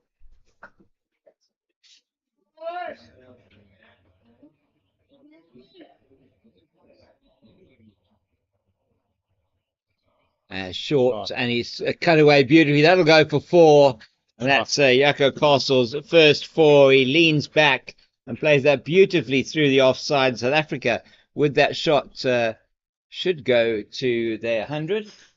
But they do go to their 100. It's 102 for the loss of 4 South Africa. So getting to that 100 of 23, as it 23.3 overs. So the second 50 very slow for South Africa, only taking 17 overs. So batting at only 3 and over as they lost 4 wickets. 50 without loss it was after 6.1 overs. That's also very nicely played. That one will only go for that'll go for 2. Nicely played by Jones, and the misfield on the boundary, unfortunately for Sri Lanka, gets them through for 2. This is a much better over for South Africa, as was the previous over of Mevan Fernando. Definitely feels like their intent has changed slightly. Yeah, definitely. Looking to either hit the boundary and then rotate the strike, or just rotate the strike and wait for the bad ball, as you say. So 104 for 4, and South Africa now counting down in double numbers, not single numbers. They need now another 79 to win this game, and they have 21 overs in which to get those. So batting at just under 4 and over will get them there. They're 4 down, and this pair already having put on 24 for this, the fifth wicket, having lost the 4th wicket in the 19th, so in the 20th over. So it's been a good partnership so far for South Africa, and that's, I think, a lot of what it is. I mean, if you saw earlier on with Sri Lanka as well, had a bit of a good partnership for the 2nd wicket, sorry, 3rd wicket, and South Africa as well. Excellent partnership for the opening wicket. Is that something you also stress with the boys? Yeah, 100%. At the moment, we have quite a nice opening partnership. So the top 2 boys that we try and get them to get off to a good start. And then it's just finding those partnerships throughout the day. Yeah. It could even be a bowling partnership. Yes. Not absolutely. only a batting partnership. So if you're working from one end and building a bit of pressure with the ball, then maybe you find a partner in the other side doing the same thing. A little bit of fun and games in the middle. Yeah, definitely. When Yako Castle's there, something always seems to happen. Some lovely byplay this morning as well, when been hit for a 6, I think, and he was that one. They doesn't take full advantage of that full toss, but as long as it's safely through to long on for a single. Yeah, but very important, as you say, building partnerships both from a batting point of view and a bowling point of view. I mean, they do talk about a lot about that when you hear them talking about international cricket, that you do see that coming through very often. South Africa has some famous bowling partnerships over the years, and fast bowlers, not so much really from a spin point of view. We only normally ever play the one spinner. But you have the Steyn Morkel partnership, the Donald Pollock partnership. So over the years, many of those that one could refer to as reference, say for the children. So some very important lessons, and it's good to hear. Is he going to be 2? No, it's not going to be Fernando. Going to have a change of bowler from this end. It is actually going to be Nirmalasingham, Rajiv Nirmalasingham is coming on to bowl. And so just interesting way to stretch your back before you bowl. It's like the buddy system. Yeah, definitely. It's going to be interesting to see. It looks like he's going to be bowling a little bit of medium pace, perhaps. Nirmalasingham is the 7th bowler that Sri Lanka have used, and yesterday in their match against the UAE, they used 8 bowlers. So Randall Ebert also bowling yesterday, but everybody we've seen today also bowling yesterday. In fact, with Nisanka Herat being their most successful bowler yesterday against the UAE. Not surprisingly, he's only taken the 1 wicket today, but been very economical. So it's Nirmalasingham away from us now, and that outside the off stump. Jones has a full go at it. South Africa just have to be a little bit careful here. New bowler, you might want to take him on, but it's not necessarily that easy. First up. That's what you're looking to do. Yeah, just exactly rotate the right. strike. Yeah. I was chatting a bit to Nathan before they went on out to bat, the change of innings earlier on. He was just saying, just get in, have a look at it. That's what he did yesterday. The pitch in Greenpoint, not easy to bat on early on, and also listening to South Africans saying it was still moving a little bit and there was uneven bounce later on in the day. And so Nathan was just saying, the trick will be just to get in, play it, conservatively to begin with, and then you can probably start accelerating. So South Africa certainly is doing that at the moment. He's on 20 off 25, so he's hit some good shots already. Yako Castle, who's hit 2 boundaries so far, 12 off 13, and this pair has done a good job for South Africa so far. That's lovely shot down to long off, and they go through for the single. So yeah, both of these players, we had John Henry Wilson, who's very involved with club cricket here in Cape Town and around the country, it must be said. Earlier on, saying both of these players playing in top leagues here in Cape Town, domestically for their clubs. Yucca Castle in Durbanville's first team, and has been for a number of years, and still plays there in the first team. Oh, he gets an edge on that. He's a little bit lucky trying to play it down the ground. I think he is going to get a boundary, is he? No, it's fielded down there on the boundary by, that is Ruan Prematilaka with a 888 on his back. A man who scored 17 earlier on today in that partnership. Sorry, 13 in that partnership, was 77 for the last wicket. Wasn't that a very good partnership? Oh, fantastic. I mean, Fantastic. Now, at 80 for 8, I thought, oh, they're in all sorts of trouble.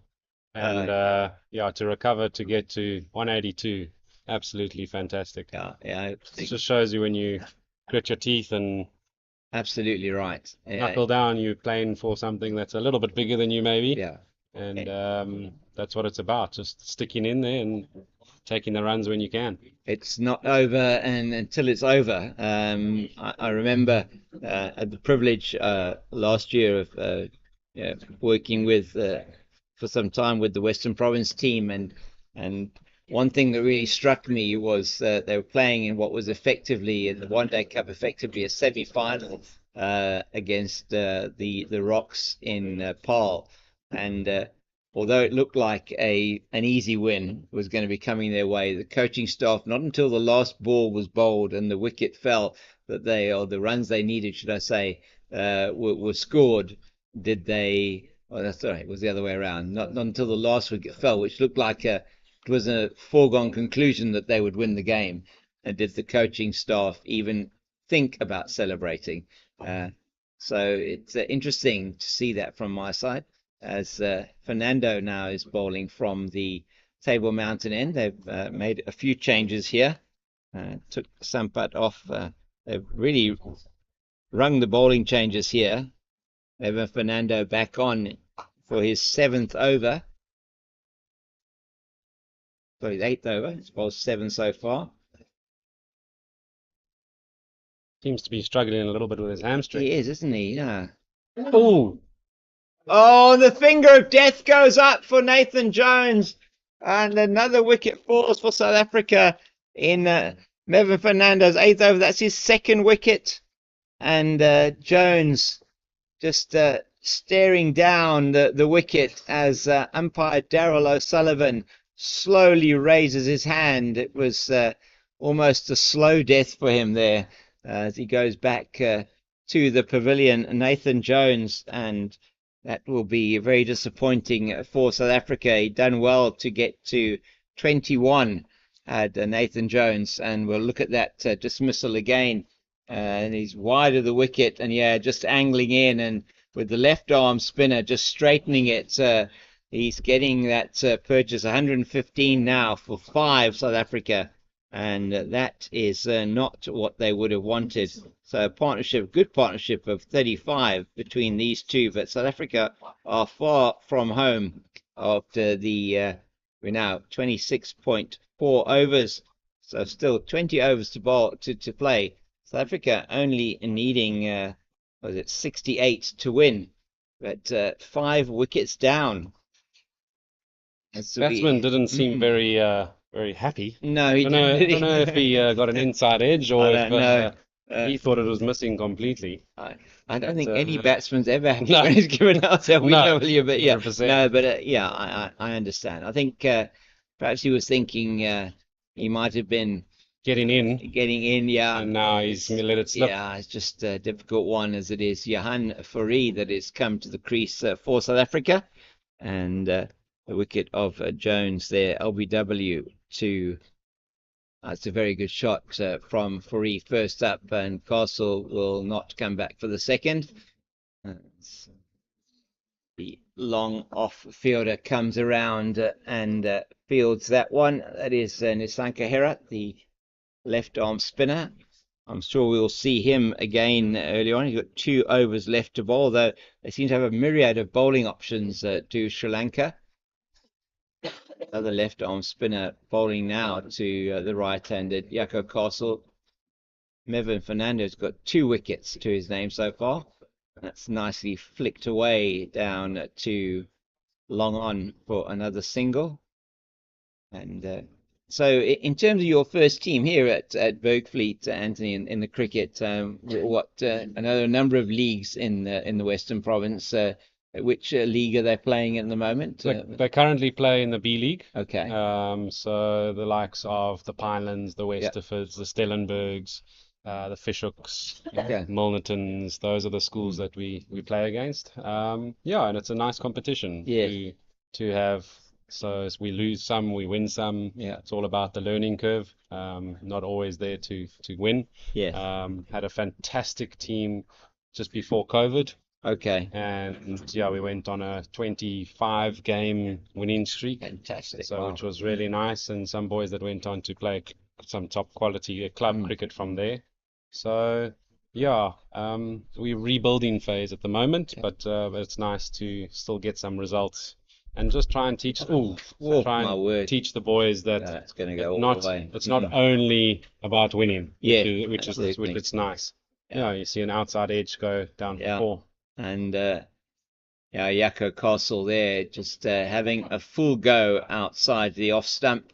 And if you are going to flash, they say flash hard, don't they? So it's exactly what he has done. And we just look at Nathan Jones's numbers there, and he scored 21 off 30 deliveries with the 1 boundary. So again, Castle getting it a bit short and wide from Nirmala Singham outside the off stump. And I think he'll be happy with that. They've been really very tight, the spinners. To get anything loose now, South Africa will feel they can. And they're going to have to capitalise on that. 122 for 5, Yeah, I mean, your first ball's gone for a 4. Yes, it's an outside edge, but you're still 4 runs. Absolutely. You've rotated the strike, and as you said earlier on, it's just under 4 and over that they require. They've already got their 5 for this over. Yeah, so there's no need to take any risks. No need to take risks, and any run from now is a bonus. Yeah, absolutely right. And the ball is there to be hit as long as you're not taking a risk. That's what it's about. I think there's a lot of emphasis on with all the things they talk about, it's nicely played. I think Ebert is going to get there. He does, and that's good fielding from him. And Yako Castle is they both are going to have to make good ground. That's excellent fielding from the Sri Lankan number 46, Randall Ebert. He's taken a catch earlier on today. It displayed some real athleticism in the field, and it's one thing that I've been incredibly impressed with over the last 2 days is just the level of fitness of most of these players.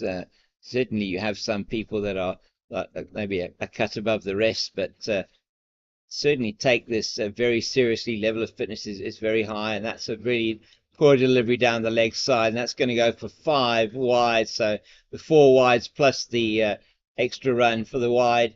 Just looking at and it's a no ball, so it was above waist height, so that's even worse for Sri Lanka.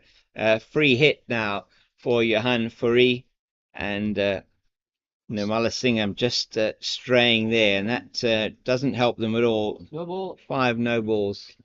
We spoke about the extras. Yeah, they were doing really well up until doing very well. Yeah, and now every run in this over is extra. It's all a bonus now. I mean, so far off the over, and now they've got 12 off this over, and that's played forcefully, but I think it's going to be fielded in front of us. No, it's not. Oh my goodness, that's also gone for 4. Long on possibly missing that one. Really hit hard.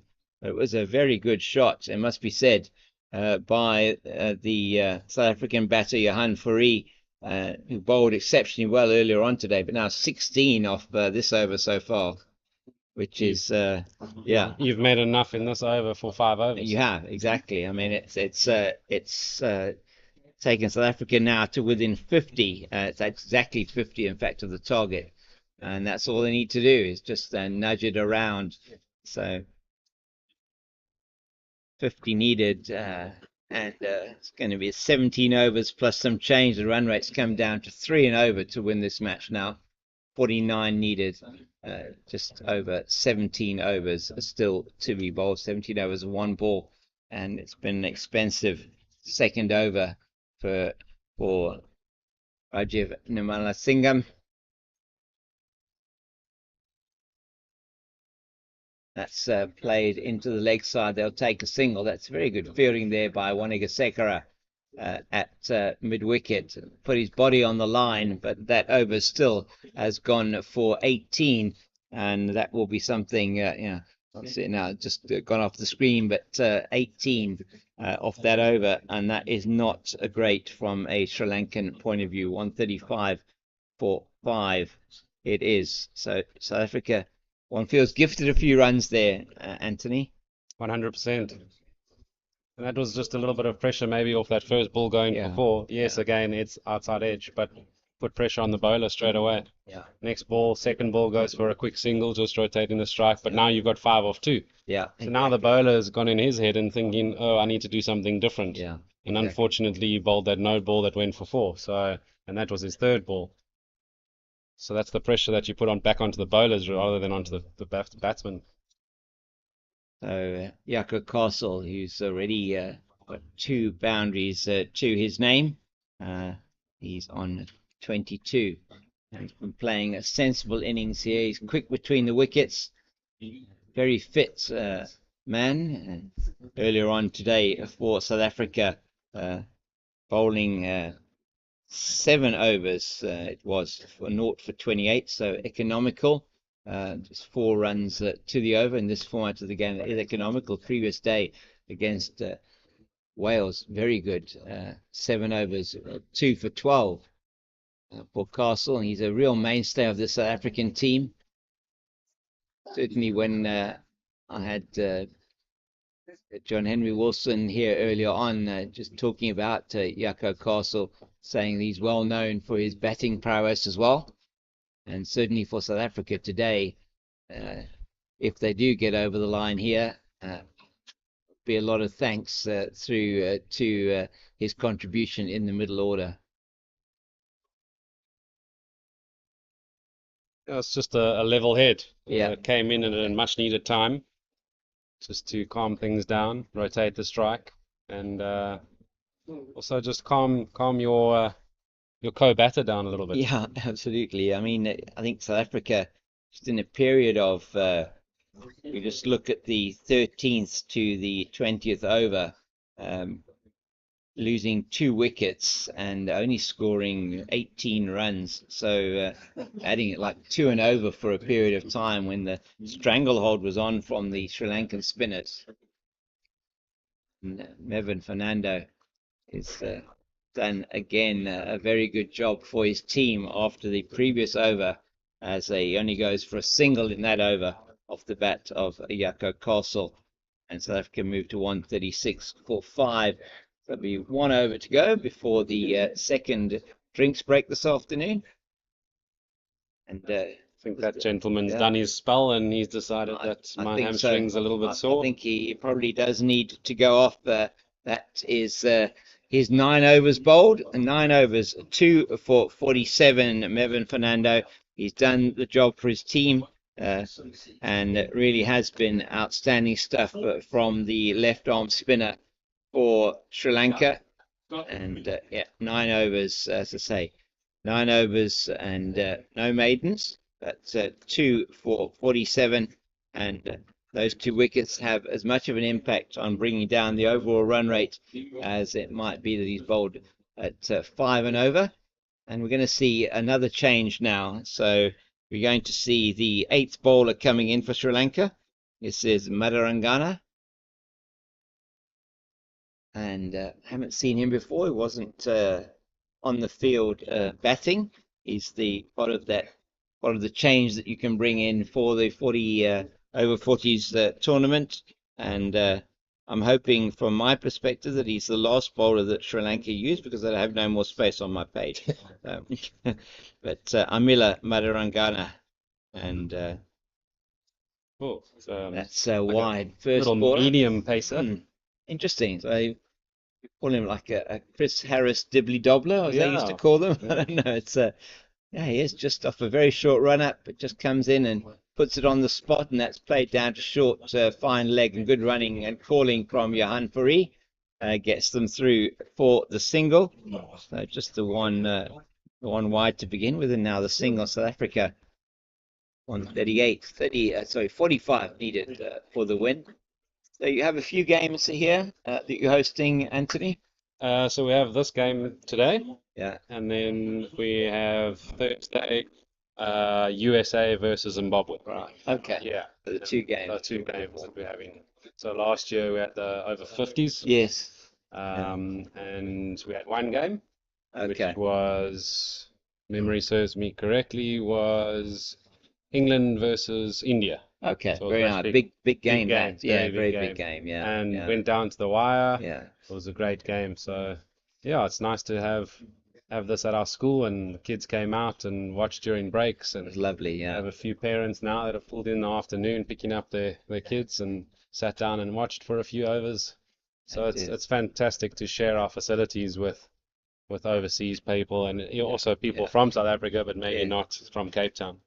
Exactly, and there's a number of those here in the team, and whoever's here supporting them that may have travelled as well, and travelling contingent from the other countries, from Sri Lanka. I know yesterday with the Welsh contingent, party of 35 that had come out with Wales. Really fantastic stuff. Some lovely discussions with them yesterday. You make a bit of a holiday of it. Yeah, absolutely, is what they're doing, spending a little bit of time. There are a couple of activities organized by the organizers and facilitated by, I think, Sisonke Tours. Are going out to a local game park to have a look at the Big Five, which they're really looking forward to. Nice. And I had a wonderful discussion yesterday with one of the parents of one of the players, Greg Fisher. His son Eli is a Down syndrome child. Eli, 11 years old, is in mainstream school, plays cricket, and him and his family, his wife, started a charity called Hands Up for Downs in Wales, and very much looking after Down syndrome children. So it really was great to talk to them and hear about their charity, and just be able to speak on air about the charity and what they're doing there. Fantastic story. Yeah, it is a wonderful story. So for those of you that may be listening today as well, that charity in Wales that does care for and look after and work with 60 Down syndrome children in Wales, called Hands Up for Downs, and it's handsupfordowns.co.uk. So really worth a look at their website and see what work they're doing. A lot of work done in physical therapy, occupational and speech therapy with the children, so and other exercises and work that they do with them to help them to be able to be in the mainstream. So really it's very good work done. As we take a drink here at Bergfleet High School, it'll be the final drinks break of the day. South Africa have moved now to 142 for the loss of 5. They need 41 to win at a comparative stage after 35 overs. Sri Lanka 133 for 9. So not much in it from a point of view of the runs, but quite a bit in it in terms of the wickets. And South Africa will be just looking now to consolidate this position, and in the final 15 overs get those 41 to win at under 3 runs to an over. These two so far have put on 27 for this, the 6th wicket. So another good partnership after the 35 between the other two. And thank you, Anthony, for being with me. I hope to see you a bit now later on, if you can. But yeah, thank you very much for having me. You, I've got to run around and sort out a few things. Wonderful. But, thank you so much. It's been a pleasure. Thank you.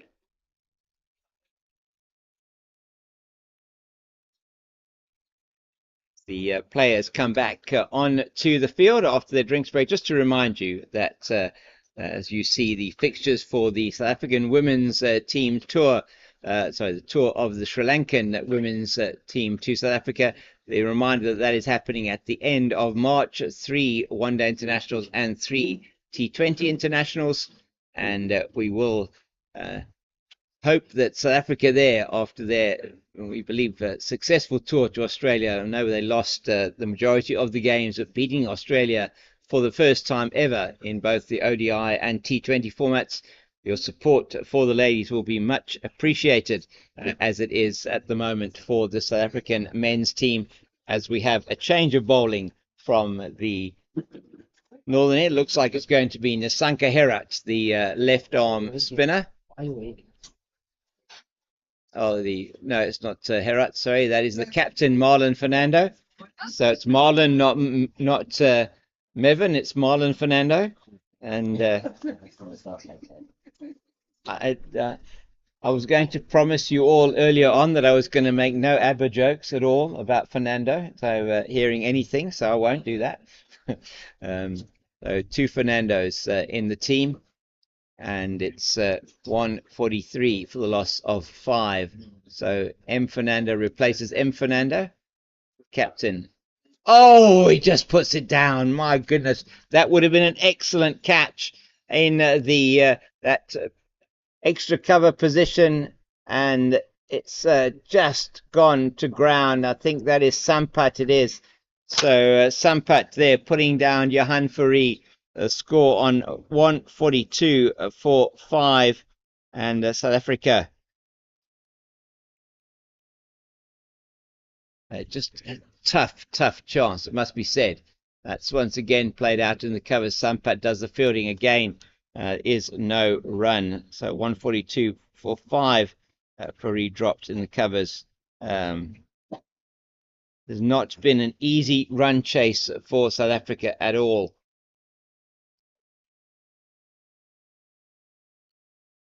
And he hits that one. That's going to go for 4. Just the one bounce. And that was a gift there from the captain, Fernando, to Johan Fourie. And he managed to get that one over the boundary. That, if my memory serves me correctly, is his first boundary. And he played that one very nicely into the leg side, did Johan Fourie. And he moves to 13 off 15 balls with that shot. And that is, in fact, his second boundary. Apologies to Johan Fourie. Jaco Castle also with the 2 boundaries, 26 off 25 for him. That's wideish outside the off stump. Umpire Daryl O'Sullivan has a look at that, but he decides no, that's not wide enough to be called wide. Fernando's bowling to a field that's got a short third man. Got a backward point. Oh, Johan Fourie premeditated that reverse, or sorry, that sweep shot, I should say, and then was bowled wide outside the offside. Was going to ramp it up here and didn't manage to get hold of it. And that is the end of the over. Successful one for South Africa. 5 of it. Interesting shot from Johan Fourie there. 147 for 5 now, South Africa. 36 to win this match, and 14 overs in which to get the runs. And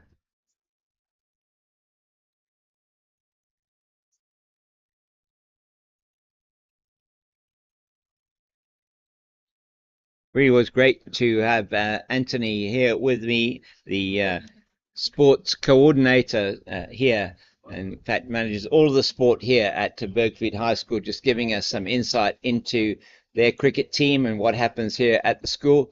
Always good to have people here from the respective areas and the grounds that we're at. It's Malarangana away from us, and that one angles into Castle. Just a nice bit of movement, perhaps off the seam there for the slow medium pacer.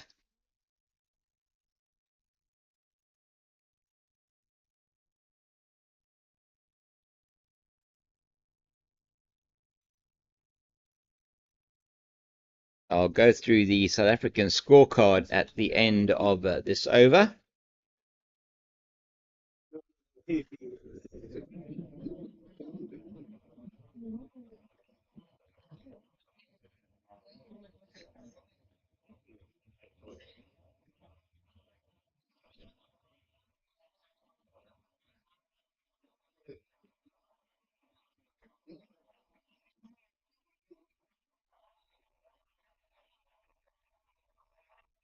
been a very quick over from Madarangana, and Yako Castle not able to score on this particular occasion.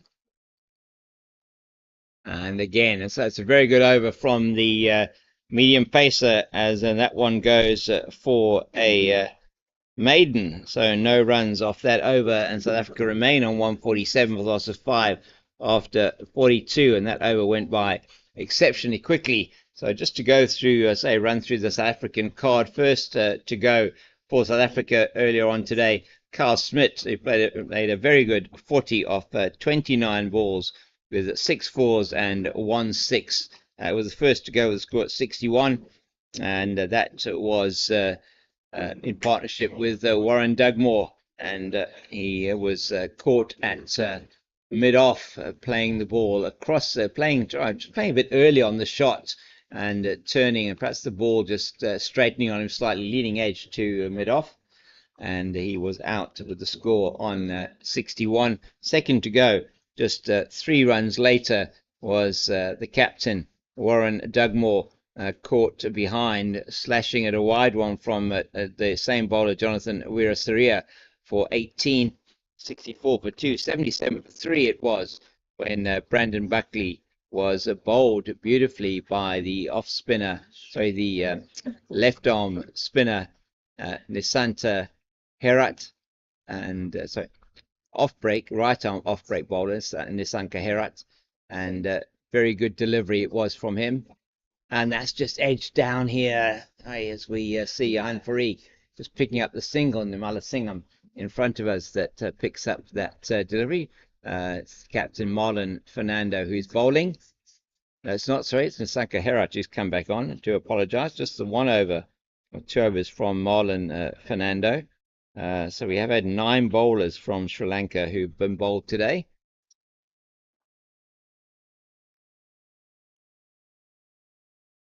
And there's this exceptional bowling, Nisanka Herat, who so far is into his now, I think it's his 8th over. He bowled 7, he's into his 8th over, 1 for 15. And that's also played down fine, but no run there for Castle. So yes, 8 bowlers used so far by Sri Lanka. In fact, 9 bowlers used by Sri Lanka, should I say. Marlon Fernando just having the 1 over, the captain, being his 9 overs, and then left the field. Looked like he was struggling with a bit of a hamstring injury, and he since then left the field. But good bowling from him. Completed his allotment of 9 overs, the only Sri Lankan bowler so far to have done so. I do expect that Nisanka Herat will do so after this over from Amila Madarangana. So South Africa then losing that 5th wicket at 115. Now 149 for 5. This partnership has gone on to 34. South Africa just 34 runs short of victory here, and I think they might, no, they're not going to come back for a second. Captain Fernando does the fielding for Sri Lanka, and there is just the single, 150 up for South Africa, and that should get applause from the support here. 150 up, and that is after 33.1 overs. That's very nicely played out wide of the man at mid-off, and it's gone for 4. It's a great shot from Johan Fourie, and that means that South Africa get the boundary off this over. They're only really looking at 3 runs and over to win, 12 overs left, and now under 30 to win, 29 to win. So with just under 12 overs, and they're going to take a quick single here. That one goes through to Nimala Singham in the covers.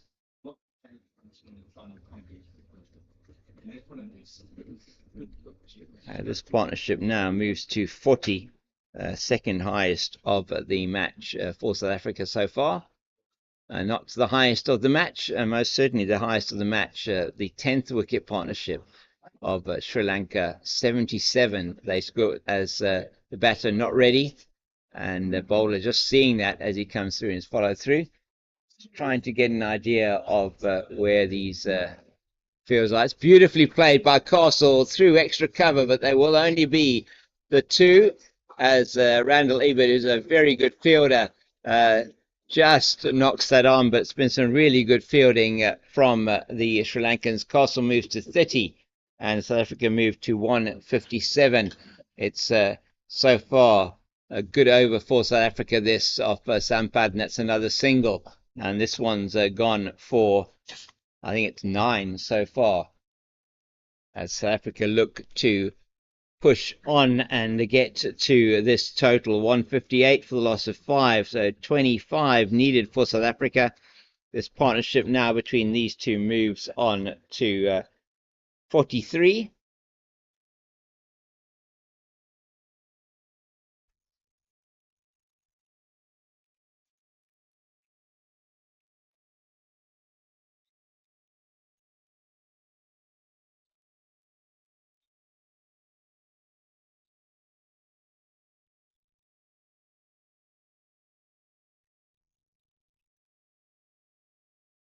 Just having a discussion, as it looks like it will be the off-break bowler, Nisanka Herat.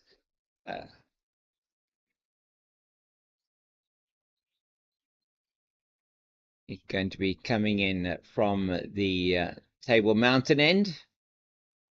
That's very nicely played by Castle, but straight out to Prematilaka out on the long off boundary. So we've got short third man, got a backward point, extra cover, sort of more cover, conventional sort of cover, extra cover, and a long off. That's played straight to the man at extra cover. There is no run.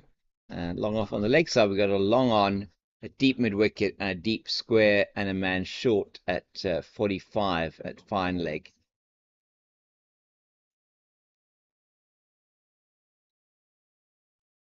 And that's an easy single, just eased out into the offside, and Fourie runs through. It was Fourie earlier on today that started the collapse that happened in the Sri Lankan batting, going from 74 for the loss of 3 and ending up at 80 for 8 until they were rescued by 2 very good partnerships and a fantastic 52 of 57 balls by Jonathan Weerasuriya in partnership for that 10th wicket with Ruan Prematilaka, and 52 for Weerasuriya and 13 in the end for Prematilaka.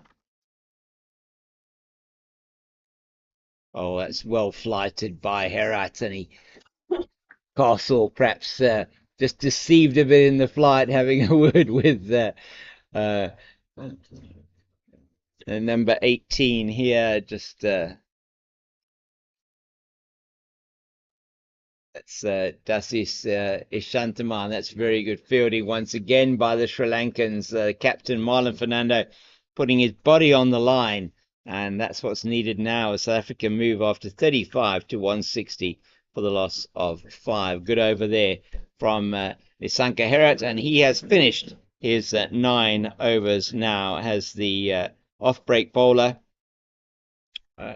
Really brilliant spell from him, and he has kept the lid on South Africa's batting performance here, and Sri Lanka have done very well in their bowling here to restrict South Africa, as they're just asking for a new pair of gloves. Out there is Johan Fourie.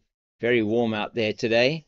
It's a bit cooler than it was yesterday, but Nisanka Herat, just to give you his final bowling numbers there: 9 overs, no maidens, but 1 for 19, and that is an outstanding bowling performance, going at just over 2 runs to the over.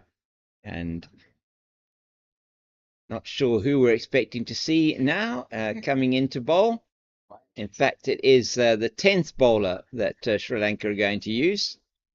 Dasis Ishantamal, and he has not bowled today.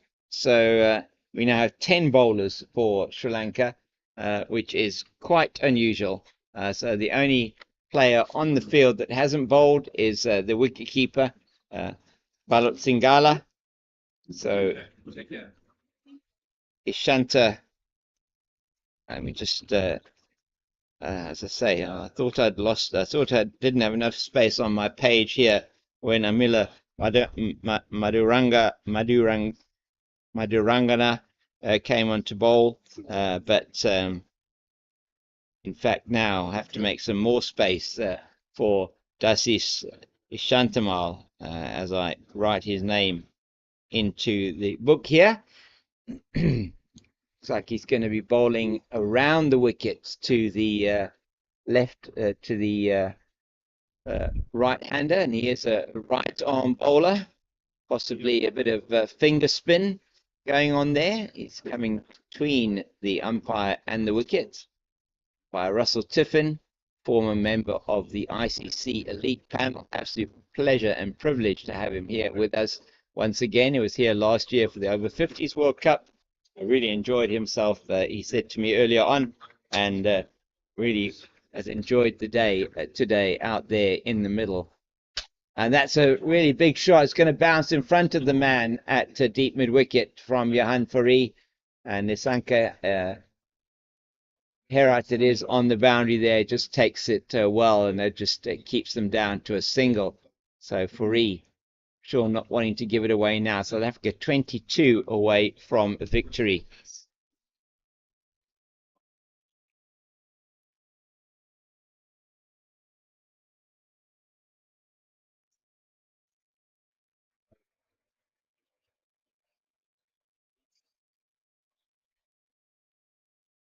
That's nicely played by Castle down the ground to the man at long off. And it is Randy Ebbett here in front of us, who has been outstanding in the field today for Sri Lanka.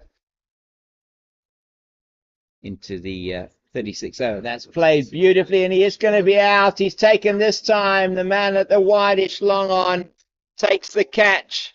And that is the end then of Johan Fourie. Just going for the big shot. South Africa needing 21 to win. And he tries to finish it, trying to finish it in style. And it's taken very well on the boundary there by Amal Wanigasekara for Sri Lanka. Outstanding catch by Wanigasekara, and Johan Fourie, after doing his part in a partnership there of 47 between himself and Jaco Castle, has to go. And South Africa now 162 for the loss of 6 in that partnership worth, as I said, 47 crucial runs for South Africa, but that wicket falling in just at the beginning of the 36th over.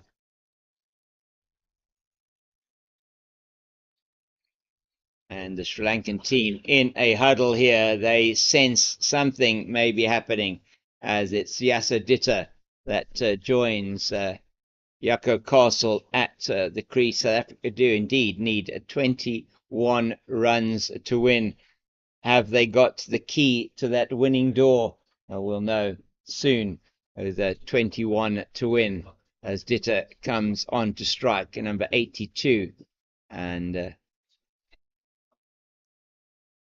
so plenty of overs left. South Africa just need like 2 and over, and really probably wasn't necessary for Johan Fourie to play that shot. And in fact, it was the 5th ball of the over, first over from Ishantamal, and he has taken the wicket of Johan Fourie. So that wicket falling after 35.5 overs. 9 overs and 1 ball left for South Africa to score 21. But the key thing is 6 wickets down. Yasser Ditta at the crease.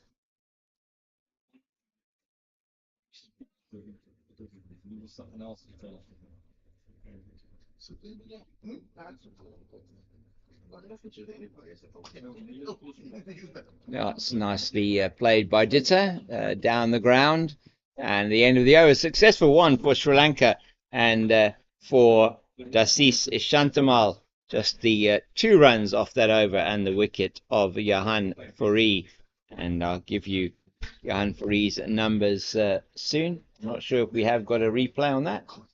We don't. So VOC replay. We played it out into the deep, and the catch was well taken by Wanagisekera at that deep, wideish mid-on position, almost between cow corner and long on, should I say? And he took that catch. So a lot now depends on the bat of Jaco Castle, Yasa Ditta, who is with him at the crease, and it's going to be a change of bowling. Once again, it's Wanagisekera.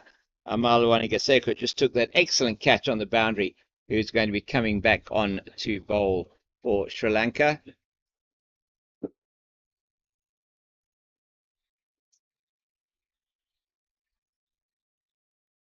South Africa now 6 down.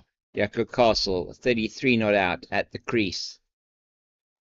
That plays that beautifully through the covers. I think they'll turn for 2, or will they? No, they won't. That's good fielding in the deep. That would have been a suicidal second run. They didn't actually even think of it. So Castle now moves to 34 with that run. And just to give you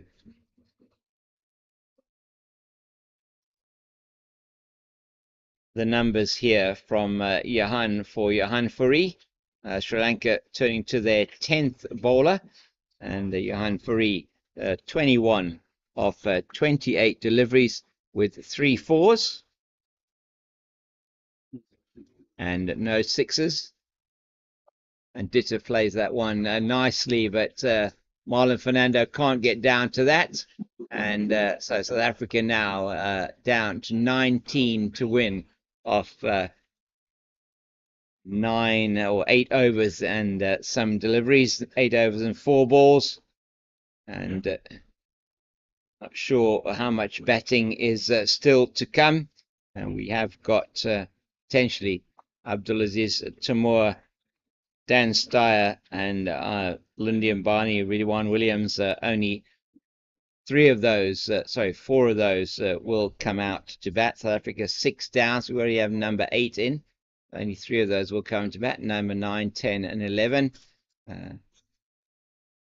That's into the legs of Castle, and he's chasing. He's going to come back for 2, and he'll easily make them. It's probably off the pad, and pad leg by. Is it going to be signalled by the umpire? No, it's not. So it's not a leg by. It's off the bat. There was a bit of a hard sound there. So Jaco Castle gets another 2, and he moves even further into the 30s now for South Africa. 36 he's got. Ditta on 1, but he keeps the strike, importantly, for South Africa. That's played beautifully back past the bowler. That's going to go all the way for 4. That is an outstanding shot from Jaco Castle, and takes him up to 40. So he's into the 40s now. Castle, equal highest score for this innings with Kyle Smith, 40 off 46 deliveries, and he's taken to South Africa now 13 to win for South Africa, and we're in the 37th over. Oh, that was a return catch potentially to the bowler, and very, very hard.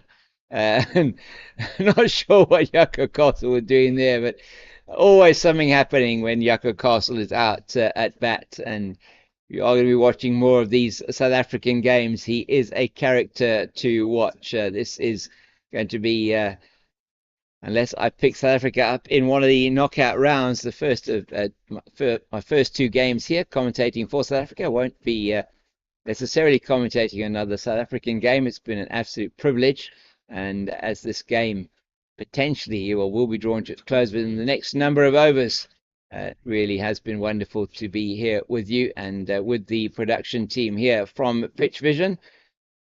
Kwandile, Zoe, and Shoaib, the man on the roving camera. Zoe, our scorer. It's been awesome to be with them here and bringing this broadcast to you. Pitch Vision, one of the main sponsors of this event. You have main sponsors Sisonke Tours and Events. You can find them at sisonketours.co.za, and then very importantly, Vita 24 Vitamin Boost drinks, sugar-free Vita 24 Vitamin Boost drink. Really outstanding stuff from them, and Very good. As that's Castle just playing that ball very nicely down the ground for a single. As we have another still Dassis in Ishantamal that's going to be bowling. And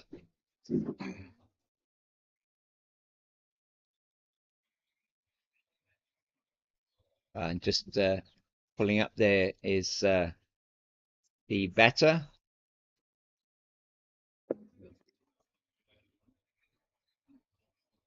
That's short, and he can't take full toll of it. I don't think they're going. Oh, they are going to run for that one. That's interesting. Going through the legs of the batter at the other end, and South Africa do take the single. And Jaco Castle just indicating to the bowler he's just apologising for that.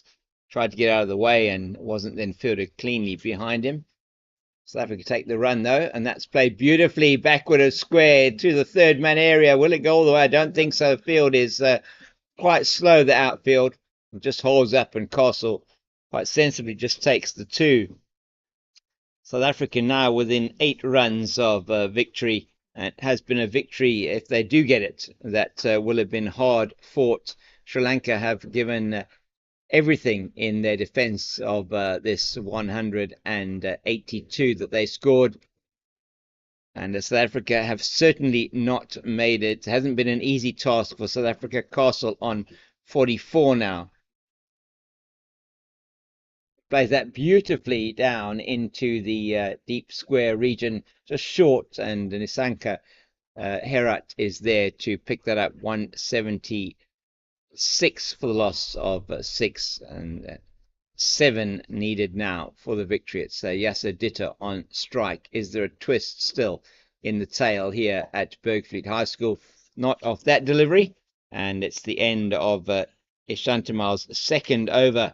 His first was very successful, and it's second over now. 38 gone, and it is 176 for the loss of 6 wickets. So 7 needed for South Africa.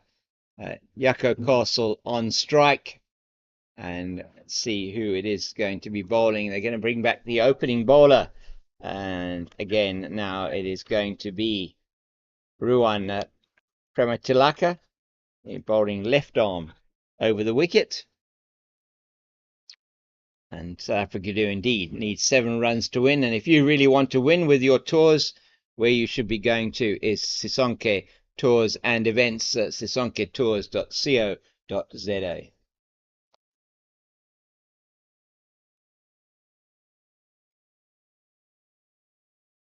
That's Ruan Prematilaka, who shared in that 77-run partnership between himself and Jonathan Weerasuriya to take Sri Lanka from 105 for 9 to 182 all out, making this into a very interesting contest. South Africa with 7 overs to go at 176 for 6. It hasn't been easy by any means for South Africa today. And I think there's a lot of learnings they're going to take from this game as they progress through the tournament. Sri Lanka, having beaten the UAE yesterday, came in today with a lot of confidence. That's very nicely played, but straight to the man at mid-off. And Sri Lanka doing the right thing here. They are keeping the field up, tempting Jaco Castle to go over the top. And that's a big appeal, but I don't think he's going to get that left arm over the wicket, angling across the right-hander. Quite a long way forward. Sense that was going to be going outside the off stump.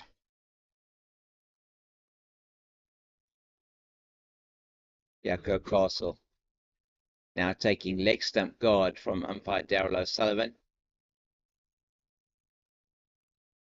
Interesting call. So is there going to be a final twist in the tail here with only 7 runs needed? That's just bunted into the leg side. 7 overs, 7 runs, 4 wickets. What we know about cricket is there are no foregone conclusions. So Castle on strike, 45 not out.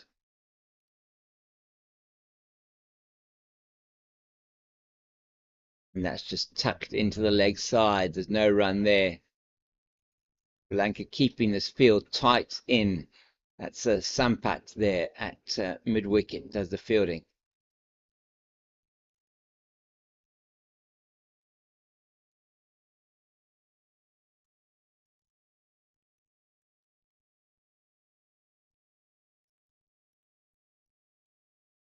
Similar result, so 5 dot balls so far.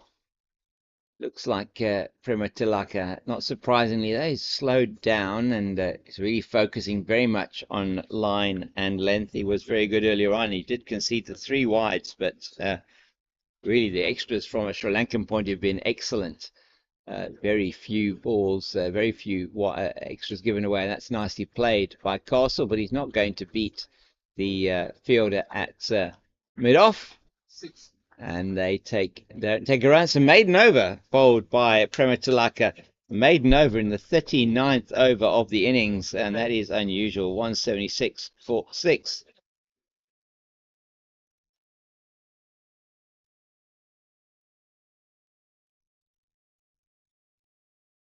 South Africa needing 7 runs to win, as you see on your screen, and Sisonke Tours, the main sponsor of this Over-40s World Cup. I keep saying Over-50s.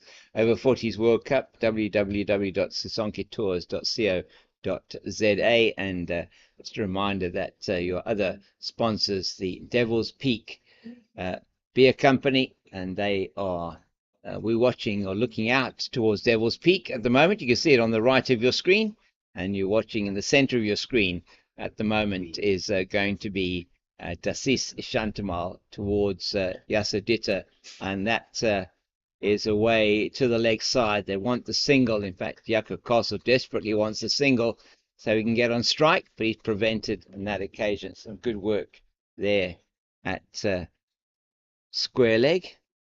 It's tossed up. It's a full toss. He's going to get the single this time. Ishantamal just not able to get full control on that one. And it's 1 more, 6 to win. Castle just doing some gardening on the pitch here at Bergfleet. And just making sure that nothing untoward is going to happen. 177 for 6. 39.2 overs bowled. That's a good delivery. He just comes forward and he's beaten in the flight there. Is Yako Castle manages to get his bat onto the ball. He's just trying to level out the pitch again there. Not happy with that at all there. There's something on the pitch he's not happy with. Just doing a bit of gardening. Took out the light roller.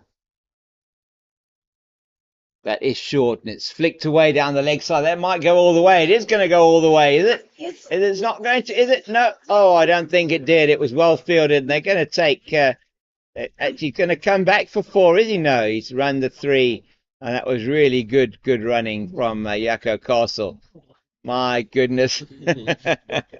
South Africa now, just the 3 runs away. 3 there taken by Yako Castle. Yasadita is going to be on strike to Dasis Ishantamal. Sri Lanka have done outstandingly well in this contest to restrict South Africa. And South Africa were looking really good after the opening partnership put on 61 inside 8 overs, and then the wicket of Carl Smith falling at the score on 61 as it's the end of the over from Ishantamal. And only 4 of it, but South Africa looking now like that victory is very close for them. Just, the reminder for you, this tournament brought to you by the International Masters Cricket in association with the Veterans Cricket Association of South Africa, and your main sponsor Sisonke Tours, Vita 24 vitamin boost drinks, Pitch Vision South Africa, and they are providing the visuals and the commentary. Also available on their YouTube channel, these broadcasts, as well as CSA and South African games on SuperSport and the CSA YouTube channel, and on SuperSport YouTube channel, as it's going to be Tilaka coming in towards us now. And it's just played into the leg side, no run there, as Randall Ebert does, Sampat does the fielding. 3 to win, and other sponsors of the tournament, Devil's Peak Beer Company, and they really are a very good sponsor of the tournament. So your 4 main sponsors there, with other services provided by SM Cricket and also by that plays straight back down the ground. They're taking the single. It's a great throw. It just misses the stumps, and Yaka Castle getting into a little bit of a tangle there with his bat as the target gets even closer for South Africa. So SM Cricket got CO.za and Soft Phone VIP, and also the City of Cape Town. City of Cape Town, the events and tourism, one of the events and tourism capitals of the world, and the City of Cape Town, very supportive of all of these events that are taking place in the city. I love to be part of the global tourism market, and certainly from a tourism point of view, Cape Town is waiting to see you. So if you do want to come to South Africa, please come through to Cape Town. That's played down past the man at third man, and that's gone down to the boundary in front of us, and South Africa are victorious. They get to their victory target, 185 for 6. They score off 40 overs and 3 deliveries, and South Africa eventually getting to that victory target. Sri Lanka have certainly not made it easy, and South Africa win by 4 wickets. This Division B match here at the beautiful Bergfleet High School grounds. It's been an absolute privilege bringing this broadcast to you. It's going to run through for you the final scorecard and just the highlights of the numbers here for you from a batting and a bowling point of view. Yako Castle there missing out on his 50 just by a couple of runs. He ends on I think it is 48 or 49 that he ends on, and Yasser Ditter it is that hits the winning runs for South Africa. As you see the two teams about to go past and shake each other's hands. It's been a really good game here at Bergfleet High School. Wonderful hosting from the high school here, and we really thank them for that. The tournament moves into a rest day tomorrow, where the teams will have some time off, but South Africa and Sri Lanka here playing in a very, very interesting game. And just to, as I say, recap on this innings, and then to just finally finish it off, Yako Castle not out on 49, Yasser Ditter not out on 7, and the other South Africans, it was Carl Smith with 40, Warren Dugmore 18, Brandon Buckley 11, Darren Bassage 5, Nathan Jones 21, and Johan Fourie 21. Good partnerships from the opening pair of 61, and then between Fourie and Castle of 45. There was also a partnership of 35 between Castle and Nathan Jones. So behind Castle, Yako Castle really being the standout performer with the bat for South Africa, taking them to victory with his 49. And earlier on in the piece for South Africa, from a bowling point of view, it was Lundi Mbani with 4 wickets, Johan Fourie with 3, and up front Dan Steyer also with 3 that took the 10 wickets to fall. For Sri Lanka, bowling performances across the board, but one has to mention Jonathan Weerasuriya. So after his heroics with the bat, when he scored 52 off 57 delivery to take Sri Lanka with Ruan Prematilaka to take them through from 105 for 9 to 182 all out. He took 2 for 11 with the ball, and he really has had a fantastic match, as Jonathan Wirasuria, and other notable contributions from Mervyn Fernando, 2 for 47, 1 apiece for Dasis in Shantamal, and also for Nisanka Herat, who in fact was bowled outstandingly well, 9 overs, 1 for 19. Mentioned that Sri Lanka bowled out for 182 at one stage, 80 for 8, and say there, the 2 innings of note for them. Marlon Fernando, the captain, 37 of 24, got them off to a brilliant start. But then a middle order collapse meant they had to rely on the 10th wicket pair of Wirasuria and Prematilaka to take them through to 182, 52 to Wirasuria. And undoubtedly he will be named the Sri Lankan player of the match. We'll wait and see who the South African player of the match is going to be. But likely it could well be Yako Castle for that 49, or Lundi Mbani for those 4 wickets. And South Africa ultimately winning this match by 4 wickets. It's been an absolute pleasure and privilege to be here today. So from me, James King, the Cape Fox, and from the production team here from Pitch Vision, Bandile, Zoe, and Shoaib, our cameraman, and really on behalf of International Masters Cricket, our sponsors, and the Veterans Cricket Association of South Africa, our sponsors, Sisonke Tours and Travel.